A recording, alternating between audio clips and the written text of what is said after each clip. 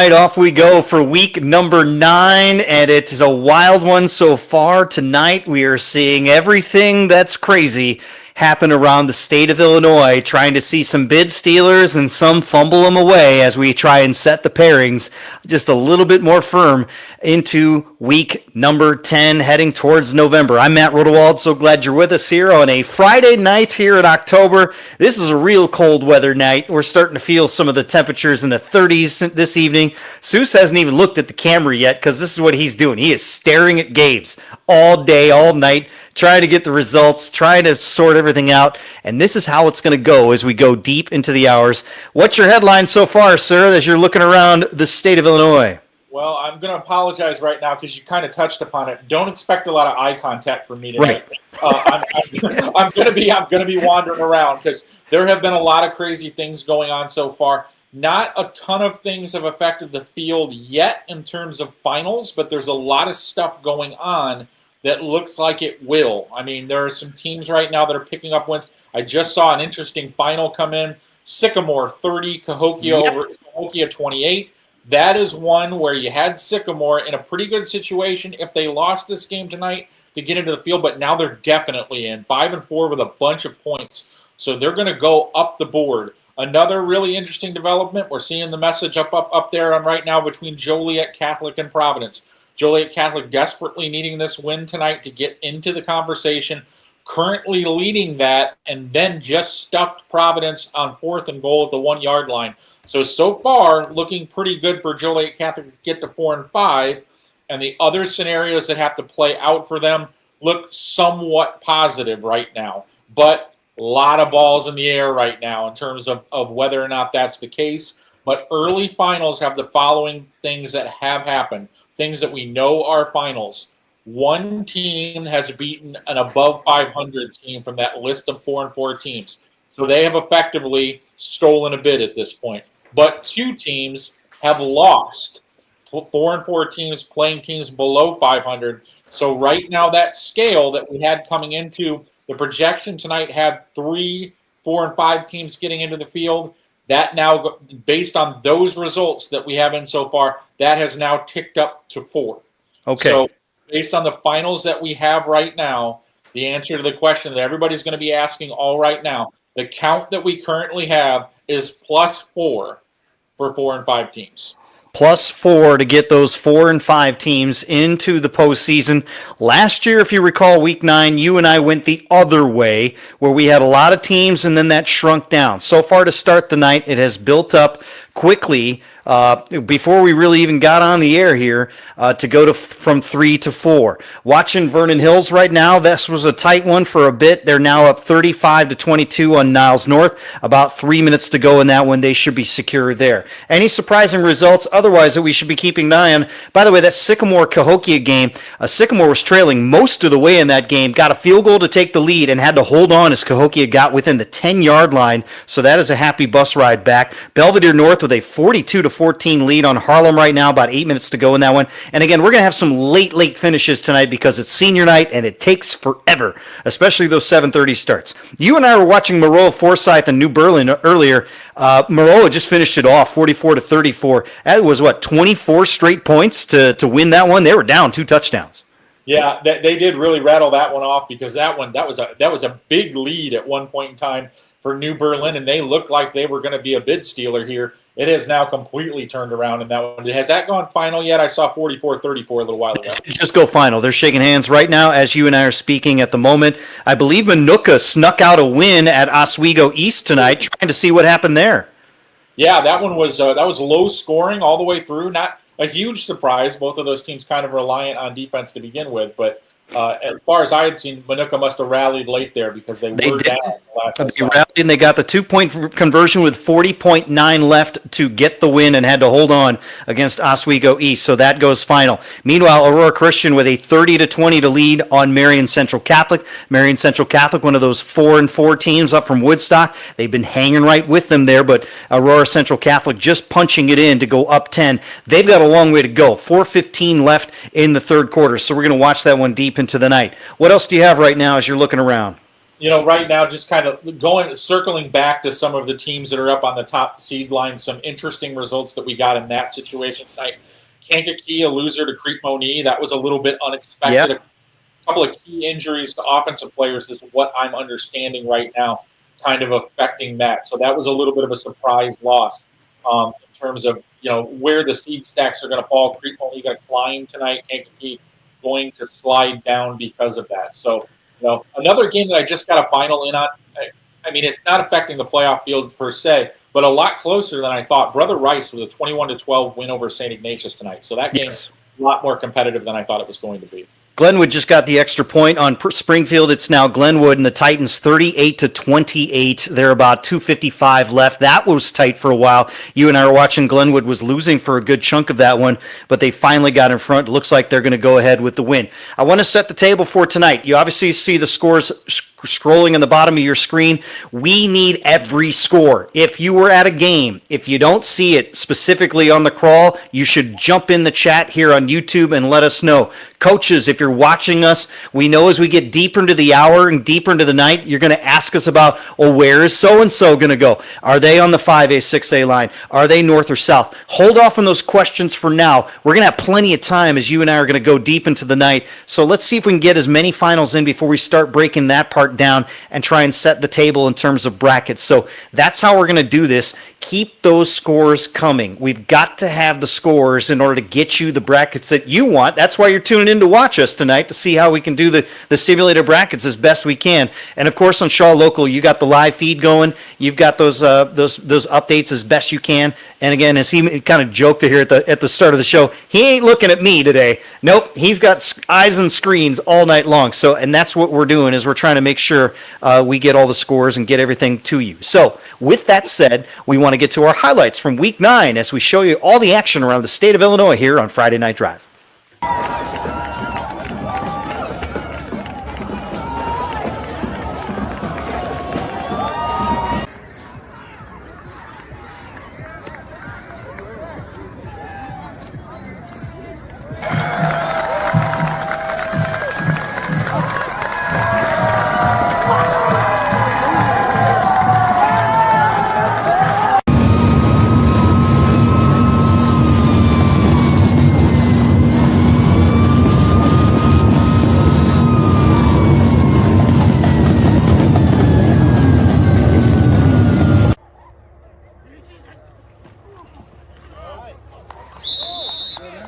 Touchdown Falcons!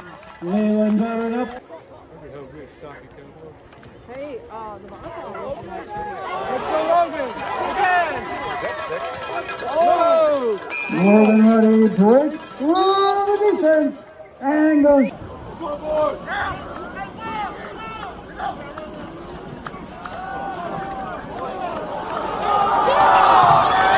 Archer Chekowitz in for the score.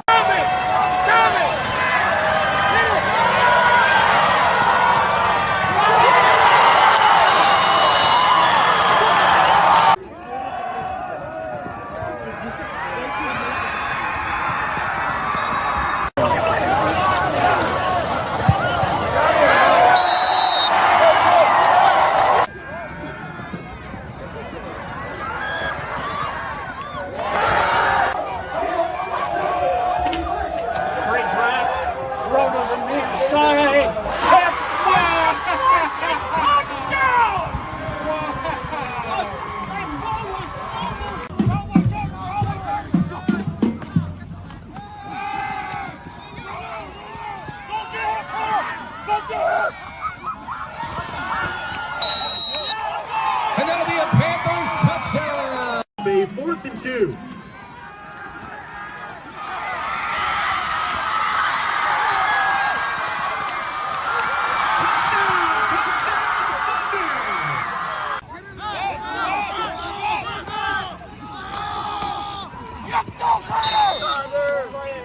And that'll be number 10, Connor Harrod for.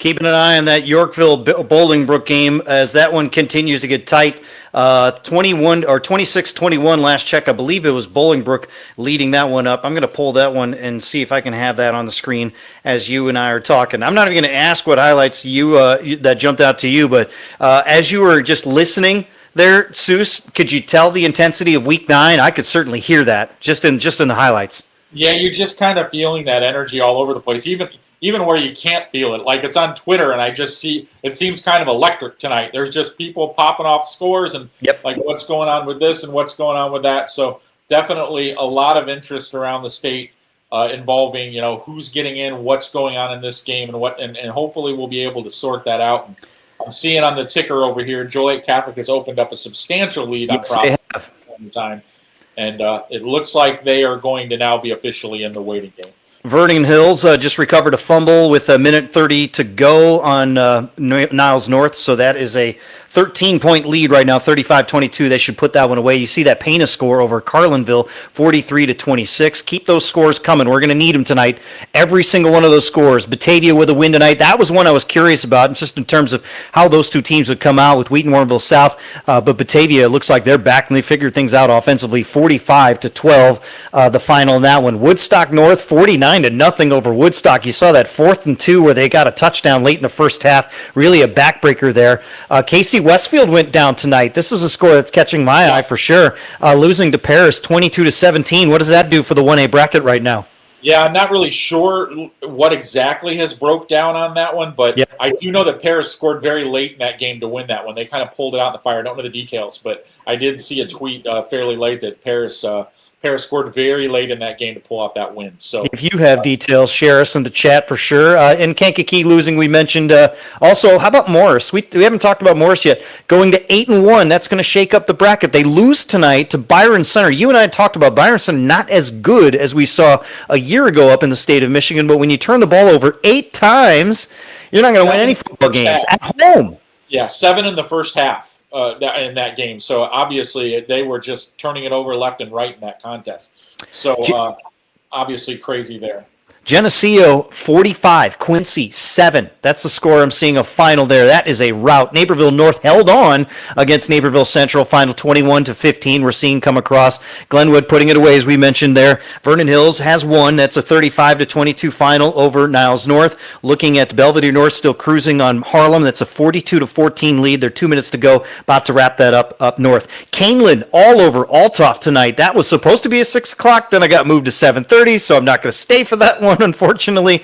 And I'm looking in the stands, and God bless the 25 people that are over there for the Althoff fans on the sidelines. But they're about to lose. They're in the third quarter, by the way, still. It's 42-14, 2.5 to go. I would be stunned. Now, we've seen Althoff put a bunch of points up before, but this is a tall order here as Canelan just went in for a score just a couple of minutes ago. See that score we had on the screen with Herscher over Piatone, 35-28. That's the final there. What else are you seeing that's jumping out at you? I've got Washington all over Morton tonight, 49-21. They have just started the fourth quarter down there. Also downstate, a real good one, Dunlap and Metamora. They are tied at 23. Got the feed on that. They're in the opening minute of the fourth quarter down in Metamora. Does that shake you up in terms of which one way goes for that bracket, or with Metamora and Dunlap, if one goes one way versus the other? Yeah, really one of those things that you're just kind of looking at right now to try to get that figured out. Because for me, the interesting thing about Dunlap right now is what class they end up in, because we're trying to figure out who gets in, who doesn't get in, and how does that affect the bubbles, because there's a lot of fascinating teams on the bubbles between classifications. And like what we've already talked about tonight, we got one small school that has punched its way in. We've got, 2 somewhat larger schools that have fallen out. So what that means is we're going to start slotting in another 4 and 5 here and there. That tends to be a school. So it's starting to bounce around a little bit. I checked that. Let me double check this here with Dunlap and Metamora. They are going to overtime now. I apologize. The screen was wrong there in terms of that. They're flipping the coin here. Dunlap with a late interception. They had a lateral, got all the way across to the 40-yard line before getting driven out of bounds. Otherwise, you would have seen that in SportsCenter all week long. I'm going to watch this coin toss to see how this goes as Dunlap calls the heads or tails in overtime here. And it looks like Metamora has won the toss. So let's see how they do this here. and see if we can we'll watch this one down to the wire. Clifton Central all over Salt Fork tonight, 49-30. We've got Riverside Brookfield over Glenbard East. I want to know about this, 43-42. Souce, This was a little nuance. I saw that in your bracket this week, you had Riverside Brookfield losing to Glenbard East and dropping down. That shifts Burlington Central a little bit here in the brackets. Yes, it does. It looks like that is Riverside Brookfield going to leapfrog up there and get themselves into a situation where I believe they're probably going to end up being a 2 seed. They're probably going to be a 2. Yep. So that will move them up. I believe they were on the 6 line before, so a significant move up for them. A pretty significant fall down for Glenbard East as well. Yeah, we'll see where that lands. Jacksonville, by the way, you're seeing a score on that we just had come up over Lincoln final in that one. I want to see this Vandalia score, 49-14, running clock in the second half. So there's your stories. It just makes it a little bit messy downstate for sure. They are in overtime. Dunlop's going to go first in overtime against Metamora downstate. This is at Metamora. And there's a whole boatload of people at this game. Shocking, I know, for Central Illinois football for sure. And Wilmington trying to put away Coal City, but it's closer than it actually really was. It's 37-21 there. Knoxville over Stark County. I want to talk about this real quick because Knoxville, this was a game we were watching. It flips some brackets quite a bit. Yeah, it does, and that's one of those situations when you look at heading into that game, Stark County seemed like they were maybe limping into the back half of the season here. Knoxville looked like this was a game that they could win here, but by figuring it out beforehand, you had a 4-4 against a 5-3. Logically, you kind of would lean towards Stark County possibly winning this game, which is what I had the projection in, but I didn't necessarily believe in it. So I'm not stunned that Knoxville won this game. I was watching a good chunk of it.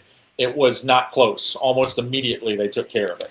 Dunlop first play, get 8 yards. They get down to the 2-yard line in the first possession of overtime, tied at 23 with Metamora. Metamora, by the way, 7-1, trying to get to 8-1. Dunlop punches it into the end zone, so they take the lead at 6-2. They now have a 29-23 lead. We're watching that. We got a conflicting score in Glenbard East, by the way. We're seeing it 45-43, so we're going to need to figure this out just to make sure that we have this with Riverside Brookfield. Personally, I'm hoping for the Riverside Brookfield number as a Central 301 employee, watching see what the Rockets are. And why do you think I'm hoping for that? Can you guess? Can you explain that for me? Yeah, I think you're probably looking at the potential bracket there for your Central Rockets and thinking that it will be changed in a negative direction. A negative direction if they stay at the 2 as opposed to the 3 because of the certain team called the Frenwick Friars. Extra point up, not pretty, but good. So Dunlop now with a 30-23 lead. We've got a final one from Bolingbrook. It is 26-21. The Bolingbrook Raiders knock out the Yorkville Foxes tonight. A final score there. So we are saying that it's backwards now. A Glenbard East field goal for the win is what we're hearing now. As a final score, 45-43 over Riverside Brookfield. Either way, the implications of this game alone, just hearing about it, could be fascinating for the 6A bracket when we look at those pairings down the road. Yeah, it definitely could. And, you just kind of look at what that situation would have done if it had gone the other way. While we're at this, just kind of talking about scores in general, yep. I'm wondering if anybody can confirm the following score for me. Let's do that. Yep. Revis and Oak Lawn. I've got a 48-0 win for Revis. That doesn't seem like it should be that different of a score. I'm just wondering if anybody might have information on that contest. First down for Metamora, and they get a yard, so they need to score a touchdown and the extra point to tie it. Lincoln Way Central over Rich Township tonight, 48-8. Monticello over Paxton and Buckley and Loda, a final of 14-6. What else are we seeing around the state? Make sure we look at these scores, especially coming in. For those of you just joining us, Kankakee going down is a bit of a surprise, but Bishop Mack not going down. How impressed have you been with Bishop Mack throughout the course of this season? Yeah, it has been really impressive. That wraps up the first undefeated regular season for Bishop McNamara since 1998. So obviously a little bit of a stretch there where that has not happened for them. That team reached the state championship and lost to Glenwood in the 5A final, I believe, back in the previous incarnation of state tournaments at Hancock Stadium. a little bit different looking building. The first look of Hancock Stadium for sure. We are getting someone telling us Revis did win. That it was a 42-0 win. We're still going to double check just to make sure. This is what we do. We appreciate the comments, but this is the journalist in all of us. We'll share the speculation, but we want to make sure we get it right here. A negative play for Metamora as they get pushed back to the 14 in overtime now. Metamora now facing 3rd down and goal from the 14-yard line. They are running out of plays here to try and force this into a second overtime. If not, it will be Dunlip going to 7-2 and dropping Metamora to 7-2. Nearly intercepted to end it, broken up, and so now 4th and goal from the 14-yard line coming up down there in Metamora. Looking at other scores, as we can see if we can fly around to see what we have. St. Charles North over Lake Park. This was not as close as the score indicated, 35-16. Addison Trail goes to 8-1. They beat Bolingbrook, shutting them out. Willowbrook shutting them out, 35-0. Lake Zurich 49, Stevenson 9. Did you have that in your on your itinerary for tonight? That's a bit of a surprise. I wrestled with that game all through when I was trying to put the projection. I did project that correctly, actually. I did not expect that score. No. Yeah. Lawton over Hinsdale South tonight. Not sure of the implications on that. Downers Grove North takes care of Proviso East. No problems there. Cary Grove had a struggle with Jacobs. Finally pulled away 44-29. Not sure if I want to be Elgin right now. 48-0. They got smoked by Bartlett. Who's waiting for them on in the first round as of last night? Yeah. That's I haven't seen anything that really leads me to believe that bracket is seeing much change at this point in time. I haven't seen a lot of finals that are making me believe that is going to get shuffled up. Now, the important thing to remember about that's where a couple of 4 and 5 teams were slotted in. So if we have change and no 4 and 5s get in, then the bottom of 7 would shift down into 8 to take those spots. But right now, so far, like I said, I haven't seen a lot that leads me to believe we're getting. Right now, we kind of got a wash in that area, to be completely honest with you. They're in a timeout right now, Metamora, and they flash the stats on the screen. Dunlop with 194 rushing yards, Metamora with 197 rushing yards at this point. So it's pretty much even. 4th and goal coming up as they're coming out of the timeout. Athens with a win over Riverton tonight. Impressive. We haven't talked about Athens at all. They drifted backwards last year, and now they're back at 6-3 at the very least. So it's a really impressive bounce-back season for Athens this year. And Geneva gets a win over St. Charles East. That was a struggle for a while. They've been hurt all year, but they finish at 4-5, beating St. Charles East by a final of 45-20. It's a final in Wilmington, by the way. They beat Coal City, the Wildcats, a final of 44-21. Another timeout as they go back-to-back timeouts down there in Metamora. Lincoln Way West over Stagg, 49-0. It was O'Fallon shutting out LP in LaSalle, Peru, 34-0. Glenbard South over Larkin, although Larkin scored 35-7 the final there. We alluded to it, but the Central Rockets all over Dundee Crown had a running clock in the second half, 42-6 the final score there. So they finished 8-1, their best season in 19 years. Mantino beats Streeter tonight, 33-6. Those are the finals that I have at the moment. What are you looking at, sir? Yeah, just kind of going through some scores that I've been getting in. And once again, so far, not seeing a lot out of the ordinary. But like you said, there's going to be a lot of games that come in pretty late tonight. Yep. I was noticing there were a lot of games that were starting, 7:30, 8 o'clock that were definitely games that we were going to sit on for a while tonight, I think. 4th and goal for Metamora. Pressure coming. Throw towards the end zone. It's short, incomplete, broken up, and Dunlop wins a final of 30-23 down there at Metamora. So what does that do for your bracket when you look at it? Yeah, Dunlap's going to go up a little bit depending on what class they end up in. I mean, I had that projected the other way. I can't go a week without missing at least one middle line, I think. It's a mess. That's definitely one of those situations. So Glenwood a final, by the way, over Springfield, 38-28. Okay. And Canelan just tacked another one on, 49-14. They just started the fourth quarter. That's going to be a late night for those folks from Althoff. Washington over Morton, by the way. They are about 4.5 minutes left. It's all Washington, 49-21. Belvedere North, a final, 42-14 over Harlem. I believe Belvedere North finishes at 9-0. Is that correct? Yes, that is correct. So there you go. We have that slotted away. I have the Aurora Christian and Marion Central Catholic game. I'm keeping keeping an eye on here. They're in a replay. I'll get you a score here momentarily as we bounce around. And we'll get some recaps from some of these games here, but the recaps kind of are on the back burner tonight, admittedly, because of what we're looking to try and do and accomplish with all the brackets and projections, what have you. I can tell you, Aurora Christian with a 37-20 lead. They've tacked one more on Marion Central Catholic and the Hurricanes. They're down there in Aurora. It's about 7.5 minutes to go in that one. So there's time, but Marion Central Catholic has to play perfect football the rest of the way. We mentioned Herscher and Piatone, the Tigers over Piatone, 35-28. And some others that are coming in. Highland Park over Maine East, 49-0. As, let's see here. I'm trying to see what else we have that's popped up in the last couple minutes. Anything new that you're seeing as... We're still, and how about we had Joliet Catholic? It was a 30-7 lead. Providence got another touchdown, so they're 30-13 last check. Don't have a time left on that game. Do you have that in front of you at all? Yeah, I do. Hold on a second. Okay. Let's switch screens. We're down to 2:20, and Providence has scored again. It is now 30-19. Okay.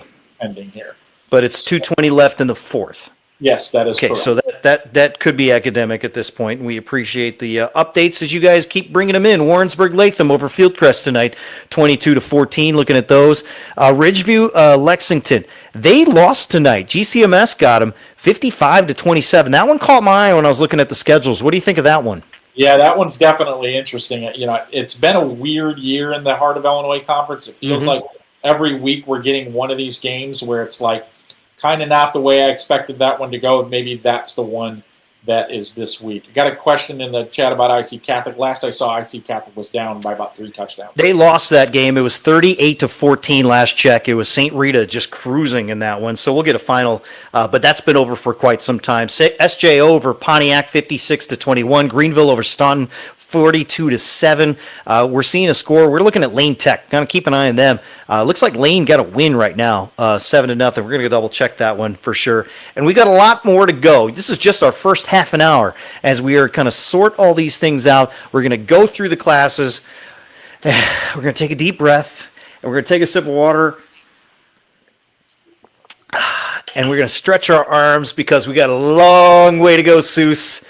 Right? Yes, we do. There we go. So let's take a timeout. Let's reset the whole thing here and get you kind of getting going on this one because the scores are rolling in, and we're going to tell you the impact of it as we recap week number 9 live with Friday Night Drive here on Shaw Local.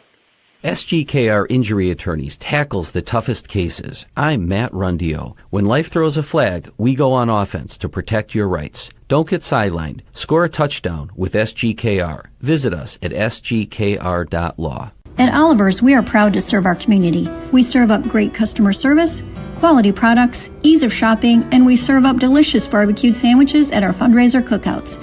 So stop by Oliver's, 748 North Brenton and Dixon, and help fund our local clubs and events. In Illinois and into Iowa, the story of Shaw Media is a story of trust. Since 1851, we've been informing, connecting, and reflecting the communities we serve, large and small, rural and urban, suburban, and river towns alike, with dozens of local newspapers, radio stations, magazines, and specialty brands like Friday Night Drive and Starve Rock Country. We meet people wherever they are. We shine a light on local government. We celebrate Friday night touchdowns. We tell the stories that shape your day, from neighborhood heroes to the Chicago Bears. But what truly sets us apart? It's our people. The award-winning journalists, broadcasters, and storytellers who live here, work here, and care deeply about what matters most to you. We don't just report the news. We're part of the fabric of the places we serve, from the Mississippi to the Illinois, from the Fox all the way to the chain of lakes. Trusted for generations, still earning it every day. Shaw Media, your most trusted local source. We are back with you here on Friday Night Drive as we are looking at the scores coming in for week number 9 and trying to sort out the impact on the brackets we will see tomorrow night. We are trying to get those brackets together. Seuss is hard at work and making sure he's looking at all the screens and getting as much information as possible. I'm Matt Rodewald. He's Steve Soucie. Thank you all for joining us here in the chat. We're seeing the scores as you come in here. We want to see the scores that we have not seen. So make sure that you text us or jump in the chat, I should say. Text Seuss if you have his number. You should definitely do that, no doubt about it, because he's got everyone's number. We're seeing the scores, mentioned Belvedere North and Harlem. That just went final a couple of minutes ago. And also the issue with Providence, another onside kick here with 2 minutes to go. Providence and JCA not quite done yet, and we're wondering about the starting quarterback for Providence not playing tonight, potentially. Yeah, I don't know a lot of specific details about it. I have been getting a couple texts tonight from this game from people that are there informing me that it has not been the cleanest football game in the history of the No.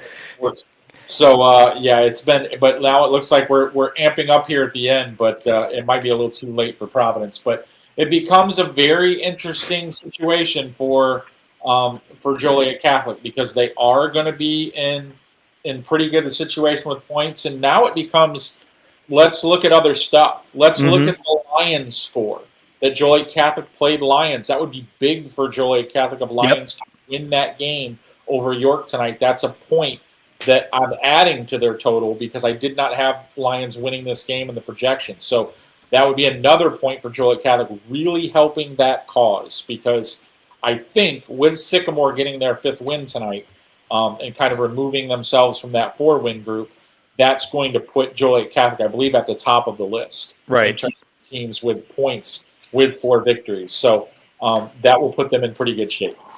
We have Lockport over Neuqua Valley, 41-17. Wakanda got a win tonight, 31-14. Carmel is now pulled ahead of Fenwick, 38-24. About 4 minutes left. That's a 6A shaker for sure in terms of where Fenwick slots in the bracket. And then we're looking at the LT game. We're watching Lyons Township and York Township. The township, is there a township cup? There should be, at least for those two. There should be some sort of cup for this. We got to figure this out. I might know a former superintendent or two of these two districts to figure out how to make that happen for sure. Glenbrook South, 45, New Trier 0. And we can answer the question if New Trier is good. The answer is not quite. But Glenbrook South doing what they needed to do in impressive blowout fashion to get the win over the Trevians tonight. Grayslake Central over Round Lake, 41-7. I mentioned Wakanda just getting a win there. And those are the games that I have as I'm switching screens over. I'm trying to get to certain highlights and certain live action I can get. Althoff put one back on the board. It's 49-20, extra point pending, 8.5 to go out in Maple Park in that one. We were watching Aurora Christian and Marion Central Catholic. They are in the 4th quarter. Down in Aurora, the Hurricanes needing that 5th win.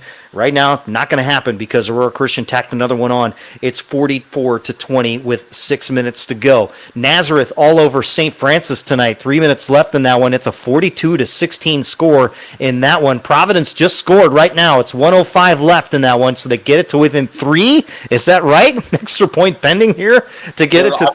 I'll look at it again. They're lining up for the extra point. There are 54 seconds left in that game. Oh my goodness! So you keep an eye on that one here as we try. And I don't have the feed on that. I'm trying to figure out where to get it.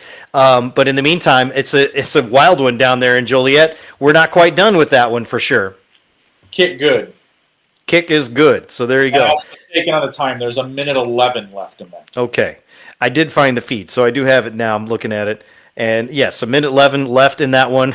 This is just a wild one at Joliet Memorial Stadium for sure. Let's see. So for those of you just joining us here, we need as many scores as we can get. If you haven't seen a score in the ticker, John Sally, there we go. We got the ticker on the screen here. Every now and then you'll see this ticker drop off. It's because we're updating it, then we put it right back on. So don't freak out if it goes away. We need the scores, all your scores. If you don't see it on there, you should definitely let us know. If you think we've already probably have it, you never know. You might as well just try us. Shepherd over Eisenhower tonight, a final of 20-14. So there you go. We were watching this one. Why was this one an important one for you?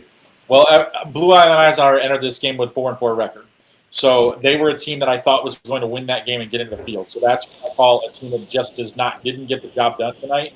So that is the second of those teams. So that we got 2 of those so far that have pulled from that list. We've got 2 that have won from that list. They were 4-4 teams playing a better 500. So right now we are officially at a wash. Knoxville, Sycamore, the 2 teams that were 4-5 tonight, playing teams with better records. They won. Blue Island, Eisenhower, Triad is the other that have lost. That have lost tonight in that situation. So we're exactly where we started at the beginning of the night in regards to what our expectations are for 4-win teams getting into the field. All right, very good. Thank you for that. And JCA just recovered the onside kick. That should be academic, you would think, at this point, as it is with getting close to the minute mark here, and I don't have it updated here. It's right at midfield, about 1:10 left here. So that should be it at this point in a very fascinating fourth quarter for the Providence Celtics for sure. Not sure about that though, because I don't know if the graphic is wrong, but I believe it's showing that Providence has 2 timeouts left. Okay, well that changes it just a tad bit here. If they had 3, I'd feel a little better about that, but they did have all 3 timeouts. They just took 1 after that play. Okay, so apparently they do have all 3 timeouts. So they just used 1. So there's you can't manage this any better at this point, other than recovering all those onside kicks. So that's fascinating to see that. Let's see here. So we're going to keep an eye on that. We're looking at scores from all over the state here. We're trying to get the 5-4 sorted. We've seen some 9-0s drop off, or the 8-0s kind of dropped 8-1 that we didn't expect to. Morris a little bit. We almost had our Riverside Brookfield get to 9-0, not quite there. So, but let's talk about Morris real quick and get a recap going and check in with Rob Osterley's recap of Morris and their turnover fest as they lose to Byron Center, Michigan. This is Rob Osterley with Friday Night Drive and Shaw Media, reporting from Morris and Byron Center, Michigan. And the name of the game was turnovers. Morris had 8 of them and lost a 38-26 decision. Morris received the opening kickoff, fumbled on the return. Byron Center picked it up and ran it in for a touchdown, and that set the tone for the evening. Morris turned it over 7 times in the first half alone and was not able to come back from the big hole that they dug. So Morris finishes up 8-1. The lone bright spot for Morris was running back Caden Curran, who ran for 120 yards and 2 touchdowns. But other than that, it was not a good night for Morris, and they'll try to regroup for the playoffs next week. Morris had such a spectacular regular season with wins over a random group of really good teams, whether it was Wilmington, whether it was Peoria, so on and so forth. For them to lose tonight might be a good thing in terms of their reality check to get them, to shake them back to neutral, so to speak. They'll be at home next week. They'll be playing in the postseason at home. This should be a fascinating week of practice down there in Morris. Yeah, I would imagine. I couldn't believe that as it was developing, and then I got a little explanation. I was like, well, what happened here? Because I kind of had done some evaluating of this team from Michigan, and I was like, I don't think they're as good as they were last year. But when you're getting, 7 extra possessions in the first half, that tends to make it a little bit easier sledding. I'm looking at 3rd down and 7 here for Joliet Catholic. All timeouts, 2 timeouts have been used for Providence. Oh, they need a stop and a timeout here to get the ball back. And so they're just going to be conservative, keep it. Boy, they got really close to the marker, but I think they're going to be short with 54 seconds to go. And so a timeout doesn't necessarily mean they're going to get the ball back here. By the way, Stewart did not play in that Warren win over Libertyville tonight, 49-21. I don't know the backstory in that. I'm assuming, Soucie, you don't know the backstory in that right now. No, I do not. Okay. Wondered if and we've seen some injuries where folks have been held out, as we get towards the playoffs. You see that a little bit in Week 9, but I feel like we're seeing that more and more. I don't know if that's just kind of anecdotal in your eyes, I should say, but I disagree with you. I seem like I've noticed that a lot too when it's like, maybe teams think they can still win, or maybe they maybe they're just trying to be overly cautious and get themselves in the best possible situations. So it's a 4th down and 3 coming up for Joliet Catholic. Again, this is a 30-27 game. This was 30-7 at one point. with Joliet Catholic cruising, presumably to a win on Providence, but this is different. York has the ball on their own 30-yard line, down by 8 to LT with about a minute 13 to go. I'm not sure if there's a video feed of that or not, but I'm going to try and see if I can find it for you, as that one goes down to the wire. And both games have implications with each other at this point. Yeah, it really does, and it's kind of what you see a lot right now, but this is definitely a situation that's kind of unique where you have, both of these two teams kind of factoring into that. All right, so as we continue to watch what's going on in Joliet, they're coming out for a quick, they're going to try and snap it, I think. They're at the 44-yard line of Providence. Are they going to run a play, or are they going to try and draw them off? It looks like they're trying to draw them off. Providence is holding steady, and a timeout for Joliet Catholic. So good job for Providence, and hey, not a bad idea. If you have a timeout to waste there, they had 2 timeouts to work on, so they might as well try it, especially in that field position. Soucie, they were at the Providence 44, so you get the first down, you kneel it down on a cheap penalty there. But even if you do snap it and you don't get it, you're still giving away a good chunk of field position with no timeouts left. Carmel up on Fenwick, 38-24, as we were talking about. That's down to 2:20 left in that one. Carmel just got to stop, and so they should get the ball back, and that should put it away, with Carmel likely get the win. Now it is a final, 38-24 over Fenwick. So we're getting this live. We're getting this as we talk to you guys. Make sure you get those scores into us. Nazareth, the final, that just crossed now, 42-16, the final there. Do we have a Winnebago-Stillman Valley score? That's one we've been watching for tonight, trying to figure that out. And I should have known, thanks to the commenters talking about where Lions is. Of course, they're on YouTube, because that television broadcast for the student broadcast is outstanding, no doubt about it. So let's see if we can find that one for you. I forget how to get to it. There we go. I found it. And let's see where we are with the Providence game here. I haven't pulled that one up in a second. They're just coming out of the timeout now. Let's see if we have it's LT with that 8-point lead. It's 51.9 left to go in that one there. The referees are huddling for a conversation here. Back deep to punt for Joliet Catholic, standing at his own 42-yard line, and a Providence receiver inside his 10. You're ahead of me on this one, so I'm going to watch it. Providence with a return and down inside the 27-yard line. So that's where they're going to go with 45 seconds to go. You've seen a final here. Winnebago pounding Stillman Valley tonight. This is a surprise. Yeah, that is a bid lost. So that is, if that's a correct score, and I have no reason to believe that's not. Michael usually provides good ones.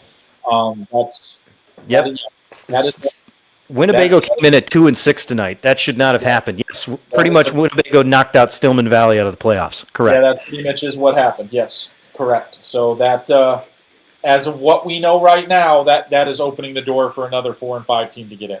Providence trying to rally here. They get it in the hook and ladder, and they get out of bounds. Do they get out of bounds? The clock continues to run, and a whistle that is stop play.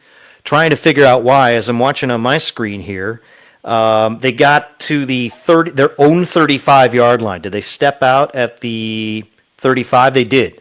And so it's 2nd and 1. Clock stopped. 37 seconds to go. Providence continues. And first down, they move the chains. They get out to the 42-yard line. So they need a field goal to tie here to get themselves within to overtime at the very least to try and get this win, and what would be a knockout punch to Joliet Catholic for sure. 3 and 6, not it. 4 and 5, different story with Joliet Catholic because of the number of points they have.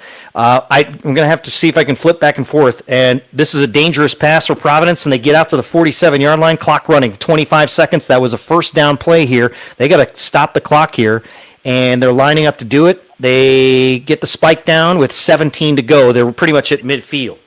So we'll keep an eye on that as I flip over to see what's going on in the York and Lions Township game. York, they had a York player in the end zone here. They are knocking on the door, by the way. York is within the red zone here. Pass to the end zone broken up with 47 seconds to go. So they are close there. Let's see if I can get a good position. They're at the 19-yard line with 2nd down and 10 coming up. So down and distance doesn't matter here. Going back to Providence and Joliet Catholic here. play ongoing right now as we watch it deep down to the right side of the field, 2 receivers in the area. Was that a catch? Did they get it inside the 20-yard line, or they knock it away? Everybody looks like they're drifting back, so that looks like that is incomplete. Meanwhile, Lyons Township, 40 seconds left, trying to hold on against York Township. It's 34-26. They've got the ball at the 11-yard line. It's a 3rd down and 2 coming up, but York needs a touchdown and a 2-point conversion to tie. We'll come back to that one momentarily as Providence is lining up to go again. This is 4th down and 5 coming up because they had to spike it. So 4th and 5 from their own 47. So they've got to get to the 40. It's a long 4 at this point. They got to get to the 49-yard line on the other side of midfield. So Providence will set this up here. Here comes the pass to the right side, right at the sticks, 1st down, out of bounds. They keep moving here with 6 seconds left. Am I seeing this right? I think this is right. So this is really, really tight here in terms of, and I don't know if they ran the clock down, because I thought they had more time than that. They're going to reset the chains. And from the 48-yard line, no timeouts, 6 seconds left. Here's your ball game for Providence. This is either going to be a win or lose, either way. 3-man rush for Joliet Catholic. Heave to the end zone. Will it get there? It will be short. It will be knocked away, and Joliet Catholic survives and wins. Final score 30-27. Meanwhile, York fumbled on their next play. LT has the ball. They're going to kneel it down, so it's a double whammy in a weird way. So York doesn't give them the point or anything like that. How do these two shake out? Refresh my memory on this. I'm kind of stumbling over it. Well, if Lions wins this game, that's a point for Joliet Catholic that was unexpected. They survived. They just kneeled it down. That's a final. They played Lions during the regular season, so that's another point that's for right. Joliet Catholic. The other interesting little wrinkle in this situation is Joliet Catholic winning this game takes a point away from Loyola. Yes. Because they played Providence. So Loyola's point situation is a little bit more precarious than Joliet Catholic's in this race to get in. So that, I'm speaking way early to speak with confidence, but that might have something to do with whether or not Loyola gets into this field. That point that just got taken away from them by Providence not winning this game. Aurora Christian is kneeling it down, and they will knock out Marion Central Catholic one more play, and it's 44-20, the final score. Carmel has beaten Fenwick, as we mentioned, 38-24. What's the impact of that game right there off the top of your head, sir? That moves a little bit of seeding around. Carmel's still one of those teams that's really bubbly between 6 and 7A right now. So how much it affects Carmel winning that situation is an interesting thing. A question just brought up a very interesting point in regards to Joliet Catholic. If they do get into the field, yes, that will help Nazareth stay north, because obviously Nazareth is north. So in that situation, if Joliet Catholic has to go in there, they will be replacing somebody, but it will probably likely push Nazareth farther into that north bracket, or at the very least keep them in the north bracket. Right now they are kind of on that fence. But Joliet Catholic's addition to the field, if they do end up making it, Joliet Catholic will be in the south. They will not be in the north bracket. So that's and they're farther south than Nazareth on the board. So by Nazareth being, with Joliet Catholic winning if they get in, that is a situation. Yes, that next question, that's a very distinct possibility that it would be Joliet Catholic traveling to Glenwood in round 1 if Glenwood stays in 6A. They are very bubbly between 5 and 6A. Where did you have them? How many schools at that starting the day? How many schools in the bubble? 2 deep. 2 deep. Okay. Yeah. So you have them 2 deep. So we need, if they want to avoid that, what do they have to do to avoid that? How about that? Well, basically what has to happen is that you have to get into a situation where there are enough teams that are coming in from the high end. And if we end up needing more 4 and 5 teams, that tends to be where they come from, because the larger schools tend to play better schedules, or stronger schedules, if you would. So they tend to collect more playoff points. So usually if we start needing 4 and 5 teams, they're coming from the big classifications. A score that I'm looking for tonight that I have not seen any information on that I'm interested in, maybe someone can help. Edwardsville and Desmet Jesuit out of St. Louis. That is a game that I'm very curious about right now. So if anybody could assist with that, I would appreciate it.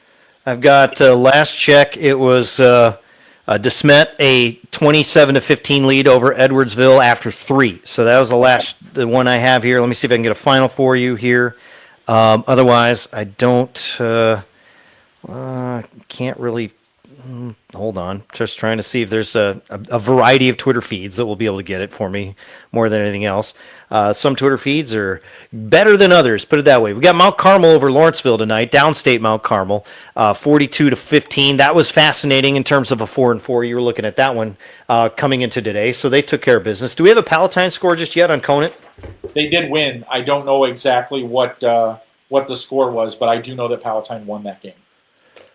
Okay, and let's see here. And I believe we got a final here. Edwardsville loses 30-15. So that would match up with what we had here in terms of what we were looking at. So thank you. See, that's how quick we need to get these things done. So if you've got those, let us know because we're a little tied with not only talking to you, but we're also kind of trying to keep our notes here. There's only so much we can do while we're doing it. That's why we have the army of you guys letting us know how this thing shakes out. Palatine, 30-10. We got that final for you. So we did know we got 35-7. Well, which is it? So we got to figure that out. But either way, it's a win for Palatine. Montini, 23-0 over St. Lawrence. They go to 9-0. How impressed are you with what they've done this season?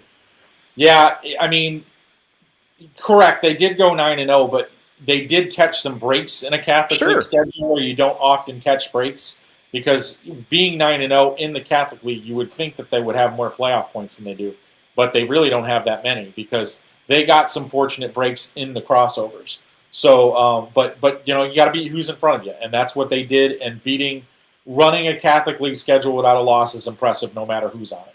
So, I mean, kudos to them.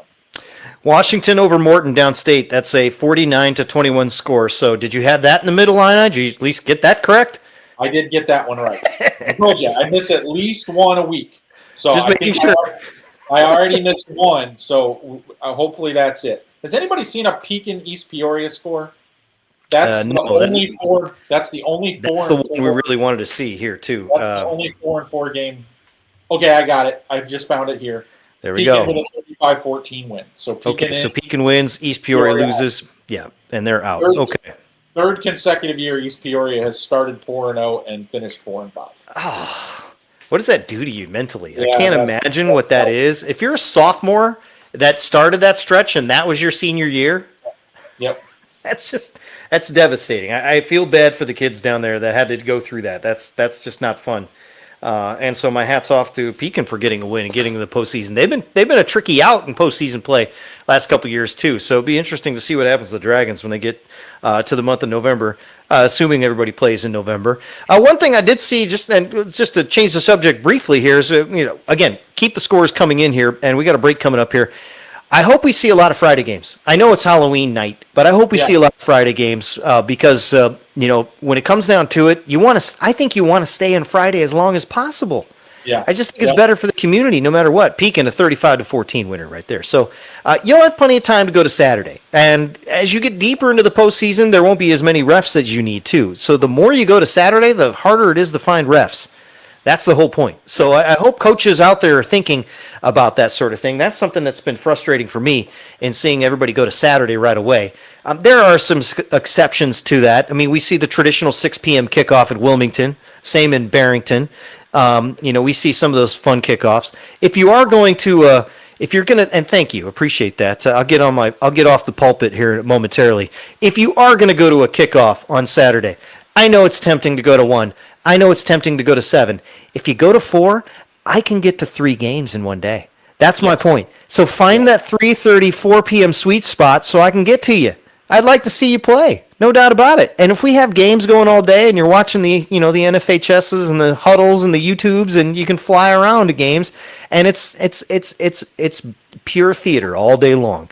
So we appreciate those that stay on Friday night as long as possible. One of my favorite games. We'll take a break here momentarily. One of my favorite games was sitting in Geneva watching a semifinal on a Friday night, and they were the only game in the state. This is 2008, and it's dating me now, and it was cold. It was probably 15 degrees, but there was no wind.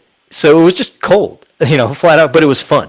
And I think if you are the team that wants to get some television exposure, especially for those of you downstate and maybe wanting to see Weigel TV maybe come to your backyard and do the game, put yourself on Friday night. So it means you got to stay on Friday night as long as possible in order to make that happen. So we've got a question out there. I don't want an answer for it yet, but I want to show the 4 and 5 question right there. How many 4 and 5 teams get in? That is the question for everybody tonight. We're going to break it down. We're going to keep it going. Too early to tell is, of course, the answer, but we're going to sort of see what we can figure out in terms of the trends when we come back. He's Steve Soucie. I'm Matt Rodewald. We're breaking it down. We still need your scores here in Week 9, live with Friday Night Drive here on Shaw Local. SGKR Injury Attorneys tackles the toughest cases. I'm Matt Rundio. When life throws a flag, we go on offense to protect your rights. Don't get sidelined. Score a touchdown with SGKR. Visit us at sgkr.law. At Oliver's, we are proud to serve our community. We serve up great customer service, quality products, ease of shopping, and we serve up delicious barbecued sandwiches at our fundraiser cookouts. So stop by Oliver's, 748 North Britton and Dixon, and help fund our local clubs and events. In Illinois and into Iowa, the story of Shaw Media is a story of trust. Since 1851, we've been informing, connecting, and reflecting the communities we serve, large and small, rural and urban, suburban, and river towns alike. With dozens of local newspapers, radio stations, magazines, and specialty brands like Friday Night Drive and Starve Rock Country, we meet people wherever they are. We shine a light on local government. We celebrate Friday night touchdowns. We tell the stories that shape your day, from neighborhood heroes to the Chicago Bears. But what truly sets us apart? It's our people. The award-winning journalists, broadcasters, and storytellers who live here, work here, and care deeply about what matters most to you. We don't just report the news. We're part of the fabric of the places we serve, from the Mississippi to the Illinois, from the Fox all the way to the chain of lakes. Trusted for generations, still earning it every day. Shaw Media, your most trusted local source.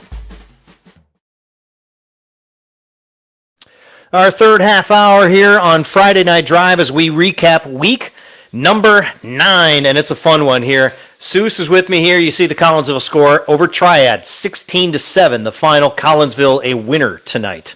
And we dog barking. So you know what, Seuss?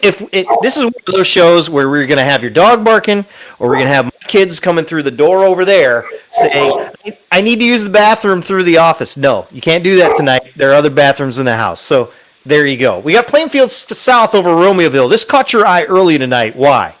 Well, basically, Plainfield South was 3 and 5 coming into this game. Romeoville 4 and 4. Romeoville needed the win to get in. Plainfield South needed the win so they could keep giving themselves a chance to win the conference's automatic bid. It ended up finishing in a 3-way tie where the tiebreak went to Plainfield East. So the only way that Plainfield South could win the conference was win this game tonight, all right? And then they needed help. They didn't get that help. No. So they did what they could on the field, but they didn't get the help that they needed to win the conference championship. So Plainfield South, both teams in this game are going to finish 4 and 5. Plainfield South effectively eliminated Romeoville to give themselves a little bit of hope that they would maybe get in, but it ended up not happening for them because both of the other two teams in the tiebreak ended up winning. And if it would have been a Joliet West lost tonight, then it would have been a head-to-head, and Plainfield South would have gotten in. Right. But ultimately, the only team that's getting in from that conference is Plainfield East, who finished the season with a 6-3 record and win the conference's automatic bid. All right, and I'm bouncing around with some comments here as well, and I want to talk about the old school comment, if we could, about Mike Rood, the head coach at Christopher Ziegler Royalton Alvarado, in the playoffs for the first time since a long time. Let's put it that way. So good for them. You love to see these. These are the stories you like, and these are the stories we want to highlight as well. So good for you. Good for the folks downstate getting in the postseason for the first time in 17 years. It is a long, long time to wait to go to the playoffs. And what I can tell you is that first playoff game, and I'm looking at you, Mount Carmel, I'm looking at you, Catholic Leagues, it's there every single year. When your school gets to a playoff game for the first time in X number of years, that matters to that community. It matters to that school. That is something, that's a huge step. So that's something to be celebrated. I've seen it before, and you've seen it before, Seuss, as well, with those long droughts broken, and you're at that first game. The energy and electricity at that first game is just amazing. So good for you guys getting to the postseason for the first time in 17 years. We do have some recaps we want to get to in a minute. I want to note Marquette's score. Ottawa Marquette just rolling up Morrison tonight. Is Ottawa Marquette pretty good here? I'm trying to figure them out year in and year out. They're always in the playoff mix, but are they really good this year? Because they seem to be putting up a lot of points. They've played really well in the second half. Yeah. I feel like they've been putting up a lot of points and doing a nice job because they've kind of forced me to change my evaluation of them with the way that they've been playing. And that's something that I'm always kind of reluctant to do until I get a bunch of data on somebody. Right. But I've got all the data has been positive over the last 4 to 5 weeks. That's for sure. All right, let's do a heat check real quick. How many scores percentage-wise do you think you have from the night? I think I probably have somewhere in the neighborhood of about 70% of the scores. 70%. Okay, so we need those scores still coming here. We got one with Barrington over Hoffman Estates, 38-19. We appreciate that. Bradley over Andrew tonight, Bradley Bourbonnais. They've been rolling, man. 53 points over Andrew. Andrew can score some points, too. So the questions I'm starting to see here, and I want to hold off on these answers here just yet because we still need more information. Who's going to fall where? Into what slot? Who are they going to be in 4A or 5A? Are they going to be in 3A, 4A? Are they going to be north or south? We're not quite there yet. So I want you to stick with us here because we are going to answer those questions. We see those in the chat. It's just taking us a little bit. We got to get the scores in before we can have that conversation about where they'll go and what the speculation is. In the meantime, as we just continue to look at the scores and recaps here, the one that caught our eye tonight was Kankakee. We thought they would do well. Not the case. Crete-Monee went and got a big win tonight, 27-14 over Kankakee and the K's. Mason Schweizer was there. He's got the recap for us. Mason Schweitzer here at Kankakee High School, where Crete-Monee has won its first Southland Athletic Conference championship in 3 years with a 27-14 win at Kankakee. They led 27-0 until the last 5-ish minutes of the game. The K's put up a big fight late, but it was just too much to overcome. Injuries, penalties, and just bad snaps, turnovers kind of issue for the K's tonight. Cedric Terrell III injured on the third play of the game. He did come back in the second half. Quarterback Philip Turner was injured in the first half. He did not return. The Warriors built their lead by getting a touchdown from Darren Couch to Jeremiah Stonewall to open things up. Then Trayvon Williams ran in a touchdown to make it 13-0 at the half. Then they made it 27-0 eventually. Couch threw touchdowns to Dorian Patterson and Darian Yarbaugh on a couple of play actions. The K's finally got things going. A 63-yard kickoff return touchdown from Zaire Turner got them on the board. Then they recovered the onside kick. Sivian Davila recovered it. Cedric Terrell III, who came back in with his injury to play quarterback, threw a 21-yard touchdown to Zeke Sherrod. Sherrod then recovered a squib onside kick with 3 minutes left on the ensuing kickoff. Gave the K's a chance to make it a one-score game. But on the first play of that drive, Jaden Marshall had an interception in the end zone to preserve the win. The Warriors have now won 7 in a row, 7-2 on the year and 6-0 in the Southland. The K's saw their 6-game win streak end. They end the regular season at 6-3 and 5-1 in the Southland. And that's a report from Kankakee tonight. Really no offense until they finally got going late in that one. And they only had one offensive touchdown in that one with a kick return for a touchdown as well. So appreciate Mason for that. Make sure you read his report tomorrow. We are seeing a Johnsburg score over Harvard tonight, 45-14. I believe Harvard finishes at either 0-9 or 1-8, somewhere there. Canelan a final now. They survive as they pull away from Belleville Althoff. Althoff Catholic, the final score 55-28. So that thing was over early. But Canelan gets a win, and that knocks out Althoff as they drop to 4-5 on the year. Yeah, definitely. One of those situations where you were kind of monitoring those games, looking for maybe a game where, they were going to potentially pull something out there. Althoff was not able to do that. This is obviously not as strong a team as Althoff obviously had last year, but you still kind of had to respect the ability that maybe they would put together that effort with their backs against the wall. Obviously, it did not happen. So that game gets done at 10:30, and they've got that 5-hour bus ride from Maple Park all the way back down to Belleville tonight. Oof, that is tough sledding. So if you're watching us on the bus, we appreciate that because we know how tough that is there. We also wanted to know in terms of, let's see, Sullivan, a winner over Argenta Oriana. That's a downstate score, 34-27. 22 games on Saturday. Does that sound about right for of the total slate? How many really have an impact on what you're paying attention to? There are 2 games involving 4-4 teams tomorrow. That's a big. One is playing a 2-6. One is playing a 6-2. So those are the 2 that are the biggest ones in field construction. Obviously, there's some others that can change seeds involving teams, but as far as who gets in and who doesn't get in, those 4-4 teams, obviously I have the team that's playing a 2-6 projected to get in, but the 4-4 that's playing the 6-2, I do not. So if they were able to pull an upset tomorrow, that would be a situation where maybe the team 256 that we have tonight changes tomorrow if Westinghouse were able to win that game. We got Marist over Notre Dame, 42-14. That's pretty much how we expected it. Marist, do they climb back to 4-5? Is that how they do that now? They have done that. They have okay. Back to 4-5. They are definitely a team in the discussion in regards to getting into the field now as a 4-5 team. Without having point rankings in front of me. Go ahead. Yeah, they're in the room. Okay, they're in the room. And so is Joliet Catholic. In terms of points, who's ahead of each other?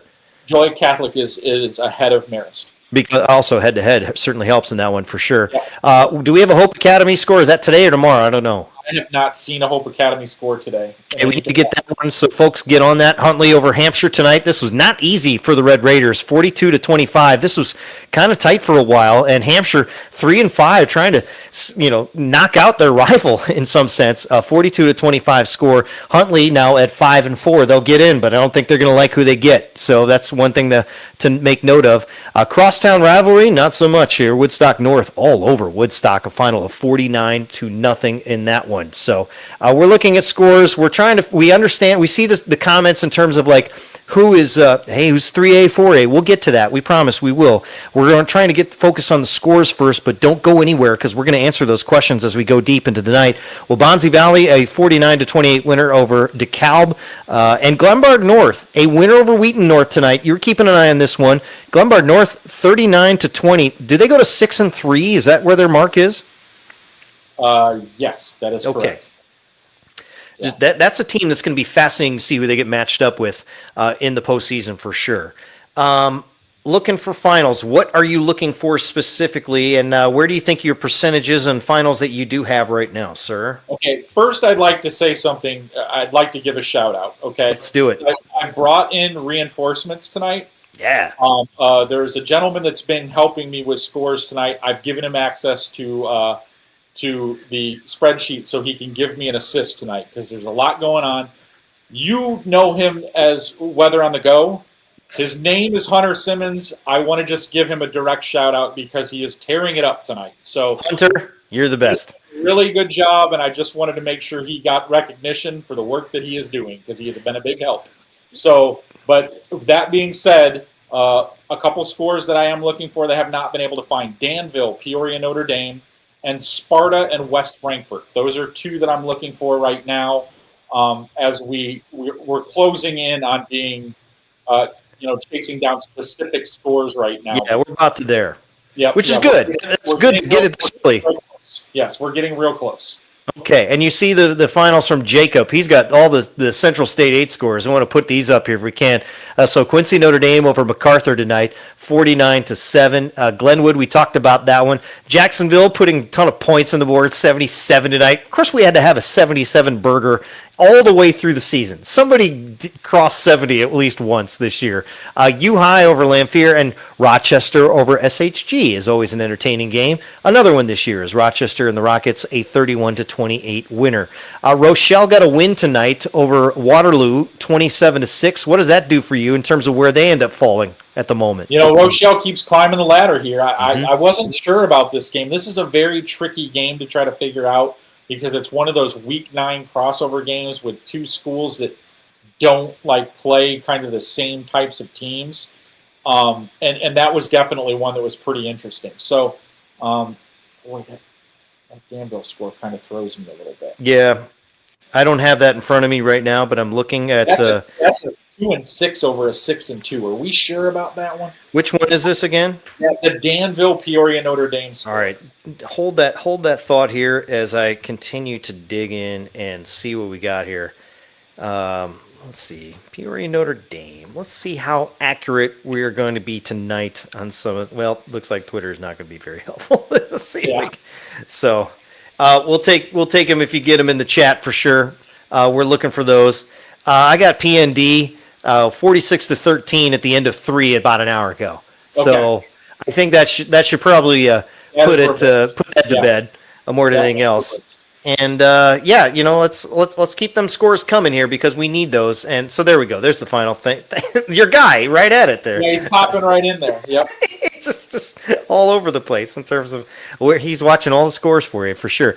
Thank you, Weather on the Go. I'm not gonna say his name again. You have to go back in the chat and find out what it is. Anything surprising you at the moment in terms of the trend that you're seeing across the board? What's the headline for those for those who are just joining us? Well, I think right now the thing that's been most interesting to me is we've had some teams lose in that situation with the 4-4 records coming in, playing a team with lesser. Because last year that was what did not happen. We had a lot of teams pulling off the upsets, and we've had a few of those tonight. But we didn't have a counterbalance. We didn't have some from the other column, and that was why we reduced to only needing one 4-win team. So I have of the losses of the 4-4 teams to teams below 500. Here's what I have so far, and let me know if I miss anything. Edwardsville, Stillman Valley, Eisenhower, Triad. Those are the 4 that I have that lost to lower teams of records. Is that correct? Anybody else we're missing? No, that is the correct list as how I know it now. And to point out the importance of this, let's go through the records of who they played. DeSmet was a 3-5 team coming in. Winnebago was 2-6 playing Stillman Valley. Shepherd 3-5 coming in. Collinsville 3-5 coming in. So you got to take care of business, and if you don't do that, someone's going to take care of you and knock you out. And we've seen that tonight, especially with a team like Winnebago. That's a rivalry they got out there in the Big North. And Winnebago understood the assignment. They got it done. The Indians took care of things by knocking out Stillman Valley and the Cardinals, who we've seen at times over the years as a perennial playoff team for sure. We do have a recap with Batavia, and I want to give Batavia some love here because they've quietly marched along and just continue to figure out their offense. Joel Bennett's was at the Batavia Wheaton Warrenville South game, a big winner for the Battling Bulldogs, and here's this recap. Joel Benz with Friday Night Drive. I'm out here in my car in Wheaton, where Batavia just walked away with a 45-12 victory over Wheaton Warrenville South to get their 6th Duquesne Conference title in 7 seasons.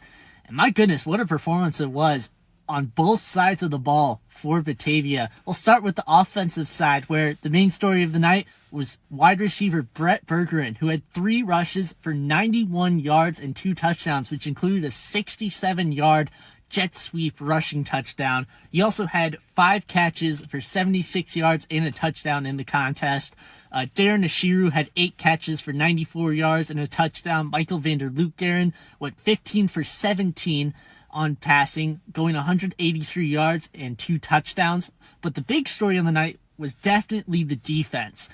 Both Nick Jancy and Gavin Pecor had 2 sacks on the night, and they also had 2 fumble recovery each. And the big thing for them was the fact that they held Wheaton Warrenville South running back Owen York to under 100 yards on the ground. No team had ever done that heading into this game. They held him to 78 yards on the ground. York still had 71 receiving yards as well and 2 touchdowns for the offense for Wheaton Warrenville South. Batavia moves to 7-2 and 6-1 to end the regular season. And then Wheaton Warrenville South falls to 6-3 and 5-2. So Batavia's defense is going here, and this is where I'm going to open the door on questions because this is the perfect team to start with. We know they're in 7A. Why? Because they asked to be.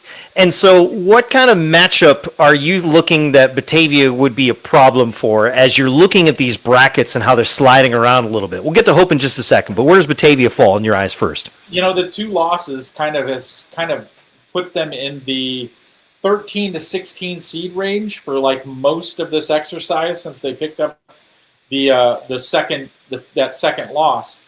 So you're kind of just looking at the middle of the field right now with either a low pointed 7-2 team or a high pointed 6-3 team. So that's kind of put them in that middle of that bracket. The interesting matchup that they keep kind of dancing around was a possibility. I'm not so sure if it was before. Was Downers Grove North was kind of floating around them in their general orbit as a potential first round game. So I don't think that's going to materialize now, but it was definitely one that was kind of sitting around there. They're a scary 16-17 type of matchup, and I don't believe they'll be on the road line of that. But if they are, and someone has to go to them in the second round, that's not going to. Looking at you, Yorkville, that's not going to fare very well for sure. I want to open the floor to the questions that you all want to know. Where's my team going? What class? Which bracket? North, south? Are they in? Are they out? 5 and 4s, we know they're in. It's the 4 and 5s that we're trying to sort through. And I don't want to just put a complete, dart on the 5 and 4s, assuming that we will need some 4 and 5s right here. I assume, Soucie, that we will need a few.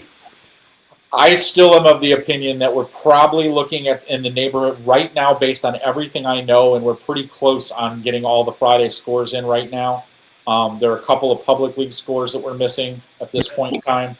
But based on all the information that I have, I believe that number is going to be between 3 and 5. Okay, well, let's start with this first question. Harlem, 6A or 7A? Where do you see them sliding? They lost tonight to Belvedere North. I've kind of had them in this situation. Hold on, let me pull up this other screen. I've had them, pretty confidently. Let me make sure that I'm not talking. And this is live. This is live television, essentially. He's got all sorts of information we're trying to pour over to make sure that we get the right answer for you. So, thank you, Emma, for the question. Go ahead. They're pretty close to the 6-7 line, but I've consistently have them on the high side of 6. So I haven't really seen anything that has steered me away from that at this point in time. Right. Maybe 1 too deep. I honestly don't see right now a lot of movement in 6, 7, and 8 in terms of maybe on the high side of 6, 7 in terms of who goes to 5. But as far as the bottom of 6, 7, and 8, I feel pretty confident that it's going to look pretty similar to the 32 teams that I had before, because we haven't lost anybody from the group because, like, for example, Edwardsville was a team that I was trying to chase down to see if they would get to 5 wins. But initially in the projection, I had them as a 4 and 5 team getting in on points. And I still think that may happen for them, but that was the factor of them getting in. So that's why I don't really believe that that's going to be a field changer, if you will. Right. Because if they get in, it's because they're one of the pointed teams. And they're sitting right now 3rd, 4th, 5th on that list, somewhere in that neighborhood. It kind of depends on how their non-conference scheduled teams go. But they're going to be right in that mix. They will be either barely in, or barely out right now. So that's why I don't really see like 7 and 8A changing. The big thing for 8A right now is whether or not Marist and Loyola get in. They are kind of in the same boat as Edwardsville. They are right there on that line, but things like St. Rita clearing from the 4-win group and going into the field, which is something I had projected. I expected that to happen. Right. Just kind of further cements the situation in terms of what the projection had and what it's going to look like. The only wild card in that equation right now has been Joliet Catholic moving in to that discussion now with the win over Providence. And Sycamore leaving that group of teams, but that didn't really matter all that much in the grand scheme of things because Sycamore had more points than everyone. Right. So they were kind of in a win or lose. I thought you were going to get in as long as we needed 4 and 5 teams, and since we did, that didn't really change the bid structure for me. Not at all. Okay. And so there's some other questions out there. Hold off on Wilmington here. Want to make sure that I want to ask about Sterling first. I thought the Sterling question is always fascinating. Where do you think they're going to be as you look at the class right now? Sterling is one of those teams right now that I can't really make a call on. But I think I still haven't seen enough to convince me that line is going to move. We're gonna, and I'm a little tiny heartbroken because I think my coin flip scenario is now going out the window. Oh, between no. 3 and 4. I think it's gone now. But I'm not sure about that. I'm holding out hope for it. But heading into the week, I had Sterling 4 teams deep into the 4A field on the bottom half. I can't see that thing moving 5, and that's what it would take. We would have to have 5 small schools pushing in from below Sterling's enrollment. All right, and no teams small falling out, and that has not happened. No. So I am still really confident that Sterling is still going to be in the 4A field. Let's talk about Decatur MacArthur, because I don't know when the last time they've been in. It's been a while for me to, just to even mention them at the very least. 4A or 5A, and I assume they stay south. They stay south in whatever class they're in. Okay. There's not enough teams north of them. But MacArthur's situation is a lot different because MacArthur was directly on that bubble last week. They have been bouncing back and forth.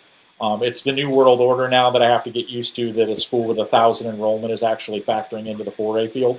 I kind of like it. That's been kind of the different thing. Last week we had a little bit of a change in that field because Hillcrest bounced into the potential field and they locked up their 5th win tonight. Yes, so that's another school that kind of changed that little bubble wiggle right there because Hillcrest slots in right above Decatur MacArthur. I see a question about Woodstock. I have Woodstock 3rd on that list right now. There may be some changes, but once again, the line would have to move 4 spots for Woodstock to get into 5A. It's not going to move that much. That's a lot. We just don't have that many wild cards out there right now that are contradicting the number. I mean, we are missing so few finals right now that I just don't see it. I don't see the line moving that much. For that to happen, we would have to have a night where we had 10 upsets from that list of 4 and 4 teams beating teams with better records. That just simply hasn't happened. We're having the biggest audience we've had ever on this show, so we appreciate everybody, and make sure you call your grandma, call your mom, call your uncle, make sure you get them on here.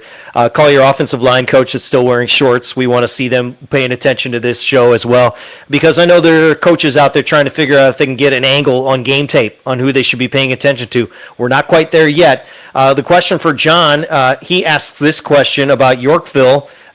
Let's see this one, and I don't want to answer yet. I'm going to hold this real quick here because how much does the Yorkville loss move things around in Class 7A? Let's hear from Josh Welge, who was at that game tonight, and his recap on the loss to Bolingbrook, 26-21. It's Joshua Welge from Friday Night Drive here at Bolingbrook High School, where the final score, Bolingbrook 26, Yorkville 21. Bolingbrook, which was last year in the Southwest Prairie Western Division, is now the conference champions. This game was for the conference championship. It's Bolingbrook's first conference championship in any league since 2013. Bolingbrook, a wild finish. There's 4 lead changes in the final 13 minutes of the game. Finally, Tyson Ward, Bolingbrook's quarterback, with a 9-yard touchdown run with a little bit over a minute left. Tyson Ward went over 100 yards and ran for 2 touchdowns. TJ Lewis, 173 of his 203 yards in the second half. He also had 2 touchdowns. For Yorkville, Jack Beetham, he ran for touchdown. He also threw a 33-yard touchdown pass to Jaden Ruth with 5 minutes left to give Yorkville its last lead. Again, final score, Bolingbrook 26, Yorkville 21. All right, so let's answer the question. How much does the Yorkville loss move things around in Class 7A? It's kind of a situation where now I honestly don't know at this point because I don't know if anybody wants the 1 seed in 7A. I'm going to be honest. You want it? I really don't know who it is at this point. I'm going to look at my list because I'm curious now. I think it's Oaklawn Richards, but I'm not positive. Wow. So, but that's kind of what I look like right now. Bear with me here, but we are down to a pretty small list of scores. So I'm going to. What do we need? Let's figure that out. I'm going to run them down right now because I believe we're down to 11 games, which is really low. For 10:55 at night on week 9, it's great. Chicago Sullivan and Chicago Curie. We don't have that. Thornwood and Thornridge. Belleville West and Kirkwood Vianney from Missouri. Redbud and Saxony Lutheran, Missouri. Come on, Redbud. Abingdon and Oneida Rova. East St. Louis and IMG. Or is that tomorrow? I thought it was tonight. Okay. Princeton and Erie. Ridgewood and Elmwood Park. South Elgin and Aurora East.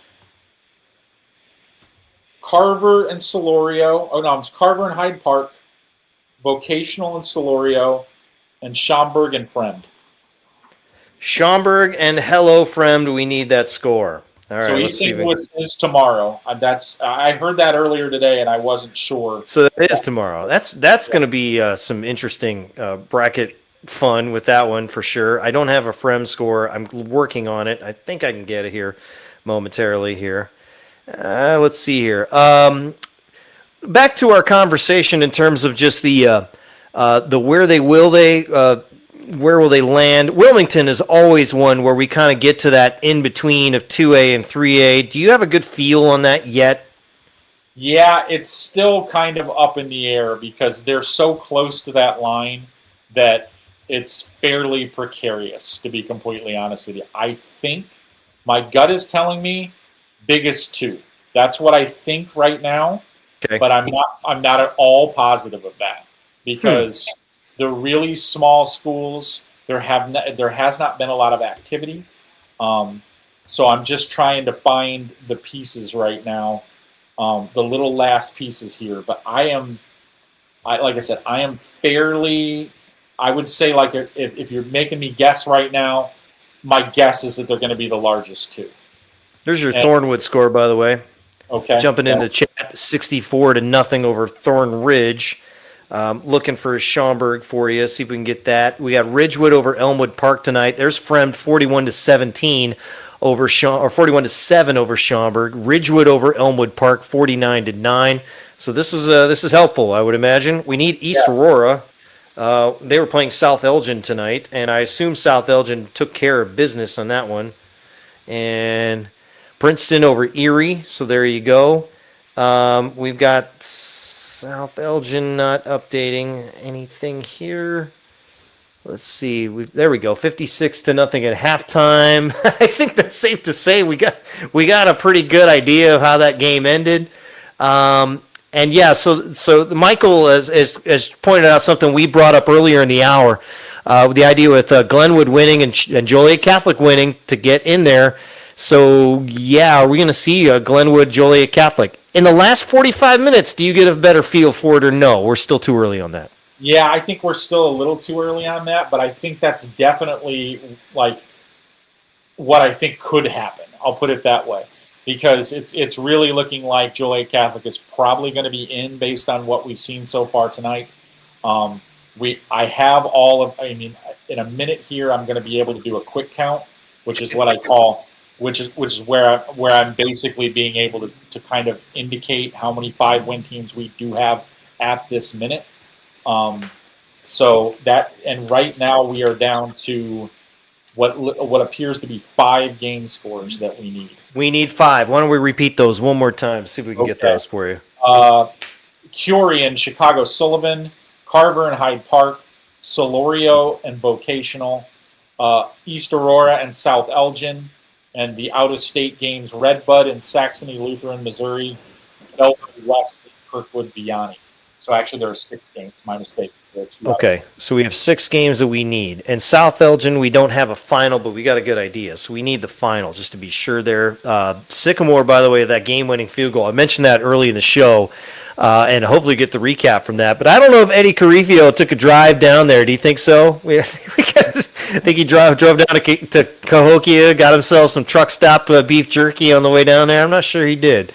I'm sure he's got some NIU football to get ready for tomorrow. So we're going to take one more break. We're going to come back, you and I, and then it's commercial free the rest of the way. You and I, as we go deep into the night. And I want your questions. We need 6 scores so that we can start putting some brackets together for the night. and get your best idea of simulation before we head into the mini slate that is Saturday football. Steve Soucie, Matt Rodewald. We're recapping Week 9 live on Friday Night Drive here in Shaw Local.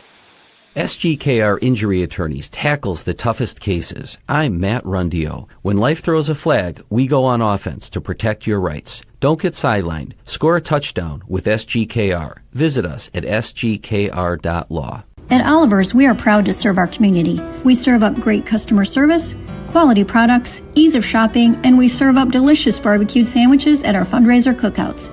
So stop by Oliver's, 748 North Britton and Dixon, and help fund our local clubs and events. In Illinois and into Iowa, the story of Shaw Media is a story of trust. Since 1851, we've been informing, connecting, and reflecting the communities we serve, large and small, rural and urban, suburban, and river towns alike, with dozens of local newspapers, radio stations, magazines, and specialty brands like Friday Night Drive and Starve Rock Country. We meet people wherever they are. We shine a light on local government. We celebrate Friday night touchdowns. We tell the stories that shape your day, from neighborhood heroes to the Chicago Bears. But what truly sets us apart? It's our people. The award-winning journalists, broadcasters, and storytellers who live here, work here, and care deeply about what matters most to you. We don't just report the news. We're part of the fabric of the places we serve, from the Mississippi to the Illinois, from the Fox all the way to the chain of lakes. Trusted for generations, still earning it every day. Shaw Media, your most trusted local source. All right, so we have about 200 coaches and fans and parents, and it was senior night everywhere across the state of Illinois, and we're getting the last batch of scores. That we need finals, though, so that's the thing. What do we need? 6 finals? Is that correct? Yes. All right. So for the 190 folks or so that are watching, we're going to keep going as long as we can till we get the pairings done. That's what we want to do. We want to get the most updated pairings, and then we're going to reveal it live here before you see them on Shaw Local. You've been updating, too, on the feed. Is that right? Yes. Okay, so there are, to be honest with you, there's really only one game that I have to have in order to move forward. Okay. And that is the Curie-Sullivan game. The other ones are all playoff point situations. It doesn't affect the field. If Sullivan lost that game, then they're eliminated because they are currently 4-4.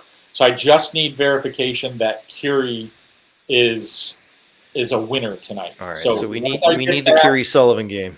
Then we can start breaking things down. All right. So let's figure that out. See if we can figure out. We still can't find a final in South Elgin. We have an idea, but Curie and Sullivan. And so while we're looking for that, and while you are looking for that, and we appreciate the finals that we are continuing to get here, we're only looking for basically one more final here. And then we'll start answering your questions a little more in depth in terms of, like John Askini's question asking about Glenbard West. 7A, 8A. Where are they at this point? And what do you think? I think they are 7A. You think they're 7A, dropping down a bit? I do think that they are 7A. I think basically, I just did a really quick grab during the break. I believe that based on that quick grab, and that may change a little bit, that at least one of Loyola and Marist are going to get into the field, if not both.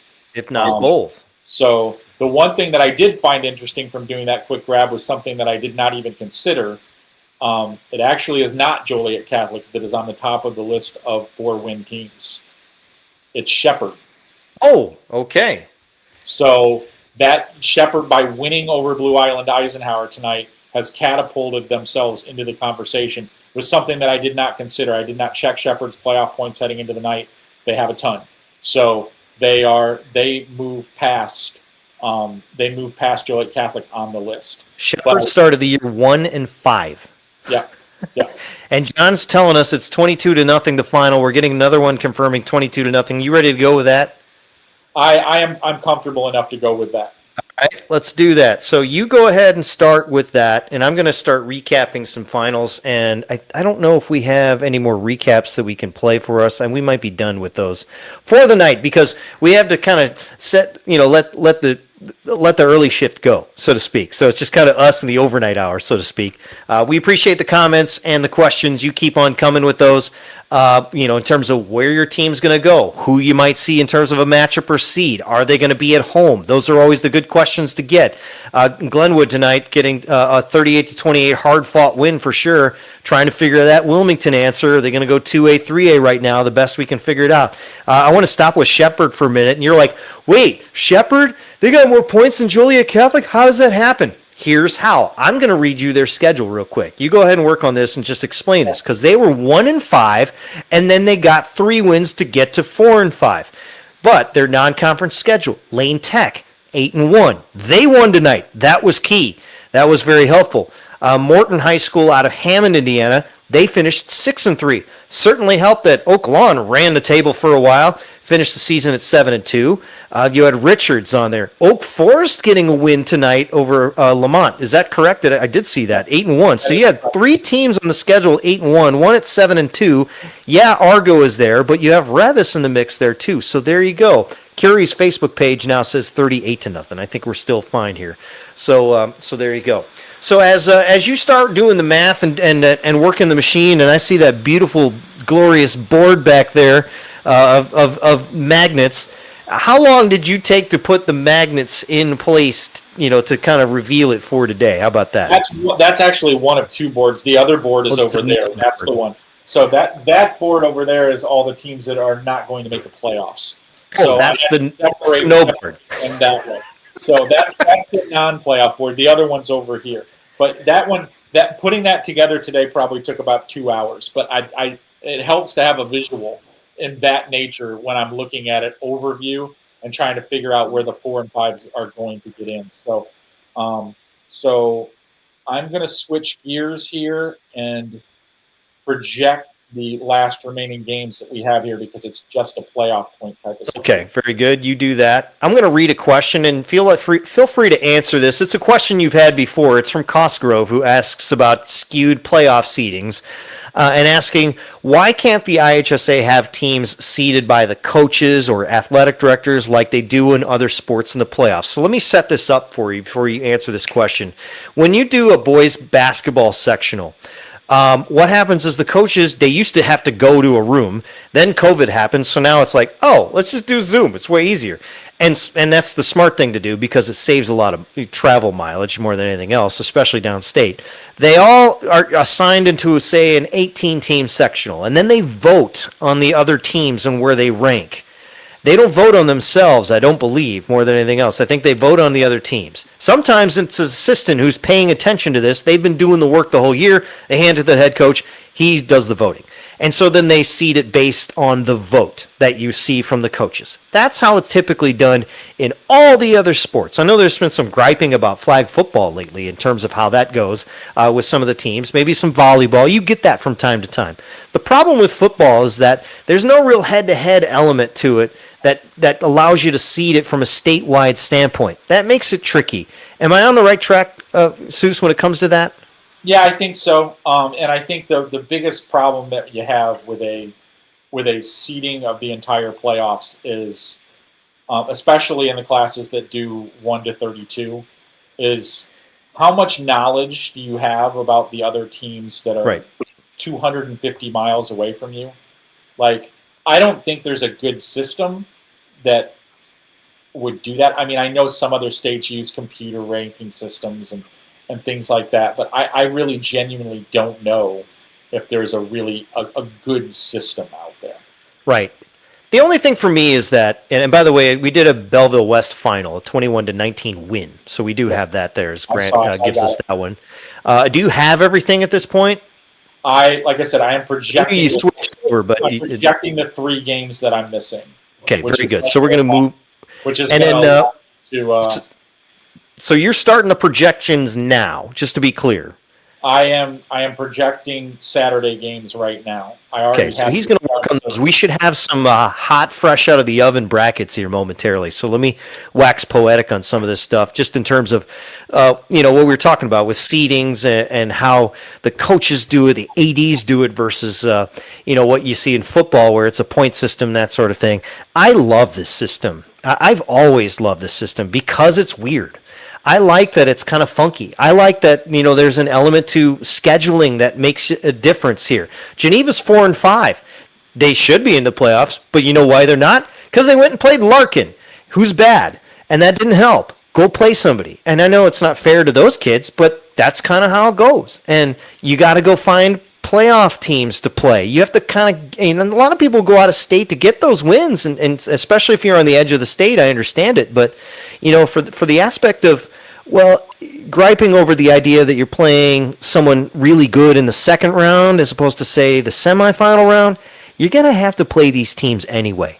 So you might as well go ahead and win them. And the best coaches that I've seen, they understand how to do this. They understand to say, and I will tell you, when I was coaching football, albeit the one season I did it, the one thing I would chirp at, the sun was in my eye when a kid would drop a ball. I said, are you going to say that on a November Saturday when that sun angle's low at 1:30 in the afternoon and it's cold out there? No, I don't want to hear it now. I don't want to hear it on the road in November because you're going to have to win out there. You're going to have to win on the road in November. Everyone has to win on the road in November.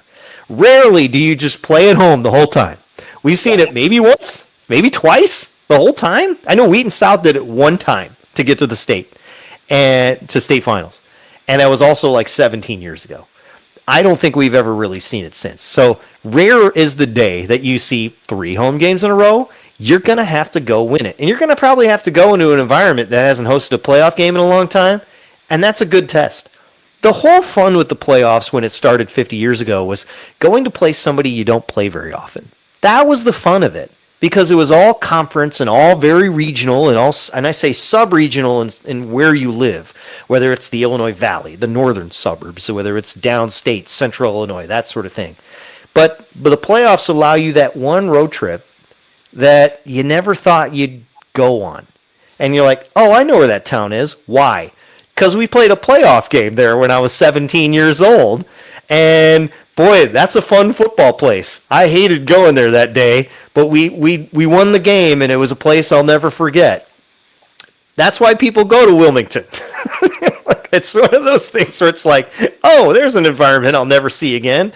But that's the fun of it. So as much as people want to gripe about the seedings and just understand the big picture is that you got to win 5 playoff games to win a state championship. And I think Jim's right. I think Byron's played 3 playoff games recently in the last couple of years. We've seen 9-0 teams have to go on the road pretty quick because there's a lot of 9-0 teams in the lower classes. That's okay. That's part of the fun of it too. So what we're doing is we're getting the brackets together right now, and Soucie is doing that. I'm standing here just yapping. Where are you in the process, sir, as what you're looking at? Because we have some anxious people watching us to try and figure out what you have. I am about, I would say, less than 5 minutes away from having what I believe the field of 256 is. The field of 256 in about 5 minutes or so. So all the scores have come across. Loyola loses tonight. Mount Carmel, I think it's safe to say Mount Carmel's going to be your number 1 in 8. That's an easy call. Based on what we've seen across the board here. The 1 and 2 and the 1 in 7A, Soucie, you mentioned it earlier, it might be Richards, so we're waiting to see if that's for sure. The ones, I should say, in 6A could be interesting. Glenwood ran the table. Did they run the table? I want to know if the top of my head, I forget if they were 8-1 or 9-0 at this point. Glenwood was awfully good, so you would expect them to be in the 1 line. Who's going to be on that 1 line in 6A? Wakanda was there in the mix. Then they slipped back to 5. Then there's Nazareth sitting there. So it's presumably Nazareth is the one in class 6A. Prairie Ridge did everything they needed to do, so they were able to get there. Thank you for the clarification for Robert. For some reason, we knew that Glenwood was rolling along. We've talked about it, but I want to make sure they got to 9-0 before I just blurted that out. So, and then you go down to 4A and 3A. You got Byron right there, and we looked at some of the. We've seen some great droughts, by the way. We're talking about Jacob's comment there. The longest drought that ends, I want to say it's Jefferson out of Rockford, 1993. You said this yesterday. Yeah, I think it's Jefferson. I also know that East Moline United ended a very long drought. Yes. I'm not sure how long it is, but it's pretty long. Well, I mean, you'll hear that tomorrow on the pairing show for sure. But also, Woodstock 2009 was the last time they got in. But they got shut out tonight. Not really in a celebratory mood, but they get in at 49, at 5-4, and after a 49-0 loss. So, by the way, closing out the season, DePaul Prep 35-6 over Bennett tonight. Just saw that score just pop up on my screen, so it's worth noting that for sure. And then Marmion is a team that started off okay. And here's Springfield Southeast that hasn't made the playoffs since 2014. If you have droughts that you know of, let us know. We want to know those droughts for sure. Did anyone win a conference championship tonight that hasn't won one of those in a while? Those are things I like to celebrate as well. We had a losing streak from Lutheran, Rockford Lutheran, 0-8 going in, and they survive against Rock Falls, who was 0-8 going in as well. But boy, Rock Falls deserved to win that game too. They had led the whole way in that one, so I feel bad for the Rockets out there in Rock Falls. You'll get one. It's coming. It will be there, I promise you, but it's going to be a long winter for sure. Rochelle a winner tonight over Waterloo, as you see the scores troll by the ticker. The Dylan Manning update, by the way, as we are about close to brackets, our first projections here. Dylan Manning was one of those players that he had a head injury a couple of weeks ago down in Morris. He's been in Loyola Medical Center ever since. I believe he's had all the drains taken out. He had some swelling, had surgery, and it was just the dire, terrifying touch-and-go type situation. It looks like things have stabilized a little bit for the Manning family, and the Rochelle Hubs just keep on winning. In honor of him, man, it is fun to watch. And if you want a team to root for this postseason, and you don't have an alma mater in there, you don't have your hometown team, you go root for the Rochelle Hubs. Give it up for Hub Nation and Hub Strong. They're a fantastic bunch, and they're fun to watch too. They're old school. They run that wing tee better than anybody, and so we'll see and they're going to be a tough out too. What we've seen from them, they've been able to score, and when they score, they hold on to the ball, and you don't get it back. That's just kind of how it works. So, how are we doing with the stove? Is the stove have you hit 375 on the oven there? I'm currently breaking a tie for Team 256. Oh no, who is it? It is Marist and Urban Prep Bronzeville. And who's our winner? I'm not there yet. He's trying to figure out, and Hersher back in the postseason since 2018. You want a postseason environment? Hersher's a good time. I'll tell you that. I've seen that in person. It's been many, many years, but and as we mentioned, Springfield Southeast, they haven't been there since 2014. It's been 11 years since the postseason. So Marist and Urban Prep Bronzeville, 256 or 257. Who is it? And to clarify, East Moline says it's been since 2001 for United Township to get into the postseason. 24 years. So thank you for Burden mentioning that. I am constantly trying to make sure I say UT or United Township and not call them East Moline. So apologize. I just know where they are. I get it. So I just I know that that's a big thing out there. So give it up for UT and the United Township folks out there for sure. Let's see, we got one of our highest audiences we've ever had, about 250 or so, as we're about to let go of the brackets for the first time, and we'll see if we can get some clarity. We're trying to break a tie right now, 256 and 257, as Soucie is close to letting us know whether the last team in is either Marist or Urban Prep Bronzeville. Do we have a winner yet? No, we still don't. We still don't. I don't want to screw this up, so I'm being we don't want to do that either. So this is the painstaking. This is, if you want to know how the sausage is made, you're finding out. I mean, this is kind of how it goes when we do this as we go deep into the night here.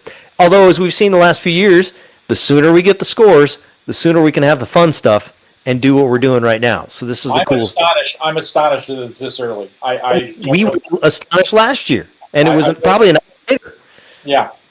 I don't know how this happened, but Paul, I'll fill some time here as Paul has a good question to ask him. When was the last time I was in Herscher? Was I playing a game or calling it? I was playing a game. I played in Herscher back in 1997. And it was the one, and for folks in Herscher, like, how would you, because I grew up in Geneva. There's the one random year or two random years where you guys were in the Suburban Prairie Conference. It was for football only, I think. And so, yeah. But Geneva, 10 years earlier, had played in a playoff game in the semifinals in Class 3A in 1988. So I was there as a fan, as an 8-year-old. And then here I was playing on that field as a senior. And that meant a lot to me. So we didn't win the game. We didn't win either game.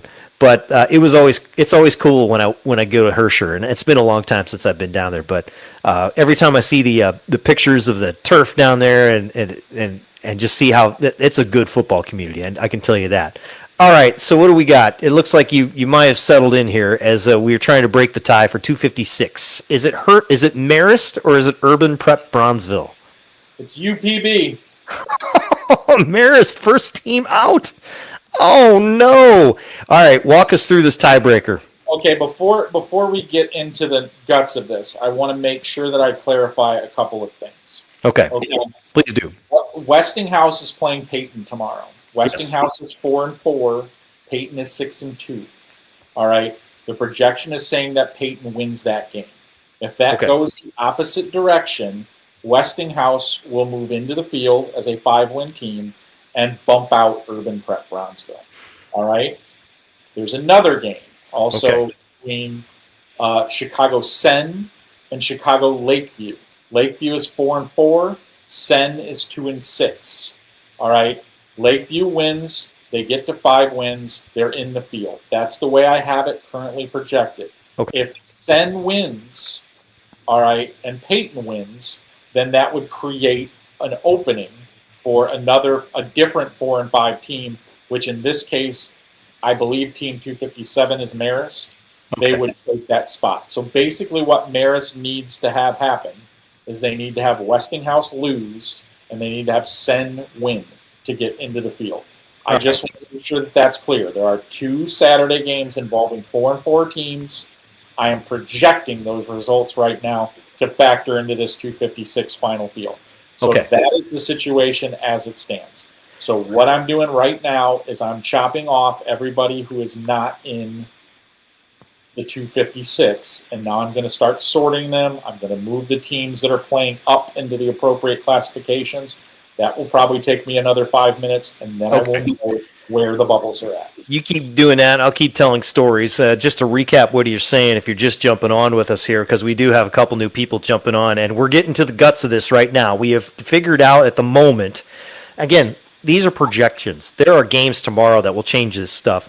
But 256, last one in, Urban Prep Bronzeville. First one out, Marist. Marist will need 2 scenarios to work in their favor tomorrow. Soucie is going to go through that again here momentarily, but 2 scenarios essentially in order to get into the dance. And that is going to be something that's going to be tricky more than this. You're looking at 2 scores you're paying attention to. So as we're seeing the comments here come in here in terms of JCA and Glenbard West, we see all that. We're just trying to figure out, he's still sorting where everyone's going. And also you're trying to figure out who's 254, 5, and 6, let alone just 256, right? Yes. Okay, so he's only got the line drawn. We're still got to sort out everything above it and everything below it to figure out who's got the potential tiebreakers there. So we appreciate the comments there. We're in extreme nerd mode right now. This is the fun stuff as we get to it. So we appreciate it. The tiebreaker for 256. What was the tiebreaker that brought you that a while to figure out with Urban Prep Bronzeville and Marist? You basically go through the situation. It's simple playoff points is the first designation. Correct. All right. And both of those teams are projected to finish with 47 playoff points. Now, there is a situation where Urban Prep Bronzeville might not get to 47. So they have to get some wins tomorrow that would keep them from getting to 47. They have to get to 47 to make sure that they tie Marist, and then the tiebreaker takes over which is basically you add up the wins of the opponents that you beat, all right, and figure that out. So that breaks down in that situation. So, both teams it's very close in that situation, but that's basically how it comes out, is you figure out the situation there, and then you break it down, and it's really, really kind of close all around here. It's very, very close and very, very tight. It's going to come down to making sure that Urban Prep Bronzeville gets the wins from the public league games tomorrow. To figure that out. So we're looking at the Westinghouse game and the Lakeview game with Sen. So Westinghouse has Peyton Prep, and that's a 4-4 versus 6-2. Lakeview is a 4-4 against a 2-6 Sen Bulldogs team, and so those are the key games that we're paying attention to. I'm going to pull up the schedule just to make sure I know when those games are, because I want to make sure that we have that for you as best we can too. Bear with me here as I'm going to dig through. See if I can find some Saturday scores. No, not quite yet. So I'm bouncing around a little bit here just to make sure I have it. Bear with me. I'm doing two different search things at once. So Sen and Lakeview. We're going to start with that one. That game is at 1 o'clock in the afternoon. They play at 1. There you go. And when is the other one with Westinghouse? We're trying to fit. And they play at 11 o'clock in the morning. So you won't have to be going back and forth a little bit. You're going to get a good answer for you. Probably around 1:30 or so, maybe 2 o'clock, on whether Marist has a shot to get in or not. Like, that's kind of it. There's a question here that's about recalibration of enrollments, and some people saying there might be a recalibration of the schools, of the actual enrollments. We've already seen that, Souce. I doubt we're going to see that again at the 11th hour ahead of the pairing show. That would be a nightmare. No, there's no truth to that. No, they're not changing enrollments tomorrow. The enrollments there's nothing happening. Here's the genesis of probably where you see that. The Illinois State Board of Education is set to release their enrollment report, the annual one you see, and it's coming up in the next week. And there's a lot of talk in the education circles about that particular report, just because of the standards itself, from an actual education standpoint. The one caveat with that report is the enrollment numbers, and it's the first time you see the enrollment numbers. This is the first time that the IHSA has used those numbers, so no, they're not going to use them now.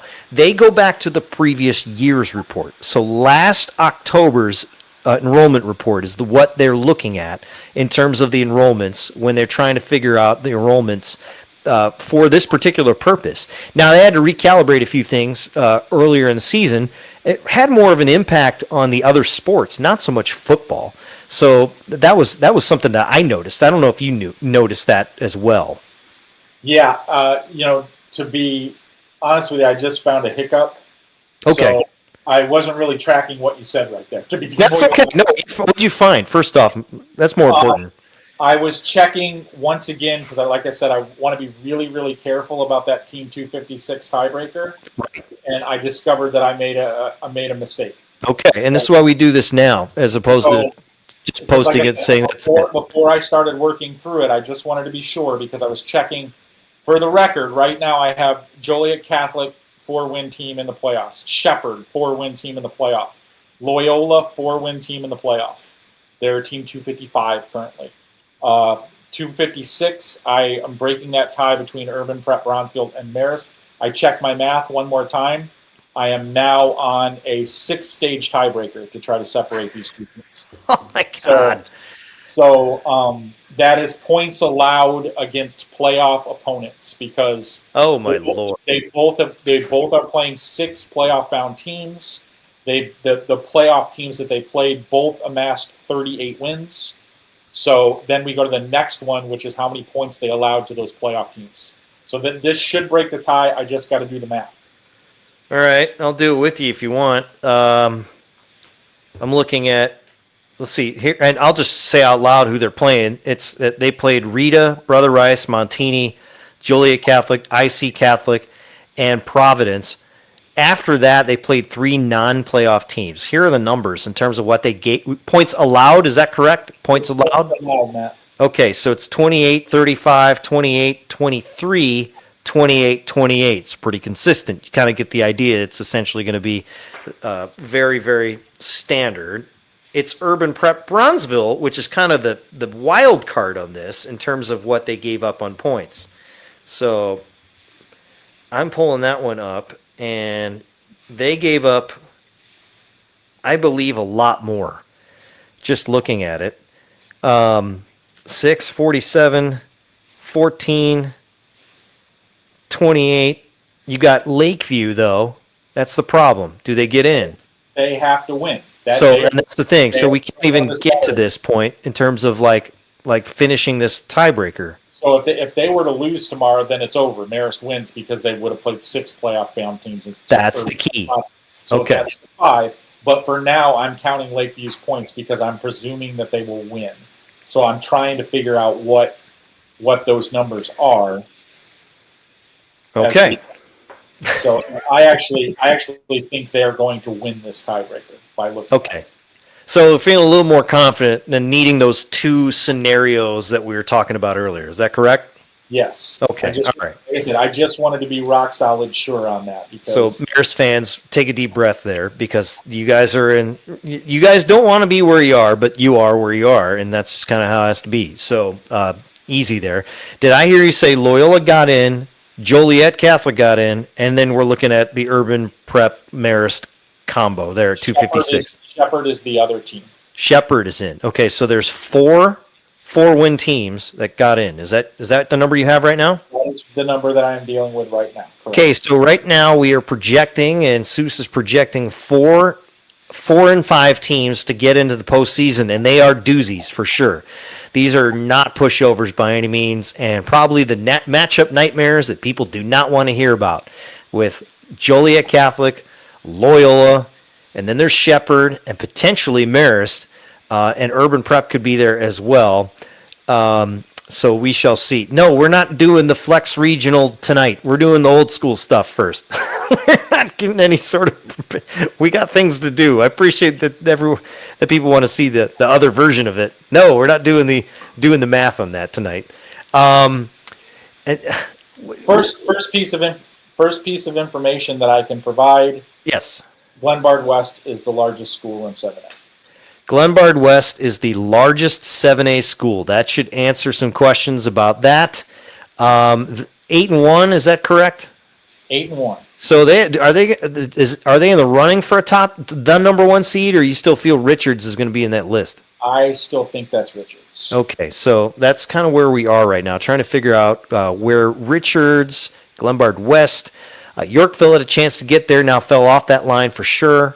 Where is Brother Rice going to go in this bracket? Where is Downers Grove North going to go?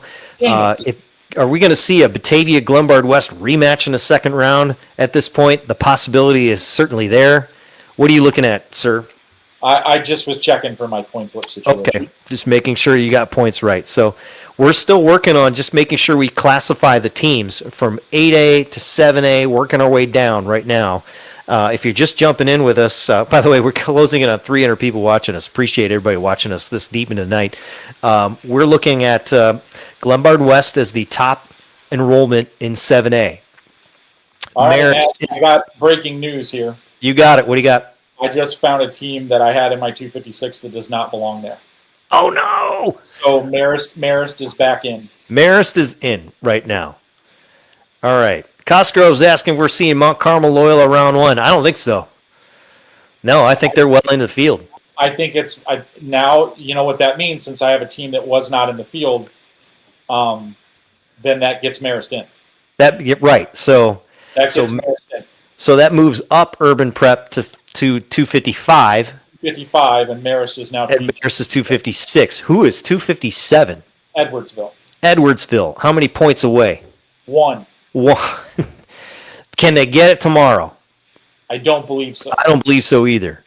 So, okay. Well, Edwardsville, they lost tonight. The Tigers lost to DeSmet over in St. Louis tonight. Was it in Edwardsville or was it in St. Louis? Okay, Yes, they can get that point. They can. East St. Louis wins. East St. Louis has to win to get that point. So Gotta be IMG Academy. No problem. Yeah, they have IMG tomorrow, so that's a tall order. And East St. Louis has not fared well in the prime games. So it was in St. Louis tonight. I'm getting from Adam Miller tonight. And DeSmet's been pretty good over the years, but this year's not one of those years. They're 3-5 this year. So East St. Louis, yeah, they would get that Edwardsville point for sure, as you see right there. But they have IMG this weekend and tomorrow. And this is the next question. Matthew writes is about St. Charles North. Are they 6A or 7A? We're trying to decide it literally right now to try and figure out the bottom of 7A and the top of 6A. Do you have any idea yet? Or are you still sorting and trying to figure it out? I'm still moving. Still moving parts. This is taking a bit, and that's how it goes. But again, last year we were an hour later from where we are right now, trying to sort everything out. So we appreciate everyone's. The coin flip is back in play, Matt. So I'm happy. No. The coin flip's back. Walk me through this. The coin flip is back in play. So for the last month, we've had Team 96 is. Team 96, Team 97 are two schools with the same enrollment. So that is the 3A, 4A bubble line. So when you're looking at that, the way that you break a school of same enrollment, if they happen to fall on the class break line, is by flipping a coin. So for all intents and purposes, all the things that we're doing in 3A, 4A could change violently based on the results of that coin flip. Because if you put Benton in the 3A bracket, they're going to go on the south side. And if they lose that flip and go to the 4A bracket, then they go on the south side and take the spot replaced by South Shore. So that is just kind of the interchanging situation that they have to do there. So, so that is the coin flip situation as it stands. You back, Matt? Yeah, I am. I'm trying to sort a few technical things out. So, I'll tell you this: when we do the show, my phone died. So that's how I do the phone. It just had enough. I had this thing at 90% battery. It was pretty good, but this is the one show nightmare where it's like, nope, it is not going to last the whole time. So I had to switch over to the old laptop to figure that out for sure. So you were walking me through your scenario, and I got clipped off on that a little bit. If you want to move on, feel free. That's okay.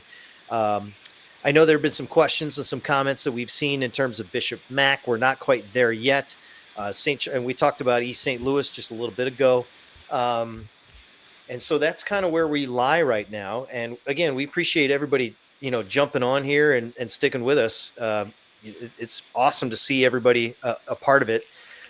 Thank you. Yes, we lost the coin flip part. And so you've seen the coin flip before. You relayed a story on Monday for our audience. If you can do that and work at the same time, I would love to hear it again. Well, I believe it was about a decade ago. I was getting prepared to be on the television show to announce the playoffs, and now Assistant Associate Director Matt Troha has said, "Hey, Soucie, come here. You're going to want to see this."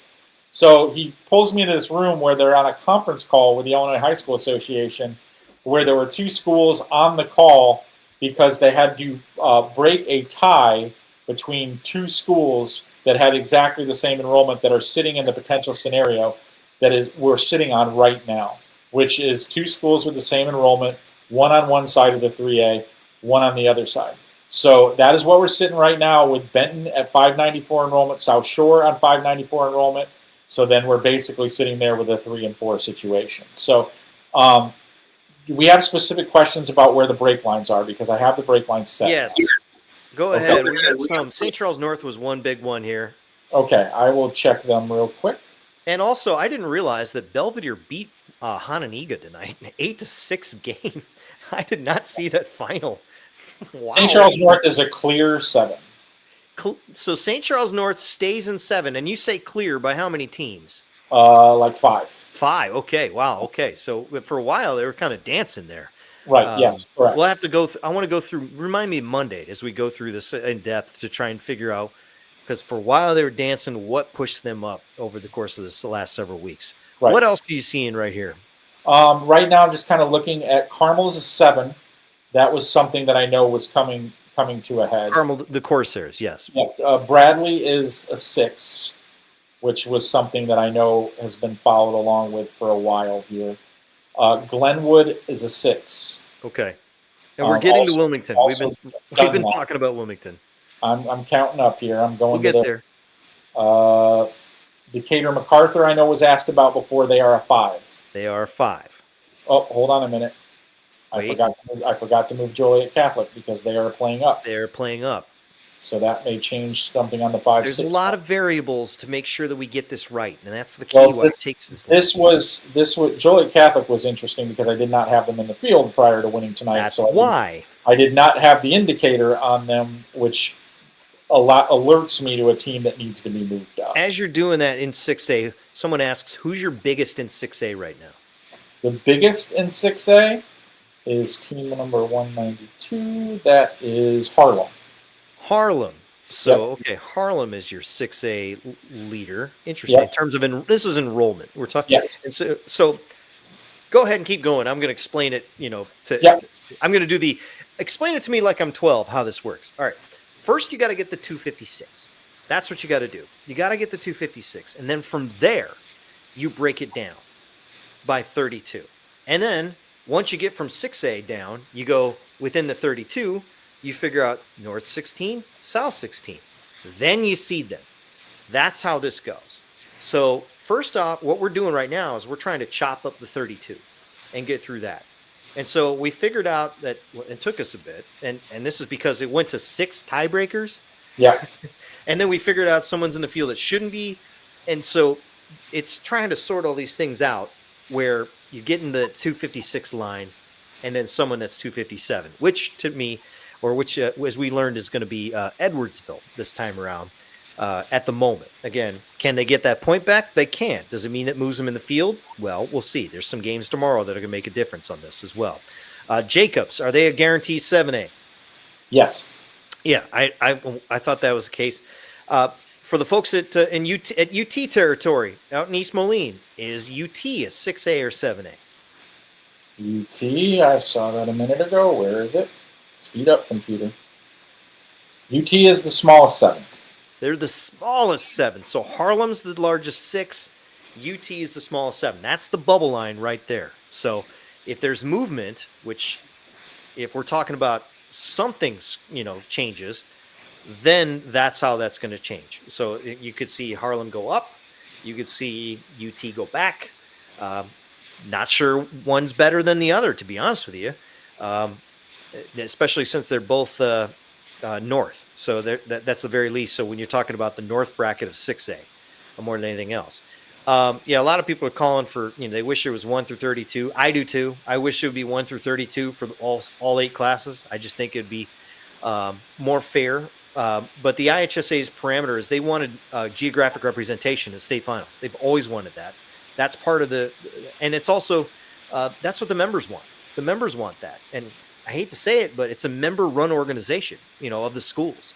So that's something you got to remember. As much as we are all fans, it's still something that we have to kind of keep in mind, is that it's the schools that kind of run it. That's why we have class sports. Otherwise, it'd be a single sport. It'd be a single class basketball tournament still, as far as I'm concerned, and it'd be great. So Loyola is in at the moment, from Luis's question there, and they're in by about 2 or 3 teams at the moment. So they're about 254 out of 256. Shepherd is there, Marist is there, Urban Prep is there, Edwardsville is not. Joliet Catholic is in. We're looking at 4 teams right now that are 4 and 5 that are in the field. And so that's kind of where we have it right now. Wakanda 5A or 6A. We're trying to figure that out. So that's something that we've got to figure out. Was somebody donating money to us? What is that? Thank you. You just donate that to me directly, it'd be fine. Okay. So, if you know me, if you know anything that's going on in my personal life, I'll take it at the moment. I'm kidding. So Wakanda 5A or 6A. We've determined Glenwood is 6A. Yes. Yes, and Wakanda was kind of dancing on that line. It sounds to me like they're 5A. Does that sound right? I think that's right. But let me look. I'm currently. That's where you had them this past week.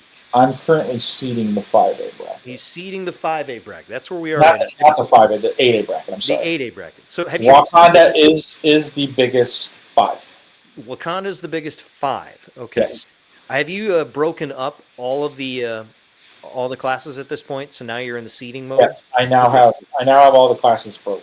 Okay, so this is what we've done: is he's gotten every one of those 8 classes divided into the 32 teams. Have you gone north-south yet, or is that too soon? I don't do the north-south until I have to do the north-south. Okay, that's fine. That's why I start with 8A, because I don't have to do north-south. Because I don't like do 8A, 7A, and then figure out the rest. I'm not an enthusiast of doing the north-south, especially when I have to change the teams. It's not fun. It's not. Asking about the Springfield Senators, are they 5A? They are. He's digging. He's looking. He's searching. We're interrupting his work, by the way, every time we ask him a question. They are clearly 5A. Clearly in 5A. Not even close. All right. So you keep working. I'm going to throw these out there and just make sure that I see them. So the question is Sterling for sure in 4A. Wilmington question. Lots of Wilmington questions. We know that. We're going to figure out Wilmington. Biggest 2. Biggest 2. So there you go. Wilmington is in 2A right now. That's your answer on that. And then we had a couple of other ones that just floated by me here as I go past. Why is my mouse not working? Oh, of course it's not working. Where's Lake Zurich gonna go? The odds of Jacobs, who they'll play, whether it's a 7-2 or an 8-1. We mentioned Sterling. Yes, Glenbard West 7A, largest 7A right now. We're going to work on the 8A bracket right now. Soucie is seeding that as we speak. He is and 1A. Well, this is the thought is that 1A through 4A could be north-south, and 5A through 8A could be 1 through 32. While you're working, would you like to hear my theory of what should happen in Arlington Heights? Here's what I think should happen. When the Bears finally get the stadium done in Arlington Heights, I think the state finals should move there. I think that's an easy call. But here's the thing. Wouldn't it be fun is if they changed the setup for the state finals? And here's how I think they should do it. Think Thanksgiving weekend, right? We do Friday, we do Saturday. We do 4 games on one day, we do 4 games on the second day. Let's hold off on this. Let's do a 12, a 3:30, and a 7. 3 games on Friday, 3 games on Saturday, and that leaves 7A and 8A. Wouldn't that be fun to have 7A on Monday and then 8A on Tuesday? What the weather? Wait, we're inside. But it's during the week. It's in Chicagoland. Yeah. It's going to be right where it is. And you'll get bigger crowds. You'll get a bigger television audience because what's on that Monday Night Football, but what's on that Tuesday? Nothing, because everybody's waiting for the conference championships of college, so the Big Ten title game, which could be that following week. So say the Bears are playing Monday Night Football. That's not fair. What do we do? Here's your solution to that. You double up 7A and 8A on Tuesday, and you play it at 4 and at 7. And I think it would be awesome to have that sort of environment in Arlington Heights. I'm sure the Bears are thinking about something like that. I know the IHSA has been thinking about, something like that as well. It would be just a fun setup to try and figure out how to do that, in Arlington Heights when they figure out the stadium once and for all. Got to get shovels in the ground, get that thing going. I also want the awful Portillo's Bowl, the 5th-ranked Big Ten team against like the 4th place MAC team. You and I want to go see Minnesota play Bowling Green in mid-December for no reason other than to say that we can do that. You will row the boat for PJ Fleck and company, former Canelan star, which brings us back to high school football. See how I did that? It was nice. There you go. What are you ready to show us or reveal at this point? I have the bracket 75% done. Okay, 75% done. We are almost there. This is going to be fun. Trying to figure out where Crete-Monee is going to be seated. Yeah, I'm looking at the comments. I'm not going to answer these just yet, but these are fun. Someone asks, why not add a 10th game? We don't need a 10th game of high school football. No, we don't. We don't need it. I'll give you an example. Larkin doesn't need a 10th game of football. No, they don't need one. Like that's the issue you got to think of. You got to think of and that's not because they're bad. It's because there's fatigue. Sometimes there's roster fatigue. Sometimes it's academic eligibility fatigue, and it's a longer season than you think. Especially if you're a coach, it's a year-round thing. People keep donating money. Stop doing that. Are you just putting it in your pocket? Is that what's going on? I don't know how this works. Now, Illinois. Okay, how do you want to do this, Matt? I got an 8A bracket in front of me. All right. Do we want to go tallest? Do we want to go biggest to smallest or smallest to biggest? Well, I got an 8A bracket, so we have to go biggest to smallest. All right. So here we go. We're gonna do 8A, and you know what I'm gonna do? I'm gonna try and write this down as we go so I can talk about it because I don't have it in front of me like you do.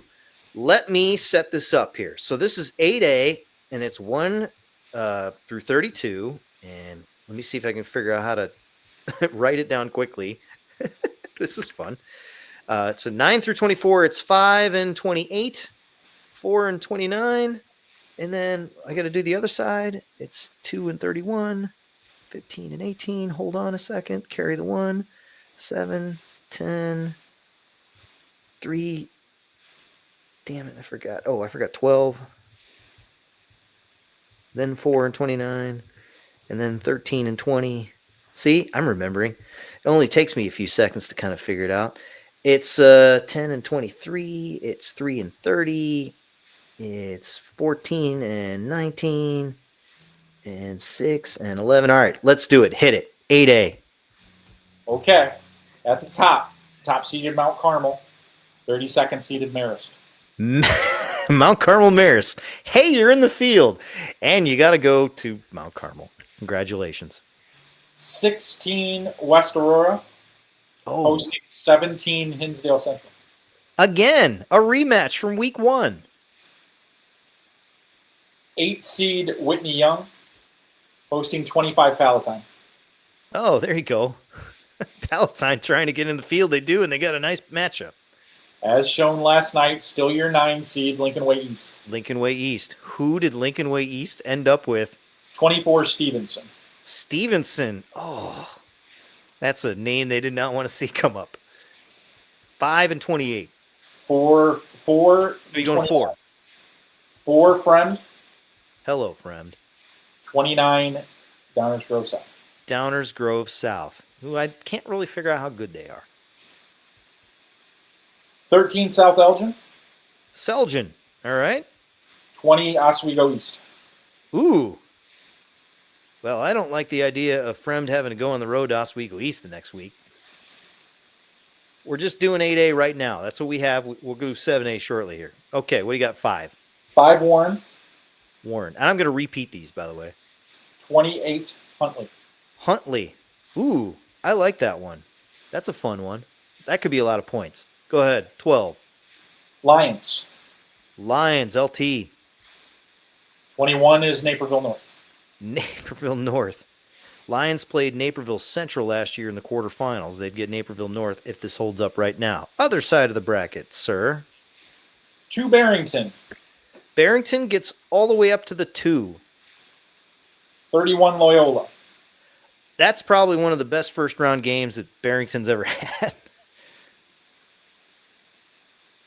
15 Glenbrook South. Glenbrook South. 18 Manuka. That's a sneaky, interesting game. Okay. 7 Curie. Curie is a 7. 26 Homewood Flossmoor. HF. Now, if I were in the basketball court, outstanding. Football. Regular season rematch here. 10 Sandburg. Sandburg. 23 Lockport. Lockport. Okay. What else we got? 3 Main South. Main South. 30 Elgin. Elgin. Oof. That's... Sorry, Maroons. Give me a quick night. 14. Bolingbrook. Bolingbrook. Hosting York. York Township. All right. 6. Lane. Lane Tech. The champions. New Trier is your 27. New Trier. If this were soccer, outstanding. If it's football, not outstanding. I don't know. That could be at any time of the weekend. All right, 11 and 22. Oswego. Oswego gets the 11. 22 is Perspectives Leadership. Perspectives Leadership. All right, and they were in 7A last year playing against Bennett because I called that game on NFHS. All right, you keep working. I'm going to read these again here, and I'm going to kind of talk about this. Is again, somebody asked, how certain are these? No, these aren't certain, but these are projections based on what the expert here is putting together, so they're outstanding. So the question is, in terms of certainty, we got games tomorrow we got to figure out too. So will there be movement? There always seems to be a little bit of movement, but these are pretty solid right now. So let's just put it this way. Coaches are hearing these and probably going to their tape right now, trying to figure it out. Matt, just to clarify here, when you're asking about how certain these are, some of these teams are tied in certain situations. And for the fast grab point, I'm not breaking ties tonight. I will break these tomorrow, like some of these situations where there's a 5-4 team. There are 2 teams with 5-4 and 37 points. I'm not breaking those ties right now because that takes me a couple minutes. I'm trying to do this as quickly as I can. Tomorrow morning, when I get up, I will make sure that everything is right. First of all, we don't have any rogue scores. But because that has happened before. We've had a misreported we final. had a flip. Yeah, we've had flips. That screws up things. So then, those things kind of come into play. I really want to hammer down on the making sure that those 4-win teams are the right 4-win teams. That I will do tomorrow. But like I said, this right now is based on all the information that we have right now. All right. So these are, again, projections. You go on to 7A and kind of get them together here while I just kind of recap these and just kind of talk about them a little bit. And just as I look at this, you see Mount Carmel is a 1, Lincoln Way East as a 9. That would essentially mean those two would meet potentially in the quarterfinals. We are hoping it would be the state championship. Not the case after 1 loss. Definitely not the case after 2 losses, and it's moved all the way up to the quarterfinal round. If you're looking at positive roads and easy roads or simple roads, I certainly like what Barrington has in front of them.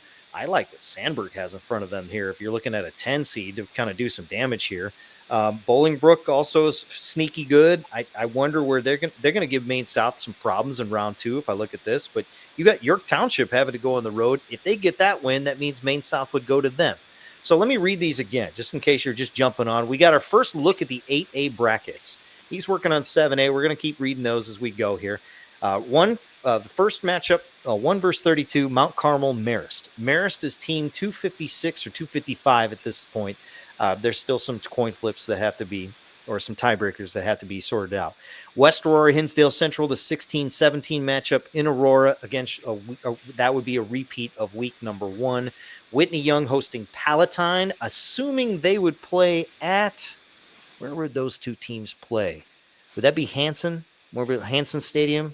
I'm not sure where Whitney Young plays their game. Yeah. This is where it gets a little funky trying to figure out where these games would be.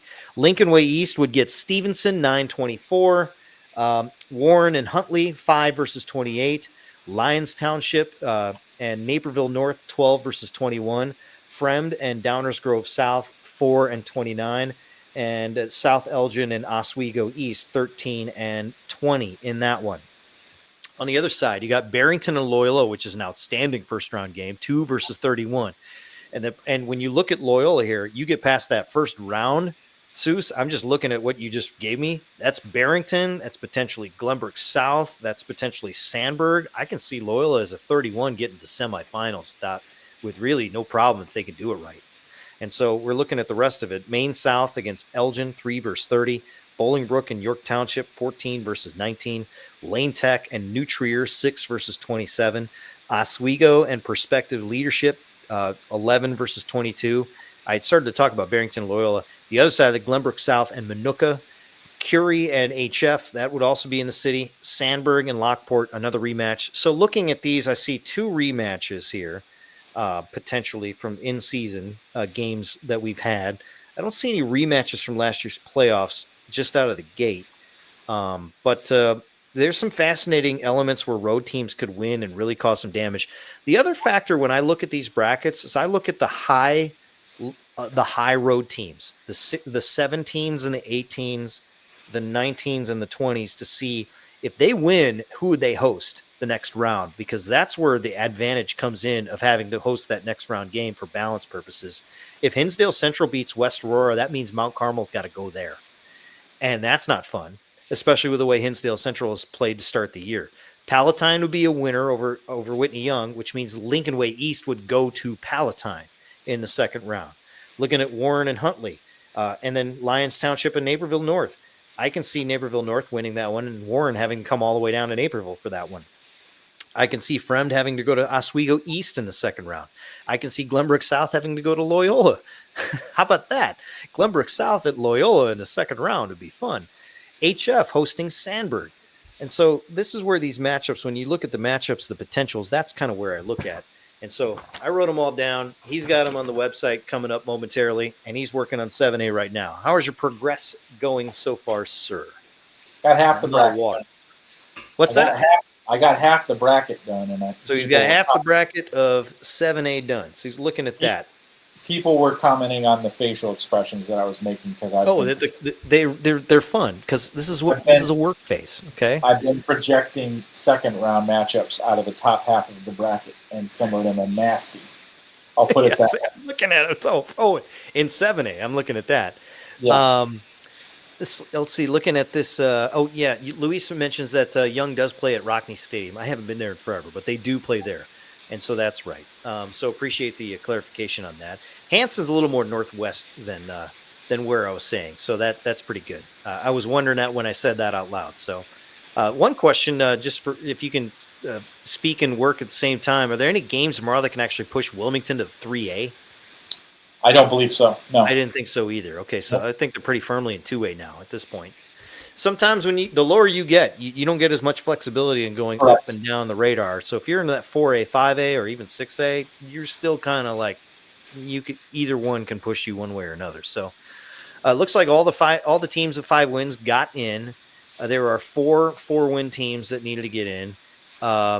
Since Loyola was 4-4, they had enough points. That's why they get in. So you're looking at that. So it's because of their schedule that they played. Had they played a 5th game, didn't matter who they play, they're in. So at this point, based on how they've scheduled in the past. So yes, I look tired. Thanks for the comments. You're writing that at 12:01. Yes, 2 kids and a full day of work for me at the day job, and so yes, that's one of those things. John Hall writes. So he talks about how Indiana gets in. I don't like Indiana's setup, and I worked in Indiana for a long time, so. They do a blind draw for sectionals, and they do, there are various number of sectionals, whether it's 6 teams or 7 teams. And then sometimes you get a bye week. Like for a lot of teams, this week is a bye week in the state of Indiana. You get the week off, and then you get to play next week. But the one thing they do right is they keep it on Friday. I will tell you that. They don't do this Saturday 1 p.m. stuff. They do it on Friday. So as you get deeper, it's hard to tell whether these are the 2 best teams in the state because of the way the sectional draw works. It's regionalized by geography.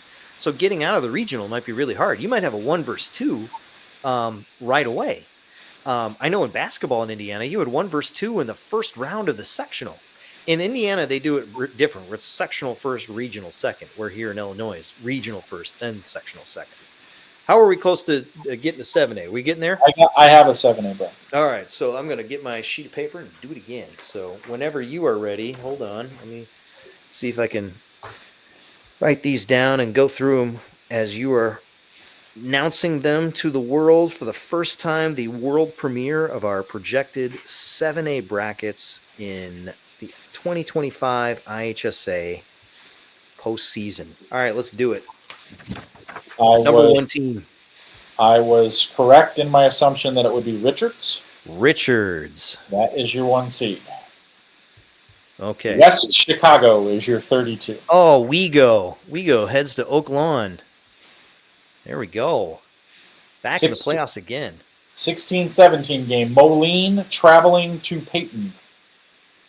Moline is the 17. Correct. And Peyton is the 16. Well, I like that road for the Maroons. Your 25 is Prosser. Prosser.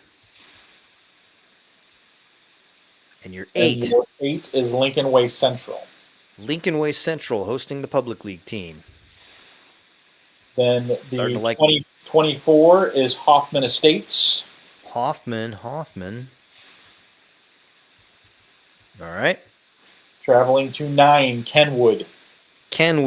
That's not a good draw for Hoffman Estates. And I don't like this draw for Kenwood either, but I really like it for Lincoln Way Central. Moving on. Bottom 29, Andrew. Andrew, the Thunderbolts. They are in 4, Glenbard East. Glenbard East, and a favorable matchup for both teams. Saw Belleville East question earlier. They are in 7A. They are the 20 seed. Belleville East is the 20. This is, again, projections. Go ahead. Driving north to 13 seed Mundelein Carmel. Ooh, is that one of the longest trips we've ever seen? Yeah, it's pretty far. That's amazing. Oh, wow. 21. Let's go 28 first. 28, yes. 28, my new friends from Rockford, Jefferson. Hello, Jefferson. Moving on up. Welcome to the playoffs. So you get number 5, Brother Rice. And you get to go to Brother Rice. Enjoy the bus ride. And the extra week of practice. Man, that's nasty. This was the game that made me make a face. 21 Lincoln Park at 12 Batavia. Oh, yay. Batavia has to go into the city in the second round. Oh, have fun. Ugh, that's a horrible setup there. All right, moving on. 31 Willowbrook. Willowbrook. At 2 Glenbard West. Glenbard West. All right. 18 Normal Community. Ironman. 15 Hersey. I could see Normal winning that game and Glenbard West having to go down there next weekend. That's not fun either. All right, what do you got? 26 Rebus. 7 Guilford. Ooh, the Guilford Vikings get a 7, and I like the draw. 23 Jacobs. Okay. 10 Addison Trail. I really like that Guilford draw. Again, but Addison Trail, one of those teams we've been talking about. We're like, if they get the right draw, you never know. Keep going. 30 United Township. There's United Township. Who do they get rewarded with? 3 St. Charles North. St. Charles North. Not as long of a road trip as it could have been. 14, 19. 19 Prospect. Prospect is the 19. 14 Downers Grove North. I do not like that draw for St. Charles North. Wow. Downers Grove North in round 2. And here's the doozy of the first round matchups. Oh, Lord. This is getting worse. 27 St. Rita. Wow. Who do they have to go to? 6 Lincoln Way West. Oh, that's a first round game. And 22. 22 Glenbard North. Glenbard North. 11 Yorkville. Oh. Wow. All right. Just looking at this going, yeah. All right. So Moline on the road is an 8-1. Yep. They are 8-1, right? I'm checking that right now. That doesn't seem right to me either. No, it doesn't seem right. So we're checking. Hold on. Everybody, I know everyone's pointing at it. We get it. Okay. See, as I'm writing it down, I'm not seeing the comments. So hold on. This is why we do this. Is we just check this out to make sure we get it right too.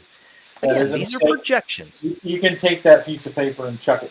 Just throw it away. It's all gone. Well, there's substantial changes, so you can. Well, as a result of that, that makes sense. So I gotta find new paper. Well, I'm out of paper. Hold on, I gotta get another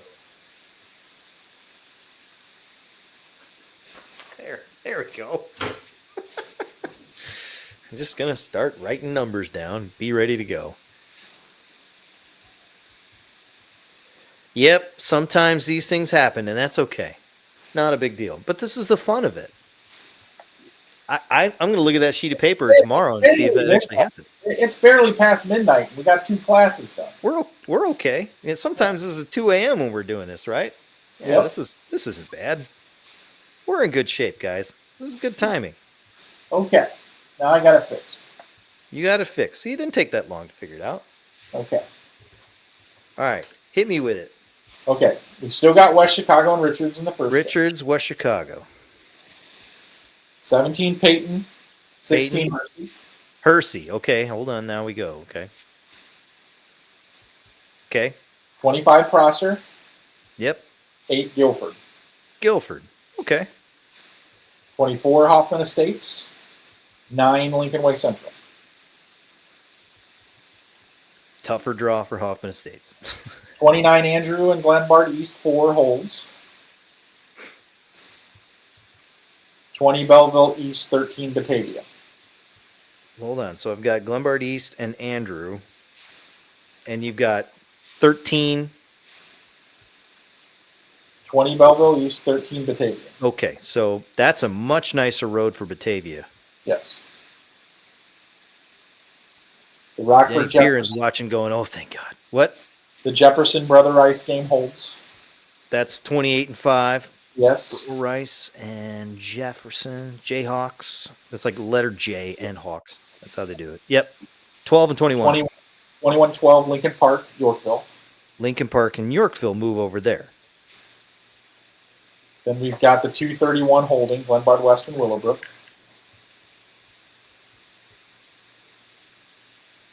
Okay. 18 Normal Community, 15 Downers Grove North. That is a banger of a game right there. How about that? 26 Revis, 7 Moline. So there's the Moline. Is a 7. Okay. And so Revis goes there. 10-23. 23 Jacobs, 10 Kenwood. Interesting. Enjoy your trip to Gately. 30 East Moline, 3 St. Charles North. So we get to UT and STC North, the North Stars. 19 Prospect, 14 Carmel. Ooh, that's tough.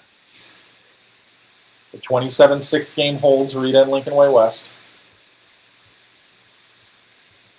22 Glenbard North, 11 Addison Trail. Addison Trail is the 11. Glenbard North is the 12. Did I see Downers Grove North in there? Yeah, they were. Yes, I did at 15. Okay, so I was just making sure I saw that. So my chicken scratch is just awful. I mean, look at this. You can't read that. Nobody can read any of that. It's just awful. So let me read this again. So you work on 6. I'm going to just kind of go through this again. Public service announcement before you do that. Please. Now I have to start using geography, so these are going to take a little bit longer. It's going to take a little while. Yes. Yep. So this is how it goes. So everybody who's heading deep into the night with us, and I'm going to read the 8A bracket again here momentarily, but I'm going to start with 7A just because we just got it hot off the presses. Had to do it twice just because found a little nugget, and you guys were chirping at it, which thank you. That's helpful. We want to hear that because sometimes we're like, oh, and look what time it is, 12:30, and somebody's already said I look tired. So there you go. Richards and West Chicago, 1 versus 32. On the other side of that, Peyton and Hersey. And I look at that and I go, a Richards matchup at Hersey? That's not easy to do. Anyone could come into that 4-pod. 8 versus 25. Prosser goes out to Rockford to face off against Guilford. Hoffman Estates goes to Lincoln Way. I believe it's Lincoln Way Central. Did I write the wrong one down? I think it did. See, this is where this goes. I don't know which Lincoln Way is where. Brother Rice hosting Jefferson. 5 and 28. You've got Yorkville and Lincoln Way Park in the 12 matchup. Brother Rice and Yorkville played each other back in 2022. But Brother Rice went out there, much different team. Yorkville has a little more offense to it as well. Interesting looking ahead there. I like this road for Batavia. The idea of a Batavia Brother Rice matchup in the quarterfinals is scintillating for sure, no doubt about it. And if Batavia's playing anything like they have been, it's really interesting to see where they're going to go in the postseason. Glenbard West and Willowbrook, a little neighborhood matchup, kind of when you think about it. But then Glenbard West has Downers Grove North possibly looming after that, if Downers Grove North can get by a really good normal team. So 7A is not easy anymore for sure. You have Moline and Revis, the 7:26 game, Kenwood and Jacobs in the 10:23 matchup. And when you look at that, I mean, how good is Moline? I don't know. I mean, they're 8-1, but this Kenwood team is all, they can be, dangerous for sure. And going out there could be interesting too. St. Charles North and United Township, and then there's Carmel sitting there at the 14 seed, doing no favors for St. Charles North, who would have to go through Carmel, potentially Lincoln Way West, and Glenbard West just to reach, deep into the state tournament, so to speak. When you're talking about the second round quarterfinals and the semifinals as well. Carmel and Prospect, we mentioned then. Lincoln Way West and St. Rita. How about that for a big name first round matchup? That'd be impressive. And then Addison Trail and Glenbard North. I can see the Panthers winning that one and beating Addison Trail, and then having to host Lincoln Way West. And the way Glenbard North's been playing, they can beat anybody at this point. So we'll see how this goes. That's the 7A bracket. How are you progressing, sir? Very slowly. Very slowly. This is how it goes, as we're trying to divide up 16 and 16 thanks to this thing called geography. Nobody told me there'd be maps. 8A, as we go through it, and I just had which version of the 7A did I just read? Just trying to figure them all out at this point. That's the wrong one. I'm putting that over there. Here's the 8A. See, I gotta throw these out. I got papers everywhere. You've got stuff on a magnet board. I just got papers everywhere. Stuff. And anyway, let's move on here. This is the 8A projection that Soucie just read a couple of minutes ago. I read for you, and he just put it all together here. I'm just going to read a couple of these matchups first. Mount Carmel Marist, first round. Barrington Loyola, first round. Glenbrook South and Minooka, first round. Sandburg and Lockport in the first round. How about Bolingbrook and York Township? These are great first round matchups. Lyons Township and Naperville North, maybe not perfect, but that's pretty good. And then a rematch you got in West Aurora and Hinsdale Central. So here it is in order. As we go through the order here, Mount Carmel and Marist, 1 versus 32. West Aurora and Hinsdale Central at West Aurora being the 16. The 8:25 would be Palatine at Whitney Young, which would be at Rockney Stadium. Stevenson would go to Lincoln Way East. That's your 8-9 game. So Lincoln Way East would have to more than likely go to Palatine, win there. And then here's what I'm looking at, Soucie, as I look deeper here. Yeah. If West Aurora wins that game, say this holds, the key is West Aurora winning the game. Yep. Because if West Aurora wins, they go to Mount Carmel. Mount Carmel would get 2 home games. Lincoln Way East would have to go to Palatine. They lose a home game. So essentially, Mount Carmel would have to go to Lincoln Way East in the quarterfinal rounds. This is how the math works because of the home setup and the balance in terms of getting a chance to host a postseason game. Warren and Huntley is your 5:28 matchup. Naperville North at Lyons. That's a 12 versus 21. Downers Grove South would go up to Fremd, and Oswego East would travel to South Elgin. And the interesting aspect there is I really like the road for the Fremd Vikings, and it's been a while since I've said that. You look at this here and you go Fremd having to beat Downers Grove South, then go to Oswego East, which won't be easy. But then after that, you're looking at Warren, who I don't know which Warren team's going to show up. Lions is good. We know they're good, and they could get through too.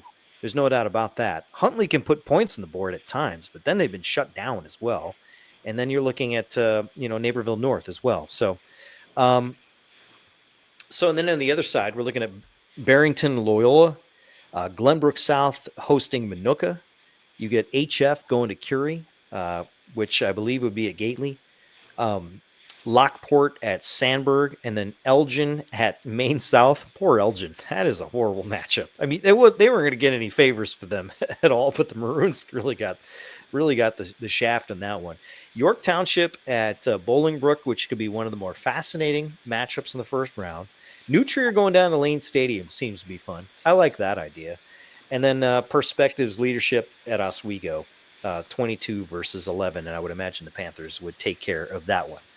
All right, so that's your 8A bracket. We've read 8A and 7A a couple times. And again, if you've missed these, we are going to put these up on Shaw Locals. So make sure that you're following the Soucie thread that you have live for updates. I'm going to look at the comments here and see what I can say here.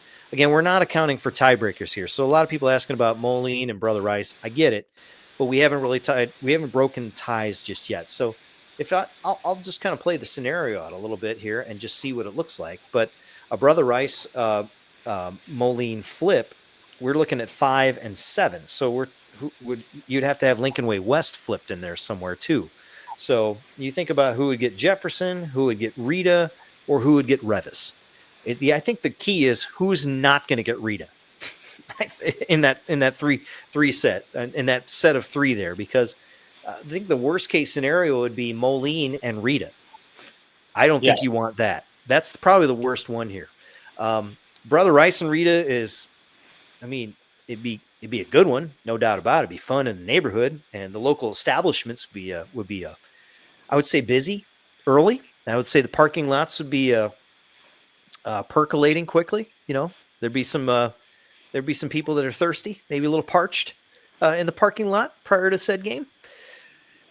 Anyway, but that's the thing here is it's who would get Rita in that three set there. So.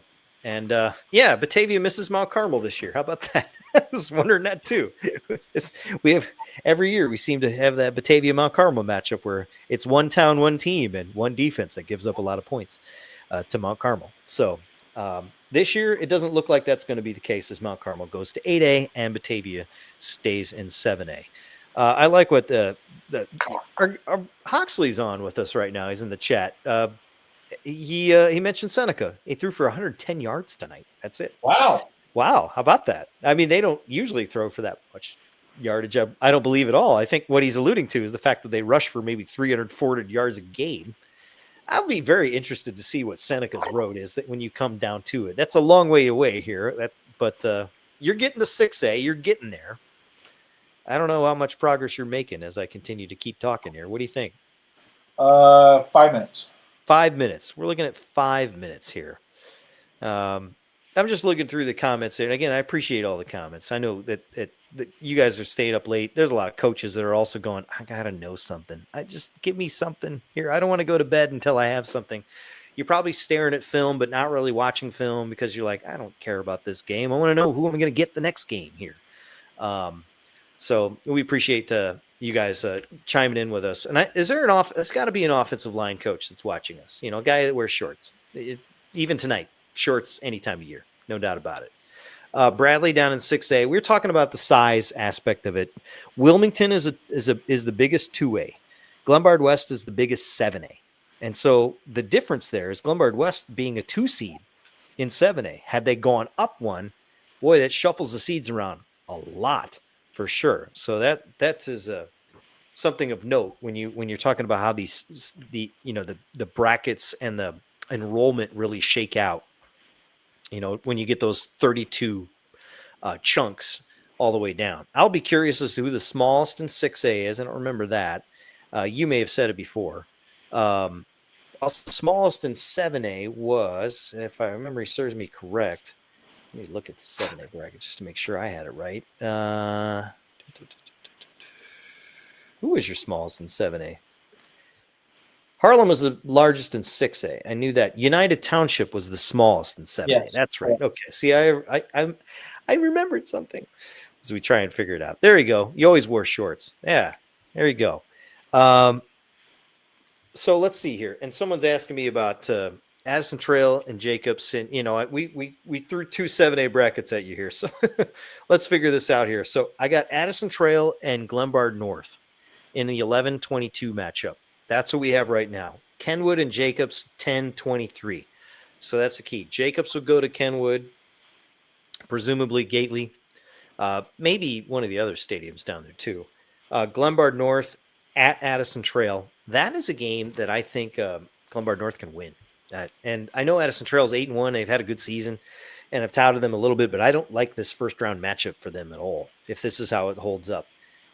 In the previous bracket that we shared, where there's a little slight adjustment we had to do to it, it looked a little bit better here. So let's see here. Just again, appreciate all the comments. So we're just kind of digging through here, and we're getting to the end of 6A, putting those 6A brackets together here.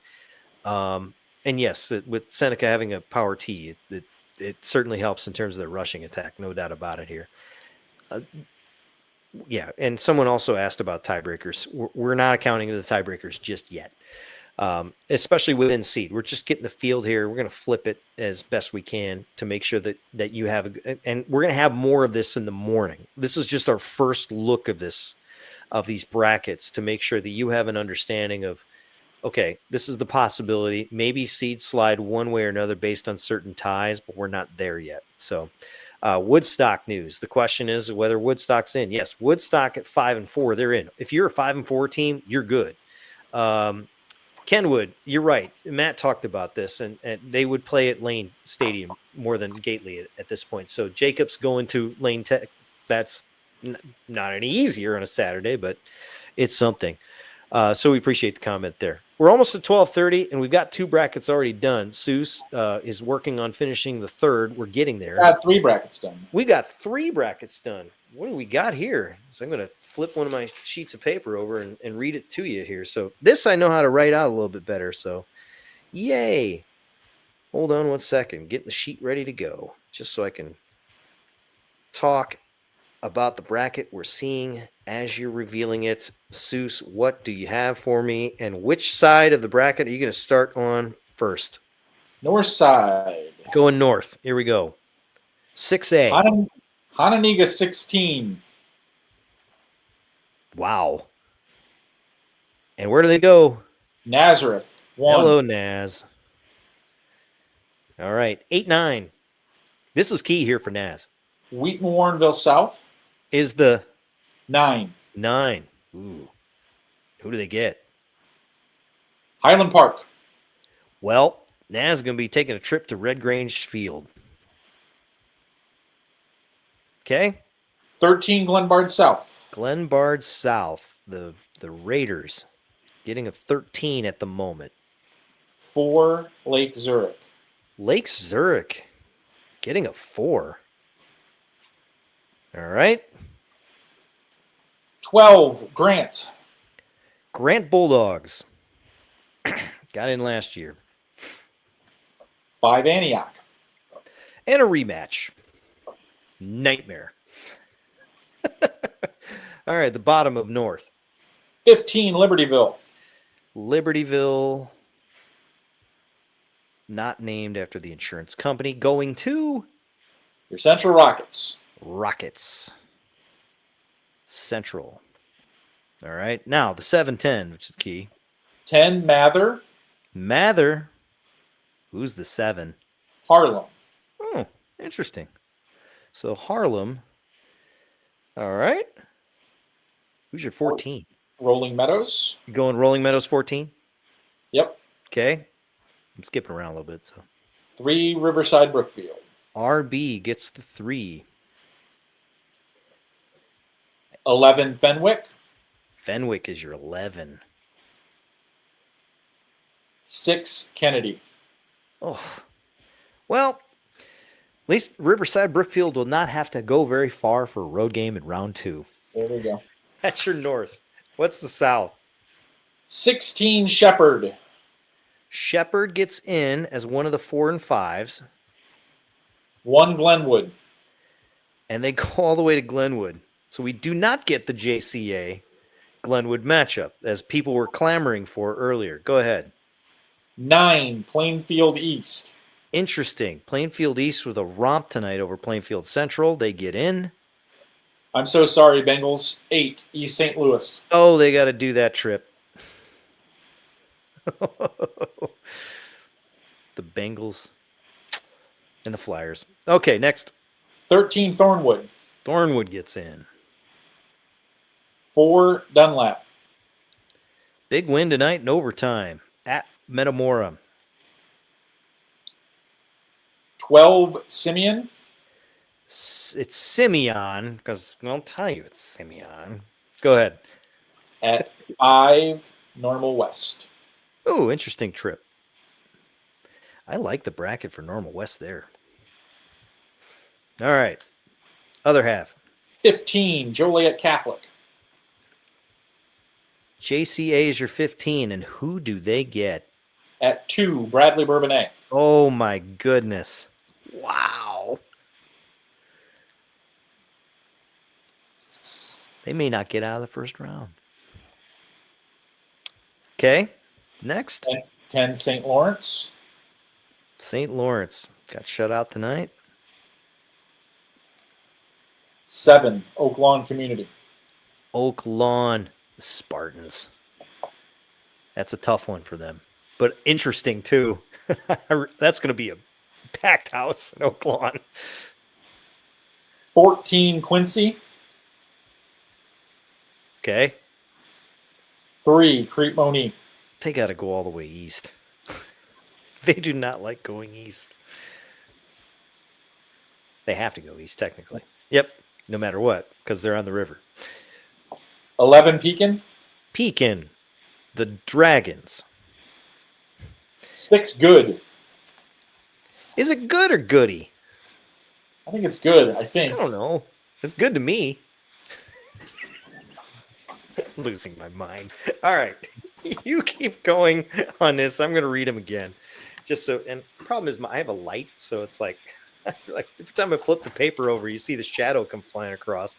So you're going to do these. You're going to do 5A here, and I'm going to read 6A.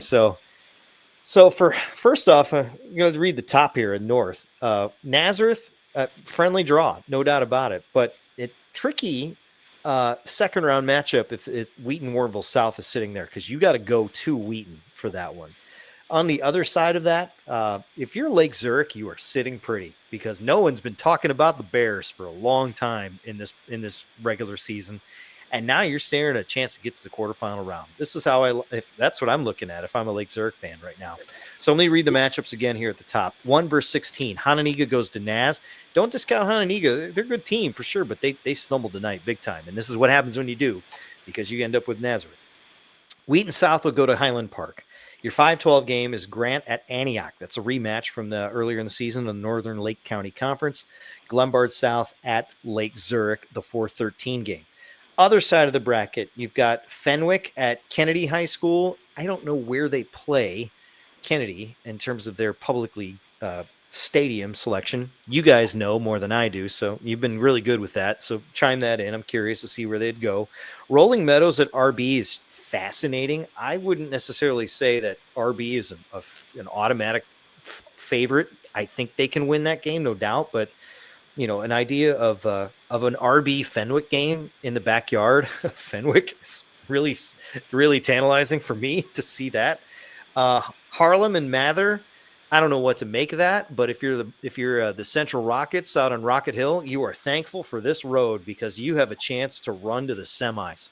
If I look at it this way, I'm all the way to waiting for at least the quarterfinals with Fenwick on the other side of that. So, just to give you the room with Central, when you're a team that's bursting through, and this goes for any team, you've worked so hard to get from 4 and 5 to in. Now, when you get in, you want to move, and now this is a bracket you look at and say the opportunity is there for someone like the Central Rockets. Not to discount Libertyville by any means, but I can easily see 2 home games and then having to go to Fenwick. That's not easy in a quarterfinal round, but it'd only be the 4th time they've ever been to the quarterfinals, so that'd be fascinating. In the South side, everyone always wonders, where is East St. Louis going to fall? They fell on the 8 based here. And this is based on, and let me ask you this, Souce, is it based on winning or losing here? It's based on a loss. It's based on a loss, which is what I thought. Even still, they're getting a home game in round 1. And it's part of the fact that there's so many records. How many undefeated teams do we have? Very few. That makes the difference here. Glenwood being 9-0, they're the 1 seed. Shepherd going to them. East St. Louis is the 8-9 with Plainfield East having to go down there. And so, at the very least, East St. Louis, or at least if you're Glenwood, you're going to see him. But you get him at your place. That's kind of how I look at this, if it holds up this way. Because if East St. Louis wins, if they win tomorrow, they slide on the other side of the bracket.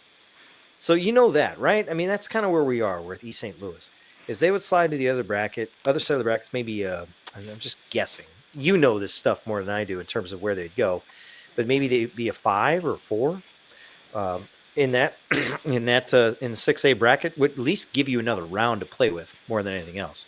5-12, Simeon and at Normal West, Thornwood at Dunlop. That would be the 4-13 game. In the bottom half of the bracket, Pekin at Good or Goody. No, they have their own field. I can tell you that. The folks at Pekin, if they're going to travel the city to the southwest side to play Good Academy and the charter school there, you're in for a good time. It's a little By the way, I just looked, Matt. East St. Louis win would push them to a 4. They put them to a 4. Okay, Yeah. so if you're Thornwood, pay attention. Because that's you want to pay attention tomorrow to that. Would you like to go to Dunlop or would you like to go to East St. Louis? That's your choice there. Quincy at Crete-Monee. I think that's a really tricky game. If Quincy can actually figure things out the way they did last year, then they're fun. But Crete-Monee's figured out a few things too. St. Lawrence at Oak Lawn. You might have to get there as early as possible for that one. The atmosphere for that building. By the way, if you've been to Oak Lawn, there's one set of bleachers, not 2. There's 1, so they're all going to be on the same side. So, and I'm sure everyone's going to be, of the right of mind for that game for sure. And then the game we haven't even talked about, Joliet Catholic at Bradley Bourbonnais, first round. I mean, I would say that's Joliet Catholic's worst case scenario in terms of a matchup. That's not who they wanted. They get in. Yeah, sure. They get in at 4 and 5, but the teams that they would want to face, I think they would probably prefer to see a Crete-Monee, prefer to see a Glenwood. I think Bradley Bourbonnais is a problem for them. So, and I look at this bracket here and I look at the South and I just see, St. Lawrence having to potentially host a Bradley Bourbonnais or a St. Lawrence having to go to Joliet Catholic in round 2. Crete-Monee having to go to Pekin in the second round. We're looking at the idea of Dunlop and Normal West, which is fun, downstate for sure. East St. Louis at Glenwood, which would get all the attention down in Southern Illinois. On the north side of the bracket, we talked about it, just the fact that Naz would have to go to Wheaton South. That would be tricky for Naz. But again, as I've said before, you've got to win on the road in November. And you're going to have to go on the road at some point. So you got to figure out when. You got to figure out, a path. And so that's something that I don't think would be too much of it. It would be a challenge, but something they would certainly embrace. But we'll see if Wheaton South has turned the corner for sure. So let's see here. How you were getting close, I can tell. That's yeah. When you're writing on the notepad, you're getting the idea there. So 5 minutes. I'm going to grab another sheet of paper here.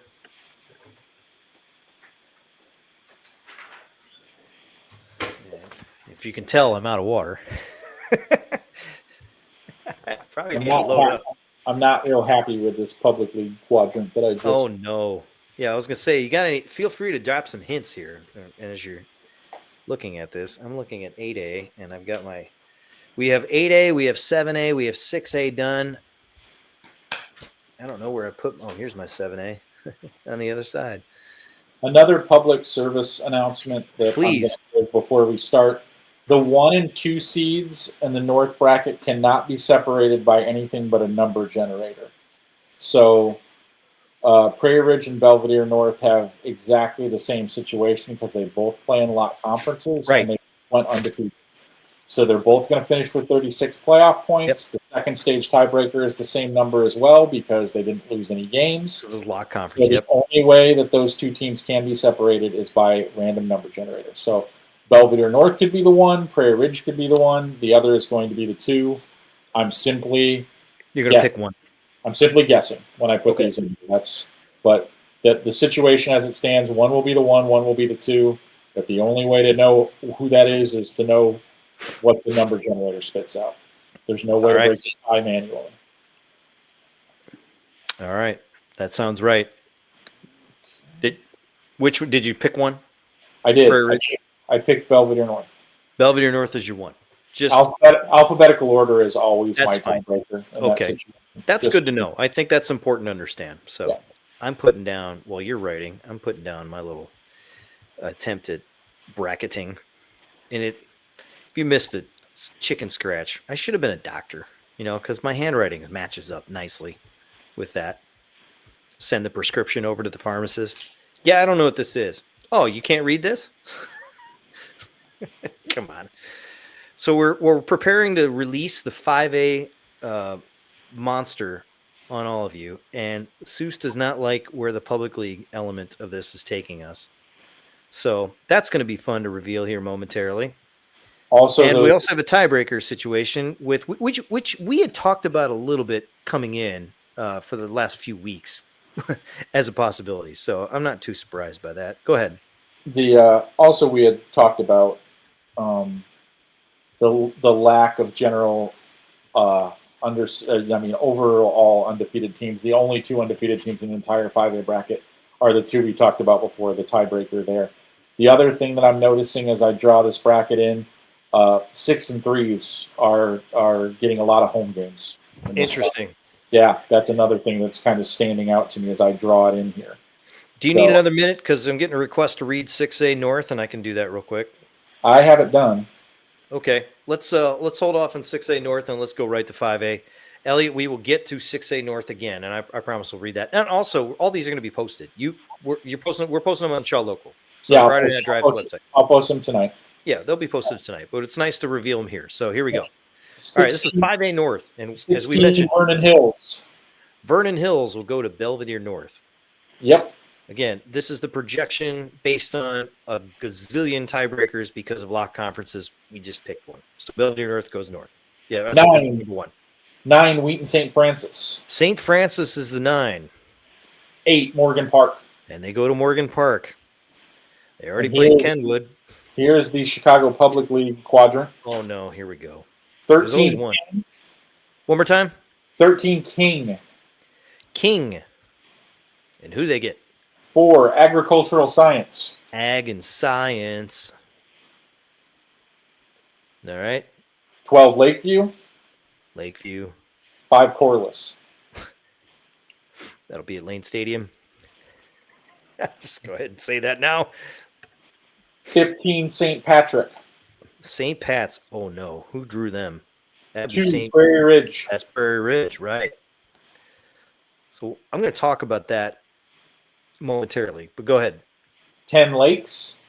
Lakes. 7, Maple Park, Caneland. They get Caneland. Interesting. Let's see a Caneland game up at Prairie Ridge. Go ahead. 14, Noble Bulls. Noble Bulls Charter. Bulls Prep. 3, Wakanda. Interesting. I like that matchup for Wakanda. 11, Sycamore. Interesting. They're on the road. Usually they're not because of the Pumpkin Festival. 6, Cary Grove. Oh, that is not a fun draw. Nope. But Cary Grove and Prairie Ridge being far away from each other, either a quarterfinal or semifinal, depending on how you flip the Belvedere North stuff. All right, to the south we go. 16, Normal U-High. U-High. Pioneers. 1, Washington. Washington and the Panthers. That's a good road trip for those two. Not too bad. About half an 9, hour. Marion. Marion. 8, Mahomet Seymour. They go to Mahomet Seymour. It's about a 2.5 hour drive, maybe 3 hour drive. Okay. 13, Lamont. Lamont, whatever their nickname is. The Lamont. And who's for? Kankakee. Kankakee. Well, that didn't work out for them. This is what happens when you lose to Oak Forest. 12, Springfield. The Senators. 5, Providence Catholic. Oof. Providence, Kankakee in round 2. Oh, wow. Okay. 15. 15, Centennial. Centennial. Champagne. Yes, the 2. 2, Oak Forest. Oak Forest gets a 2. Man. 10, Mascuda. Mascuda. 7, Dancing Morton. Lights. And Morton? Morton, 7. All right. That's another drive. 14. Decatur MacArthur. Decatur MacArthur. 3, Peoria. Peoria gets the 3. 11, TF North. TF North. 6, Bloomington. Bloomington. Not a great draw with Peoria waiting for them. So, all right. So, I'm going to go through 6A and 5A again and make sure that we have this right and discuss this. And again, all these brackets are going to be on the website on Shaw Local. So we appreciate that and appreciate the comments coming in. Let's just look through 6A real quick here, and let's go through the North one more time with 116 Hononegah at Naz. Wheaton Warrenville South traveling to Highland Park in the 8-9 game. 12C Grant at Antioch, a rematch there. Glenbard South, a 13 would go to Lake Zurich. Fenwick is the 11 on the south part of the bottom part of the North bracket. They would go to Kennedy. Waiting for them could be Riverside Brookfield the 3 and Rolling Meadows the 14. Harlem and Mather is the 7-10 matchup up in McChesney Park. And the Central Rockets are the 2 seed that get Libertyville in the 15 matchup, 2-15 matchup. That is your 6A North. Quickly through 6A South since I have it. Glenwood and Shepherd, 1 versus 16. East St. Louis is the 8 hosting Plainfield East. Normal West, the 5, hosting Simeon, the 12. Dunlip, the 4, hosting Thornwood, the 13. Pekin is the 11, going to Good or Goody. Anybody actually knows how to pronounce it, let us know. That's the 6-11 game. Quincy goes all the way to Crete-Monee, the 14-3 matchup. St. Lawrence travels over to Oak Lawn from Burbank. What is that, a 10-minute drive? Something like that? That's going to be ridiculous. St. Lawrence and the Vikings against the Oak Lawn Spartans. And then Joliet Catholic goes down to Bradley Bourbonnais, the 2-15 matchup. That is your Class 6A. Now, let's break down 5A, as you just heard here. We've already seen 8A and 7A. We've got 6A done. Now let's break down 5A as we saw it for the first time. So if you're just jumping on, the tiebreaker for Belvedere North and Prairie Ridge right now is literally a coin flip as we go to alphabetical order. Why? Because both teams are in locked conferences, which means all their tiebreakers are going to be the same for the most part. We haven't got all the way down to the nitty-gritty, so we're just picking it. So keep these matchups with a grain of salt that you could easily see Belvedere North and Prairie Ridge flipped on each other's lines here. Belvedere North, Vernon Hills, 1 versus 16. Morgan Park and St. Francis. St. Francis would go into the city to play Morgan Park at Gately in the 8-9 game. Here's your public league fun. Lakeview at Corliss, the 12 at the 5. King, the 13 at Ag Science, the 4. Yes, Levin, it's Levi. It's not ideal. Sycamore is at Cary Grove. That's the interesting 6-11 game. Sycamore on the road for the first time in the first round in probably 10 years. Bulls Prep would go to Wakanda. Lakes is at Canelan. St. Patrick at Prairie Ridge. That's the north half. So when I look at these here, and I look at the first quadrant there, and I see St. Francis potentially playing host to a Belvedere North team in the second round, and whoever comes out of that finds themselves basically in the semifinals. That is incredible. So if you're up north, you are salivating at the idea of just getting to the semifinals. This couldn't have worked out any better for Belvedere North. Although I don't like the idea of playing Morgan Park, but you get Morgan Park in your building if you're Belvedere North. That's different. Having to go to St. Francis is not fun. I can tell you that. It's cramped, it's small on purpose, and it's a tough place to win on the Smurf turf.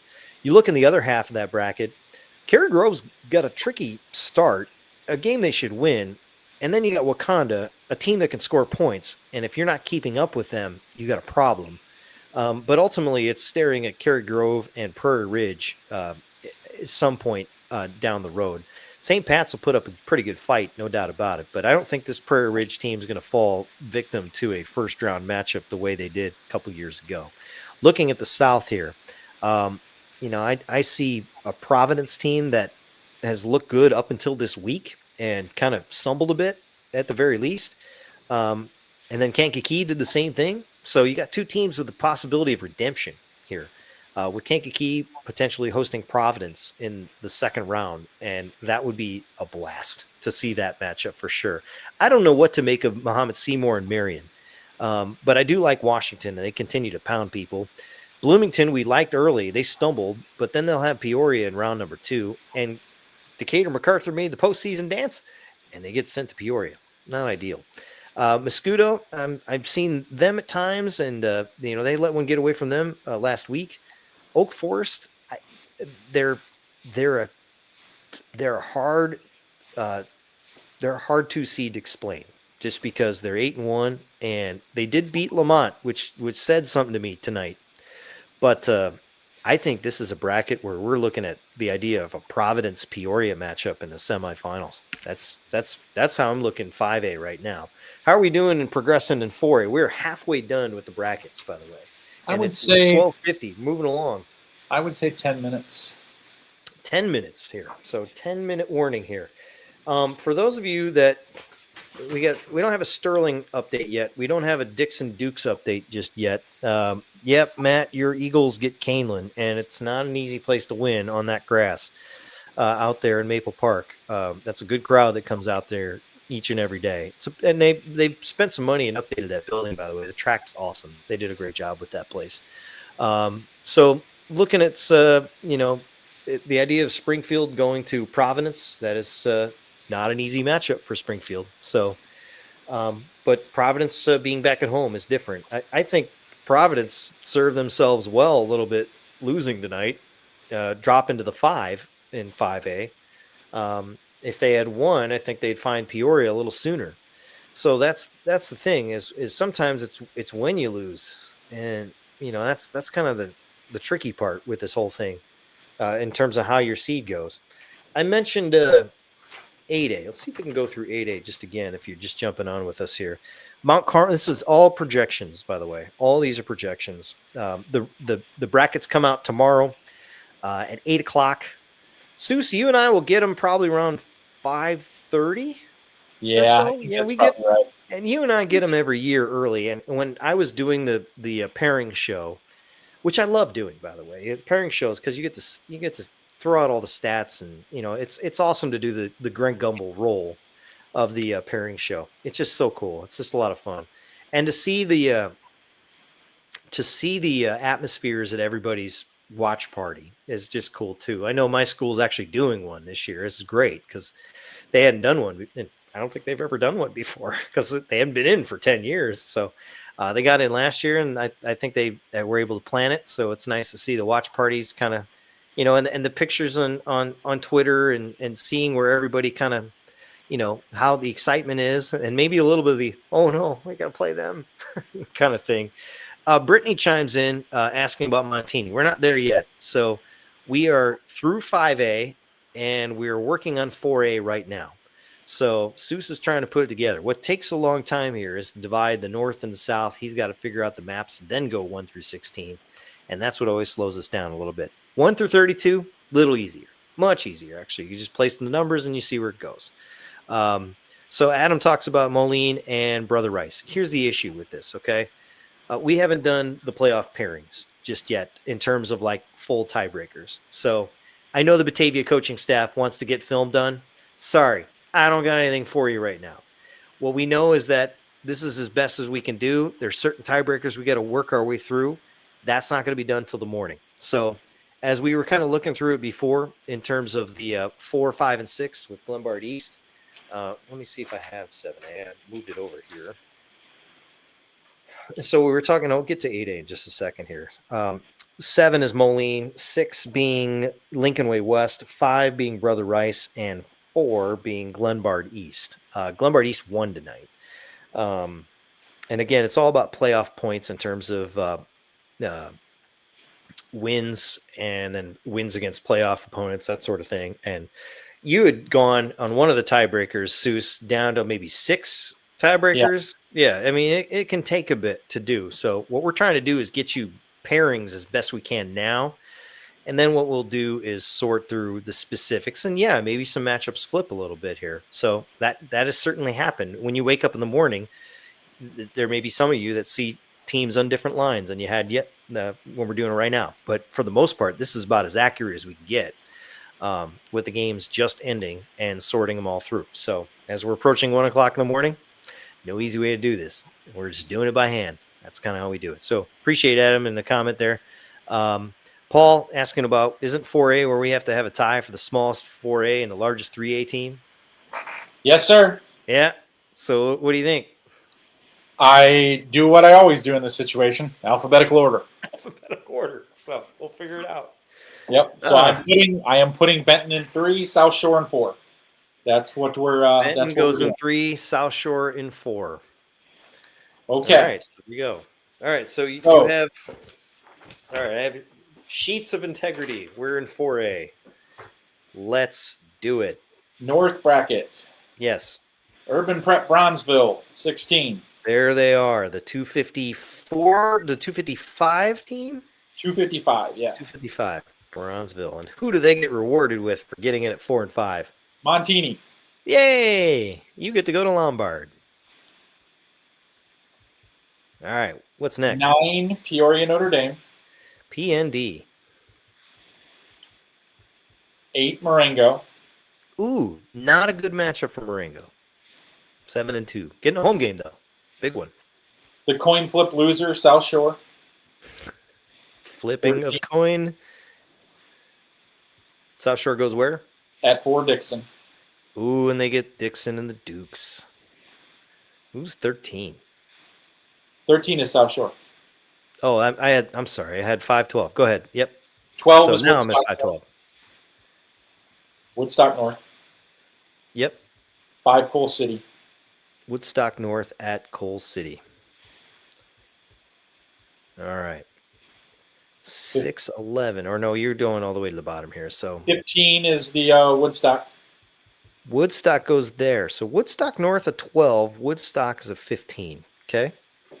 Morris is your 2. And their reward is the turnover-prone Morris football team, whatever they are. 7-10. 10 is Rochelle. Ooh, I do not like that. 7, Metamora. Really don't like that. That's a bad draw for the Rochelle Hubs. 14. Here's a playoff pairing I didn't think I would ever draw. 14, Hillcrest. Oh, Lord. At 3, Macomb. Wow. Who got a win this week? Yeah. Probably not playing. This is 6-11. All right. 11, Sterling. There's Sterling. You've been asking for Sterling. They are on the road as the 11 seed in 4A. And who do they get? 6, Geneseo. Geneseo. Oh, we got an old NCIC matchup. All right. South bracket, 16, Jacksonville. Jacksonville. They scored a ton of points tonight. Who do they get to go to? Richland County, 1.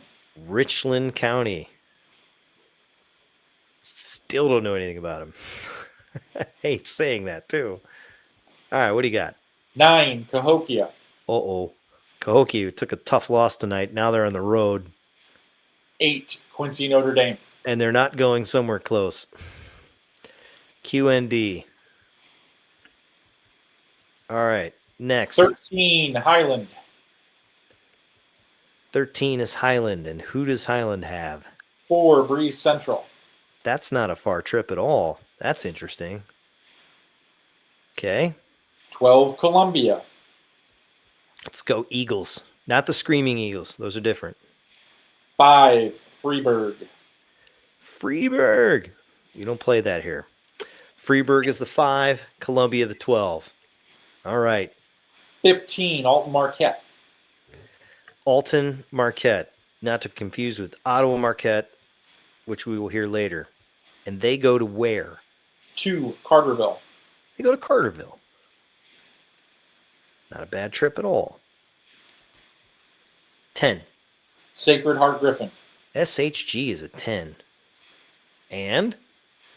Centralia. Ooh. The Orphans. Hit 14 Taylorville. Taylorville. All right. 3 Rochester. Rochester is the 3 there. All right. 11 Waterloo. Waterloo went down to Rochelle tonight. And who do they get rewarded with? Mount Zion. Mount Zion team that got to the state finals last year. So that is your 4A bracket. I'm going to read them again. You get going on 3A. We're 3 left. 3 left. What? Brittany didn't like my turnover prone, or maybe she did. I don't know. I don't mean to make fun of Morris, but they had 8 turnovers tonight. What? They had 8 turnovers tonight. You can't turn the ball over 7 times and a half. It wasn't raining. It wasn't raining, and there wasn't snow, and there's no mud.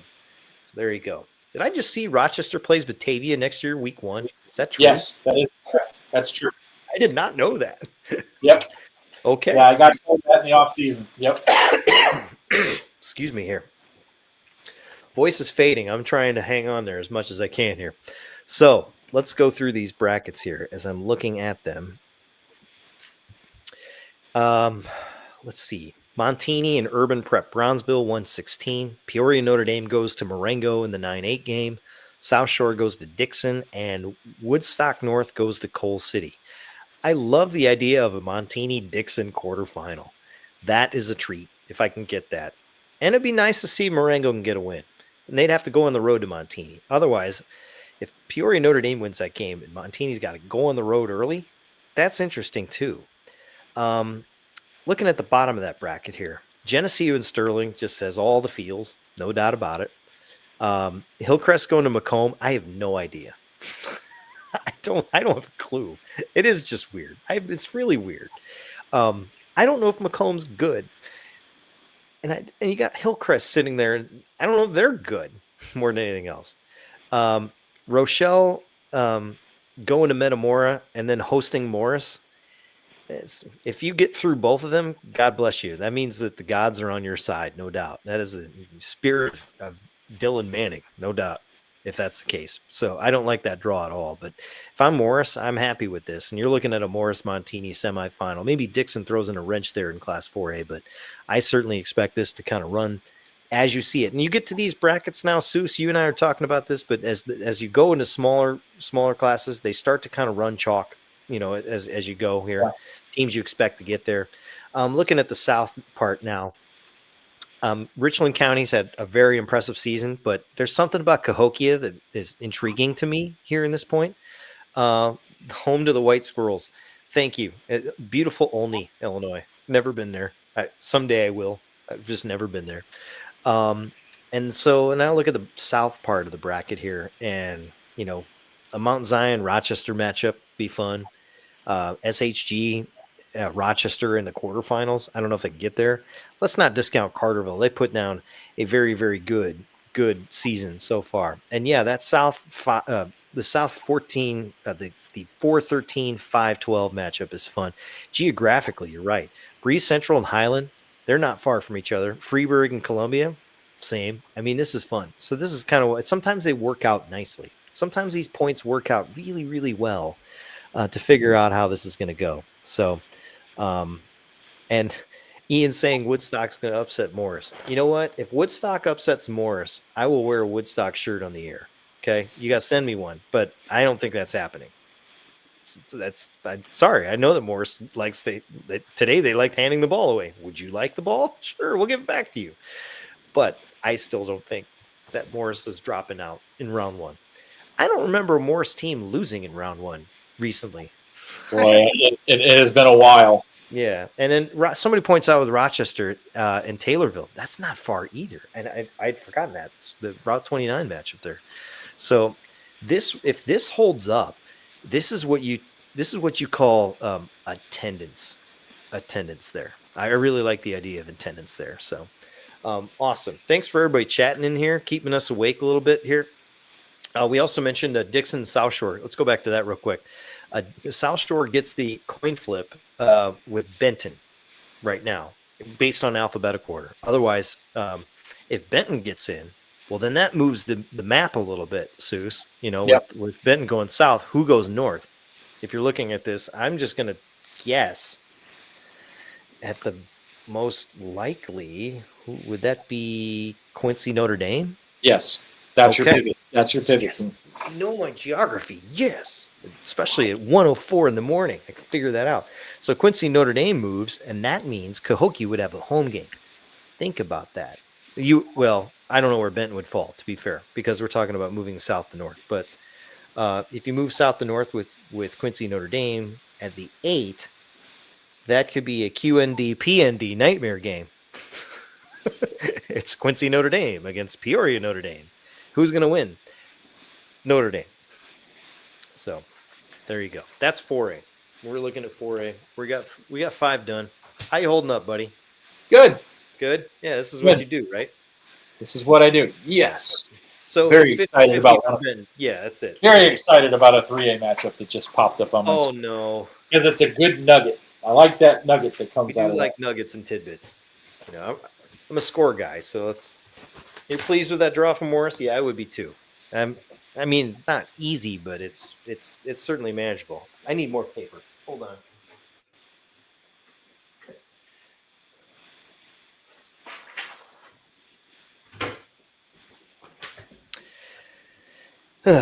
You're getting paid extra for this, right?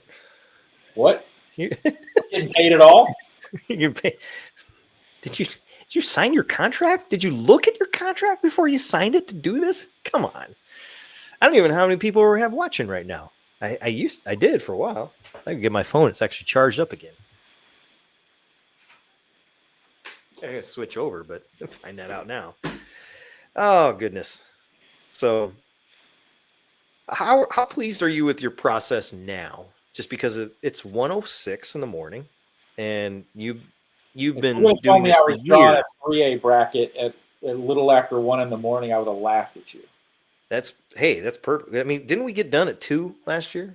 Oh, it was at least 2. I thought it was later than that. I'm pretty sure. I got to bed at about 3 after I put the brackets on the website. So, but that won't take me that long this year because there's not a ton of change.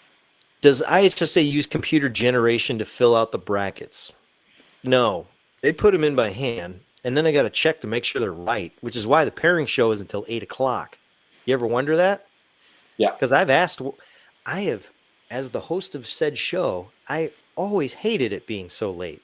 I wanted it to go earlier, but the reason it goes so late is because I got to make sure that there's nothing wrong with it, and they have found issues in the past.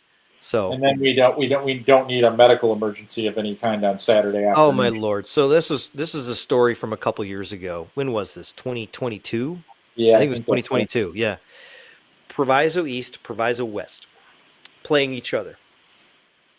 Game means nothing in terms of the actual 2 teams getting to the postseason. What it did mean, playoff points. It always means playoff points. And so we and it's a 1 o'clock start. Did it start on time? No. Nope. It starts at 2, something like that. We get a medical emergency in the middle of the game. All right. We must have been 4:30, 4:45? Yeah. When that was going on.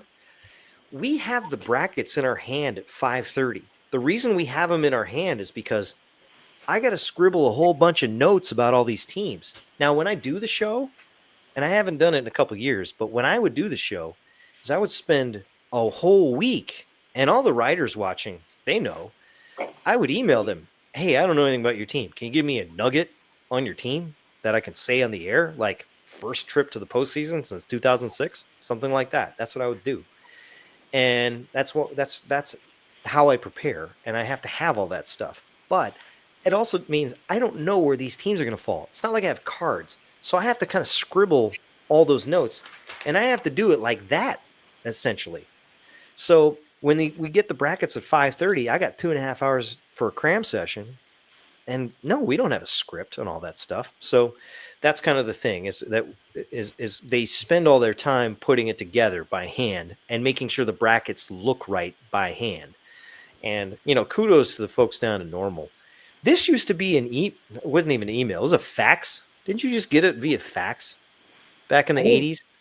Yeah, I remember like the first time when I was working in media when I started doing this, we had a TV that was down like in a bullpen area, and I was writing them down and running them back up to the desk. Right. Off the TV broadcast. We didn't get them early.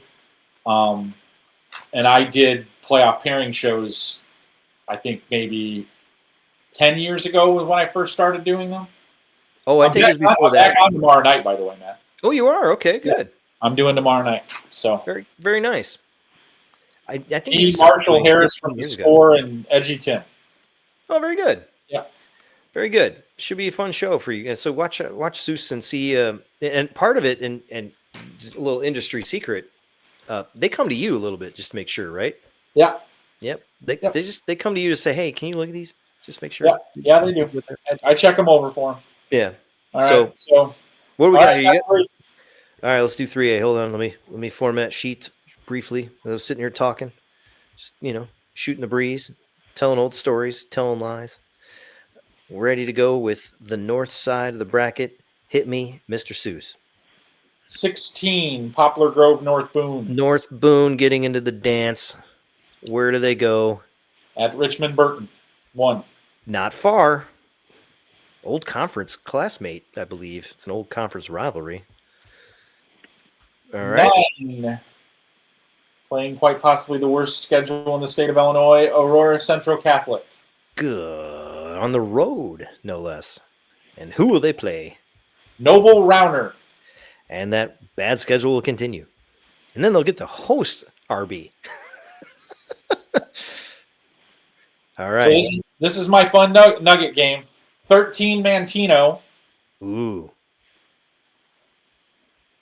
At 4, Bishop McNamara. Ooh. They are 8 miles apart and have not played since 1939. You were ready for that. Yeah. You were ready for that one. You think if that pairing holds, if you think that's not getting mentioned on TV tomorrow, you're out of your mind. You don't know me very well. There you go. So they haven't played each other in a long time. 1939. Just jumps right in. All right, what do you got in the 12? 12 Herscher. Oh, good. 5 Monmouth. Ooh, there you go. So Bishop Mac could play Mantino and go back to Herscher. That's not what I had in mind. All right. Big Northern repeat matchup. 15 Oregon. Oh no. Byron. 2 Byron. They're down the street from each other. At probably 10 miles. 10 Duran Pecatonica. Dupec. 7 Johnsburg. I'm sure Byron's thrilled to figure out that they may have to go back to Dupec. That's not good. And 14 Princeton. That's weird seeing them down there. 3 Bloomington Central Catholic. Bloomington Central Catholic. All right. 11 IC Catholic. 6 Hope. Ooh, interesting. I don't know what to make of that. And if your Bloomington Central Catholic is in the north, that tells you a lot about the line, doesn't it? Yep. All right. So let's see the south. And just for frame of reference, if we switch South Shore into the 3A bracket, Bloomington Central Catholic goes back south. They are the pivot. They're the pivoter. Okay. So that's good to know. That could change things quickly. 16 Hillsboro. Hillsboro. 1 Vandalia. Vandalia gets the 1. That's good. Good for them. 9 Petersburg Porta. Porta. Who's the 8? Where do they go? Greenville. Greenville. 13 Mount Carmel. Downstate Mount Carmel. The Aces. 4 Tolono Unity. They go to Unity. Oh, interesting. That's a drive. 12, Paris. Paris. Where is Paris going? 5, Monticello. Monticello. That's not a fun trip either. 15, Christopher. Christopher, back in the dance. First 2008 we heard tonight. Yep. Okay. 2, Williamsville. And they get the bullets. Again, these are projections. This is Class 3A. Go ahead. 10, Olympia. Olympia. 7, Fairfield. Fairfield. 14, St. Joe Ogden. SJO is 14. 3, Benton. And there's Benton at 3. 11, Roxana. Oksana. 6, West Frankfort. Okay. Little aside to keep an eye out on involving that particular team. Strike date has been set for, official strike date has been set for Sunday on West Frankfort. Oh, for goodness sakes. All right. Well, make note of that. All right. So thank you. And we'll go through these again here, and you move on to 2A.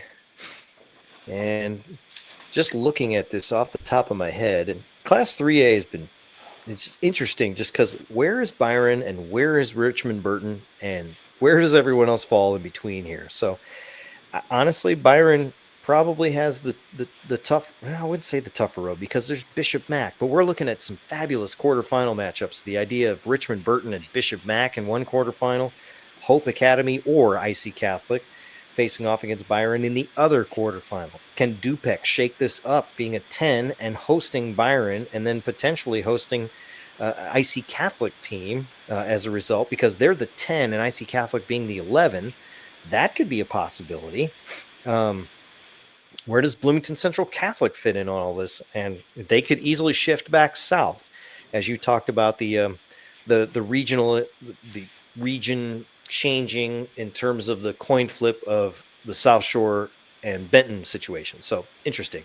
Paul mentions that he believes that West Frankfort may have reached a tentative agreement. So that does happen sometimes. But you're right. If they send a strike date for, and Sunday seems like a weird strike date, but obviously it's before the idea of before school. But you get this in the beginning of the year where sometimes the collective bargaining that's been going on through the summer reaches a stalemate, and that's where it happens at the beginning of the year every time. So looking at the South bracket of Vandalia, again, still don't really know a lot about Vandalia at this point. The conference matchup, I wondered that too. And I think that's a rematch for sure. You got Greenville and Porta in an 8-9 game, which I think would be really fun. Mount Carmel, the Aces have been down a little bit, and I think Unity is due for a long run. So curious to see how far they can go. SJO, you and I were surprised at how they kind of dipped a little bit at times this season. 14 seed. But Williamsville, I think Williamsville and Benton would be a fun quarterfinal matchup going forward. So we shall see how this goes. Arizona is asking, who are they, 5A or 6A this year? Who are you asking about? I'm just talking about East St. Louis, I presume. I think there's a side conversation going on. Yeah, there's definitely a few of those, which is great. We love that. Keep on going. Keep chatting away. It's kind of keeping us busy, too, as we're watching everything here. We got more than 200 people still watching, trying to figure out these brackets. So this is great. Love this stuff. And if you're nerding out like the rest of us here, I've got sheets of brackets and everything else that we're going on with at this point. It's almost 1:30 in the morning, still going. And this is pretty much what we expected. This is what we enjoy this stuff. This is fun. This is fun to be the first to try and sort all this out. Soucie got to give you credit that you've kind of pioneered this. And when it comes down to it, you stick with it and dedication to it and the craft. People really trust you and really love it. So hats off to you, sir. Hats off to you, my friend. Appreciate it. How are we with 2A? You getting there? I'm getting there. I would say 5 minutes would be my guess. 5 minutes away. And yes, Daniel, we're all huge nerds. We don't have anything else to do. This is it. So my kids have been in bed for 3 hours. I've been doing this, and And so you get a county rivalry there with West Frankfort and Benton. See, this is kind of the fun stuff that you're seeing here in terms of the matchups. I personally like. I hate the conference rematches. They're no fun. But no, we didn't order pizza for us tonight. No, what are we a newsroom on election night? No, that's just not how we're doing it. This is what we do. This is Soucie, I worked in news for a long time, and election night, man, I tell you what, the news directors freak out. It's gonna be, we gotta be everywhere. We gotta be in certain places. We gotta be in this campaign. We gotta be that. We gotta be quick. And the sports department's going over there. Oh yeah, like we do this every Friday. You know, it's the same thing. You guys are getting just pizza for it. You know, it's they make a big deal over it. It's awesome. Thoughts on Carmel making a run? You know what? Let's look at the bracket for Carmel. Let's just see where based on what we're looking at here with Carmel. Based on these projections, they'd open with Prospect at home, which I like, and then they'd go to St. Charles North. And honestly, Carmel's offense, I like against St. Charles North because they have not been able to stop the run throughout the year. If they can get that win, and then they would host probably Lincoln Way West, I think Carmel's got a really, really good opportunity to make a deep run based on this bracket here. Now, St. Charles North sort of figures some things out here. St. Charles North Lincoln Way West matchup could be a knockdown, drag-out game. I'm waiting to see if Addison Trail is going to do anything, and if not, Glenbard North's right there, and it can disrupt some people. So interesting to see how that bracket in 7A is going to shake out. So thank you for the comment. Appreciate that. And love more of the comments. And finally, RB gets which RB are you talking about? Gets a path to the quarters and semis. I think it's 3A that we're talking about Richmond Burton here. But I'll pull that one up here because see what you're talking about here with 3A. Just trying to stay organized. I'm on to sheet of paper number 4 here, sir. Let's see. RB with North Boone, Aurora Central Catholic, and yeah, I would say that they have a good path, but you got Bishop Mack waiting for you in that quarterfinal, and I don't know. That's not easy. So we know that Bishop Mack is awfully good, and I think that's going to be a fun matchup to see. I like the new hashtag here, Soucie. What do you think of this here? I mean, if you want to file your papers, that we're getting that season here. If you want to run, Governor Soucie here. You run. What do you want? What's your campaign platform? We got to figure out the platform. 1 to 32 seating. Yeah, that's my platform. That's my platform for every platform. Okay, I like that. And we go back to 6 classes. Bring back the Wednesday game. Bring back the Wednesday game. We want all of safety be damned. We're going back to Wednesdays, kids. We're playing at 1 p.m. on a Wednesday. Tell your principals we're getting them out of school. That's it. We had somebody mention, and Michael mentioned Vandalia would have Hillsborough and then Greenville sitting there, another conference game. I'm surprised that's happening even in the lower classes. I'm just not sure how that happens. So I think we also got $30 in donations earlier tonight too. So, I mean, technically your campaign got going, pretty smoothly. There we go. Exactly. Yep. Do I have to disclose that information? Yes. Well, only if you get above a certain threshold. I think it's $500. So there you go. I should know this, but I don't. All right. I'm writing down the upcoming 2A that you are about to reveal. I got it. All right. Good. Hold on 1 second. I'm running on fumes, sir. I don't know how you do it. Let's do it. Let's do the North Class 2A bracket. Okay. 16 seed, Illini West. Ooh, Carthage fun. Who will they go to? Number 1, Rockridge. Rockridge? Somebody's got to go back and get a whole bunch of dimes. It's a Blazing Saddles reference. There's another word in there I can't really say. Anyway, go ahead. 9, Tri-Valley. Tri-Valley. 8, Chicago Richards. Ooh, Chicago Richards. Not to be confused with Oak Lawn Richards. Very different. Yeah, it would be interesting to see Oak Lawn Richards in the 2A field. Well, but Oak Lawn. That might be actually good. 13, Riverdale. Riverdale. Port Byron. 4, Seneca. Seneca gets Riverdale. All right. 12, Hamilton West Hancock. 5, Wilmington. Seneca does not like its draw. Come on. There's Wilmington waiting for you in the second round. And at your place again. All right, bottom of the bracket. 15, Chicago Marshall. Shy Marshall, the Commandos. One of the best nicknames in the state, no doubt. 2, El Paso Gridley. EPG. Let's see who they get on the other side here. 10. 10, Ridgeview. Ridgeview. 7, Newman Central Catholic. Hello, Newman. That's not a fun draw for EPG. Not at all. 14. Eastland Pearl City. EPC. 3, Farmington. That's not too far, I don't think, from each other. 11, Erie Prophetstown. 6, Aurora Christian. I like that draw for Aurora Christian. Interesting. All right, let's go to the south side. 16, Trenton Westland.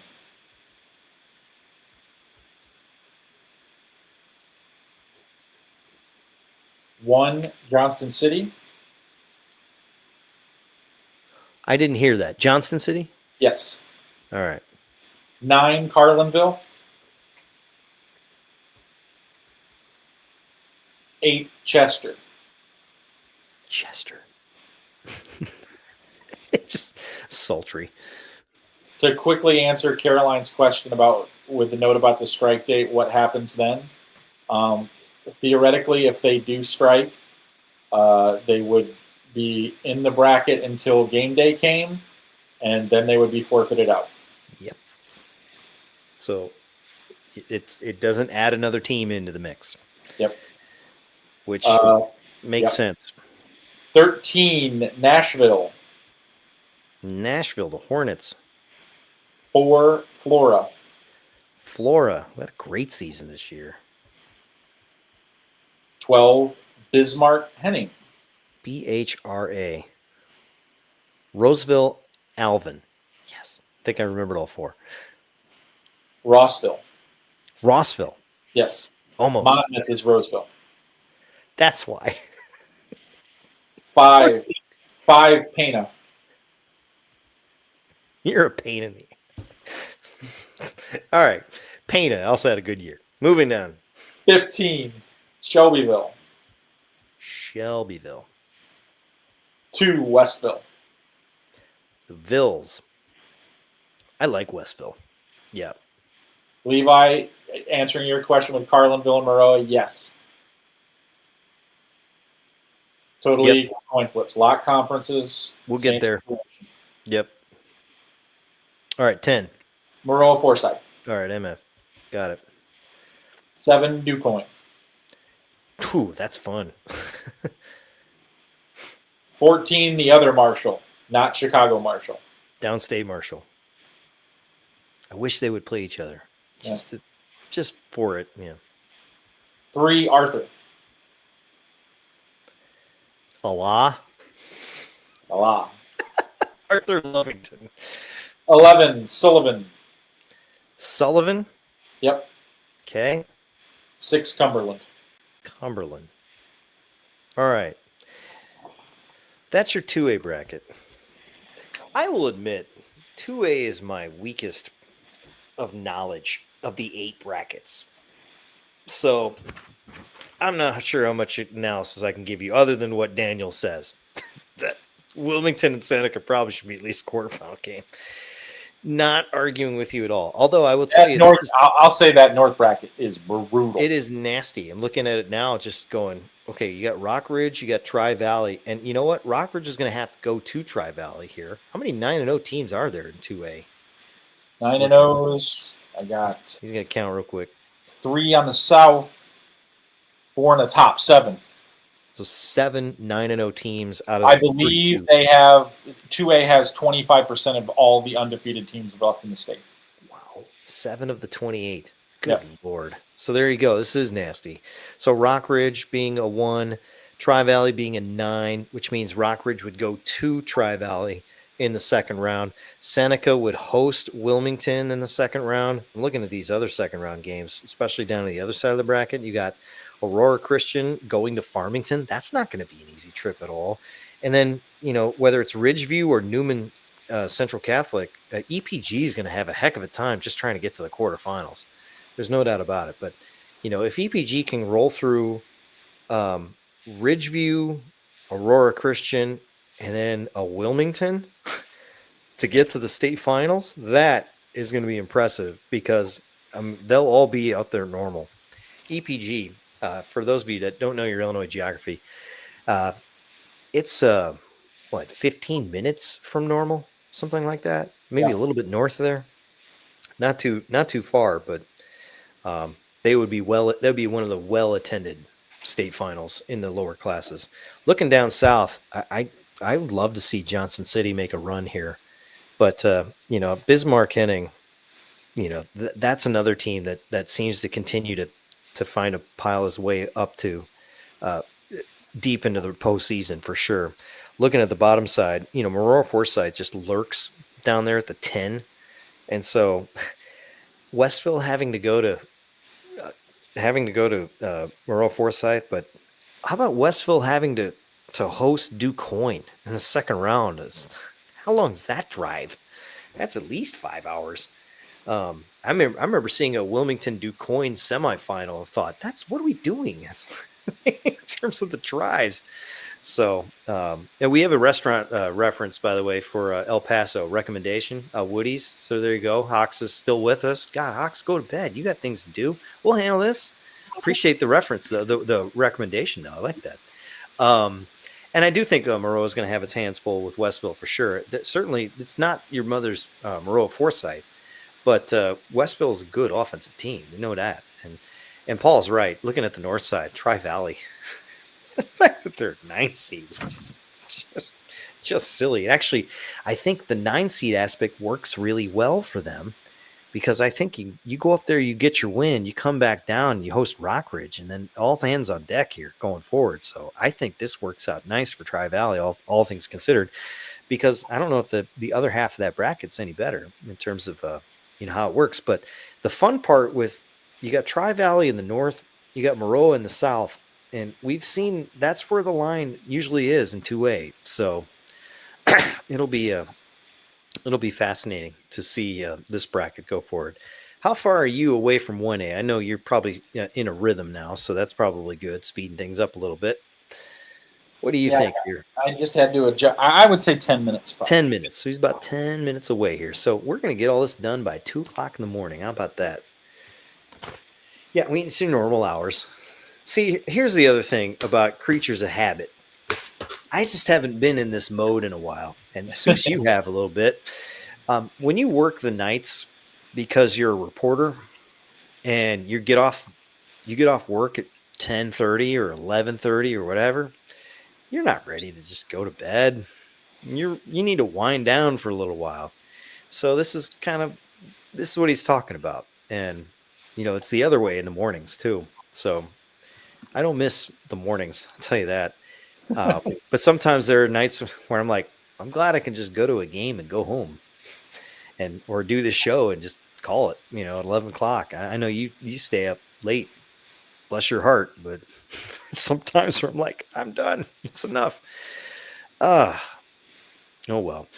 So we've got 7 of the 8 brackets done here. And again, all these brackets are going to be posted on the Shaw local website coming up here in matter of minutes after you get it done here. So, but 8A is a doozy. What's your favorite bracket so far? Do you have one? I don't think I've looked at them close enough. You haven't looked at them yet, but yeah, to make that 7A we had to do twice. We had to figure that out. That's okay. Part of me, I'm just flipping through here, so bear with me as I'm just kind of looking at it. No, Eric, we're not animals. We're humans. We appreciate the compliment, I think, but if you were an animal, Seuss, which animal would you be? Making you laugh with weird questions at 1:33 in the morning on a podcast. There's people actually watching this stuff. I'm sorry. Oh, goodness. We still have people. Good for you guys. I don't know why you're still with us, but I'm impressed. In terms of my favorite bracket, I mean, I like 7A. 7A is fun. I usually do. When it comes to the brackets, 7A always seems to stand out. And we talked about how the second round matchups would just be brutal this year. And in terms of what we see, it really hasn't disappointed. So that's the fun part here. We're getting down to the end here, and we still have 175 people with us. That's awesome. You guys are amazing. But I also like the fact that we have some weirdness in this too. I like a Richards West Chicago matchup. I know it's a 132, but I don't trust Richards. Yeah. I don't know anything about West Chicago. I know that they don't play the strongest schedule, and I know they compete with Richards for a little while. Certainly fascinated by this. Here's the other thing. I see a Guilford team in the Vikings that kind of has been quietly rolling along after they lost their first game of the season in a locked conference. It's kind of the Cary Grove effect. They're going to find out real quick if they're any good with Lincoln Way Central there in that second round. But after that, that's just kind of wide open. It's kind of fun to see that. Brother Rice and Yorkville, a Batavia Brother Rice matchup in the quarterfinals, or even a Batavia Yorkville matchup, which we saw that a couple of years ago. I think it was the final like 10-7, something like that. It was one of those like nobody's getting first downs, and we're just going to play overtime to figure it out too. But then I look at this first round matchup with Downers Grove North and Normal. I go, oh, good Lord. So we're going to find out if Owen Lansu's back. It's if you've been to Normal, and thankfully it's at Downers Grove North, but if it were in Ironman country, as Glenbard West might find out, it gets a little cold out there in Normal because it's not in Normal. It's outside of Normal, and it's wide open space. That new school, there's nothing around it. So it's a wide open facility. The other thing is you look at Moline, and I see Revis and Kenwood, and neither really scare me. Moline being an 8-1 team. I think we're going to get some new blood in the quarterfinals this year. I think that just looking at these pairings, as you brought them up here, I think it'll be fun to kind of see some new teams and some new energy. And I think part of the whole restructuring of the IHSA was to do just that, to get you some new blood. And there's nothing wrong with that. It's about fairness in some sense. Matt, I don't know what to do with my hands. It's 1:36, and I got all the brackets. You're done? Well, I need to get another piece of paper. Hang on. All right. Last one. 1:36. Is this record time? Yeah, it is. I've never gotten done this. You going to call Troja right now and let him know? I mean, he'd probably appreciate the phone call. Tosh would be thrilled. Who's calling you? All right, let's figure it out. 16, Stark County. This is Class 1A in the north, Stark County. 1, Stockton. Stockton, get your 1. They're still my number 1 team. Voters start figuring it out. 9, Hayworth. Hayworth. Oh, Hornets. 8, Princeville. Dearly beloved, we are gathered in Hayworth today to celebrate a thing called playoff football. 13, Knoxville. Knoxville. 4, Clifton Central. The Fighting I-57s get a home game. Yes. 12, Dwight. Dwight. 5, Rushville. Rushville. Is Dwight good? Could they win that? I think they're playing a lot better in the second half. That's what I mean. And Clifton Central would have to go over there. Yeah. Interesting. Okay, moving on. 15, Galena. 15 is Galena. Lovely this time of year. 2, Weathersfield. Weathersfield, down there, Kewanee. 10, Deer Creek, Mackinac. DMAC. 7, Crane. The city? Yep. Whew. Interesting road trip for Deer Creek, Mackinac. You will enjoy Rockney Stadium. Go ahead. 14. Forreston. Ooh, Cardinals. 3. Lena Winslow. Oh, not what they wanted.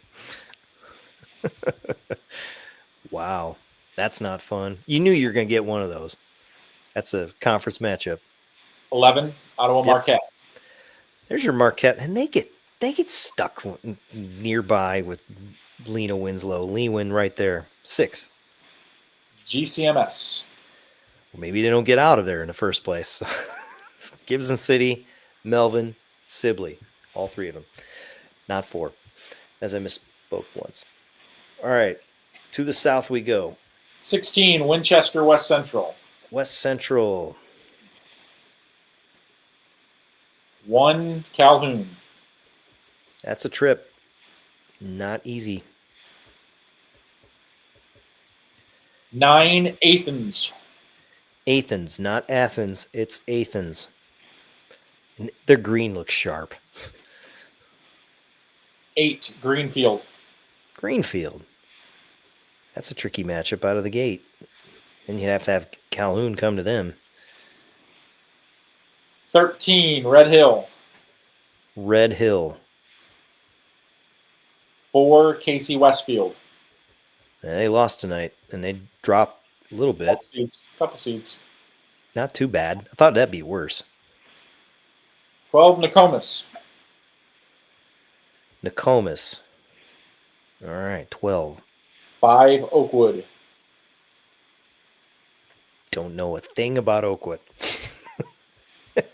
Freely admitting that one right now. I think they're pretty solid, actually. 15. Villa Grove. Villa Grove. And where do they get to go? Camp Point Central. All right, Central Panthers. About 10 minutes 10. outside of Camp Point. Cesar. Valier.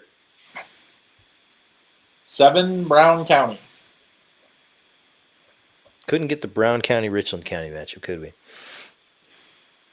14. Salt Fork. Okay. 3. Dupo.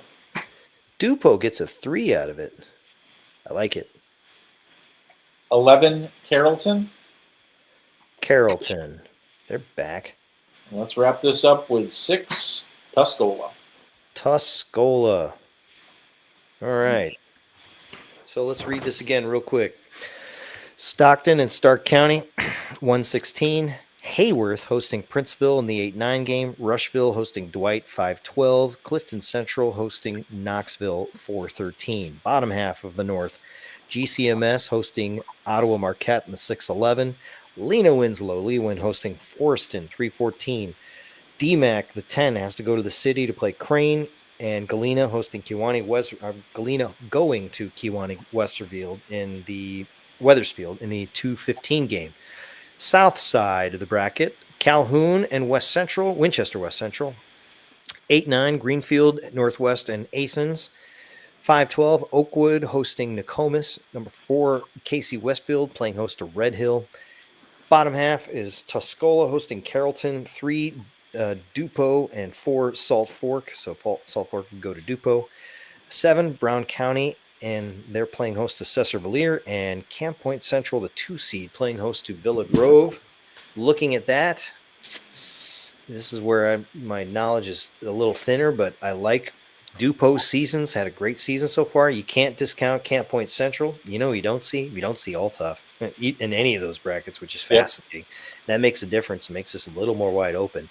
And Stockton Hayworth in round 2 seems to be fun. And Hayworth has played some upstate Illini teams in the last couple of years. So there's some knowledge there, some familiarity with this stuff. And then Clifton Central, I like the road. So we'll see. This is fun. This is a good looking bracket. How do you feel confident? Pretty confident? I feel pretty good. I like the fact that there's not a lot on Saturday that can really throw a giant wrench into it. So I think that's a good sign. I think, and I'm sure now that I said that, both of those games that we talked about will go against the grain and then ruin everything. Exactly. So, but like I said, limited variables on Saturday that can really do a lot. There might be a few seed jugglings, and and I'll look at the some of the ties and look at those things a little bit carefully, a little bit more in the morning when all this stuff can be ferreted out. And of course, I got to go through the exercise of making sure we didn't have a rogue score out there tonight. Right. That has happened before, and That there's really does. nothing I can do about that until I find out that it happened, because there were a few curious ones out there that I might have investigated more, but I was trying to get through this as quickly as possible tonight so we could get to doing this. But I'm happy with the amount of time it took. I'm happy that it's not currently 3 a.m. So that's good too. So to quickly recap, just a very brief recap. 1 through 256 we've set up. There's a tiebreaker that we have to keep an eye on in the bottom of 255, 256. Edwardsville could get some points to get back in. I'm not sure. We'll see. East St. Louis is the key there. Marist and Urban Prep Brownsville are your back-end teams. There's 4, count them 4 and 5 teams that we have in at the moment. And then the brackets, you'll see those on Shaw Local posted on the make sure you go to the thread that you have the live updates, because especially tomorrow as those games are going, that's where you'll see some updates going forward. And we don't expect a ton of classification movement. So Vesuvi's asking, Glenwood being a solid 6A, yeah, I'd say that's probably a good call at this point. Would you say? Yeah, I would say that. I mean, the only thing that really can, like I said, there's that one 4-4 team that potentially could lose.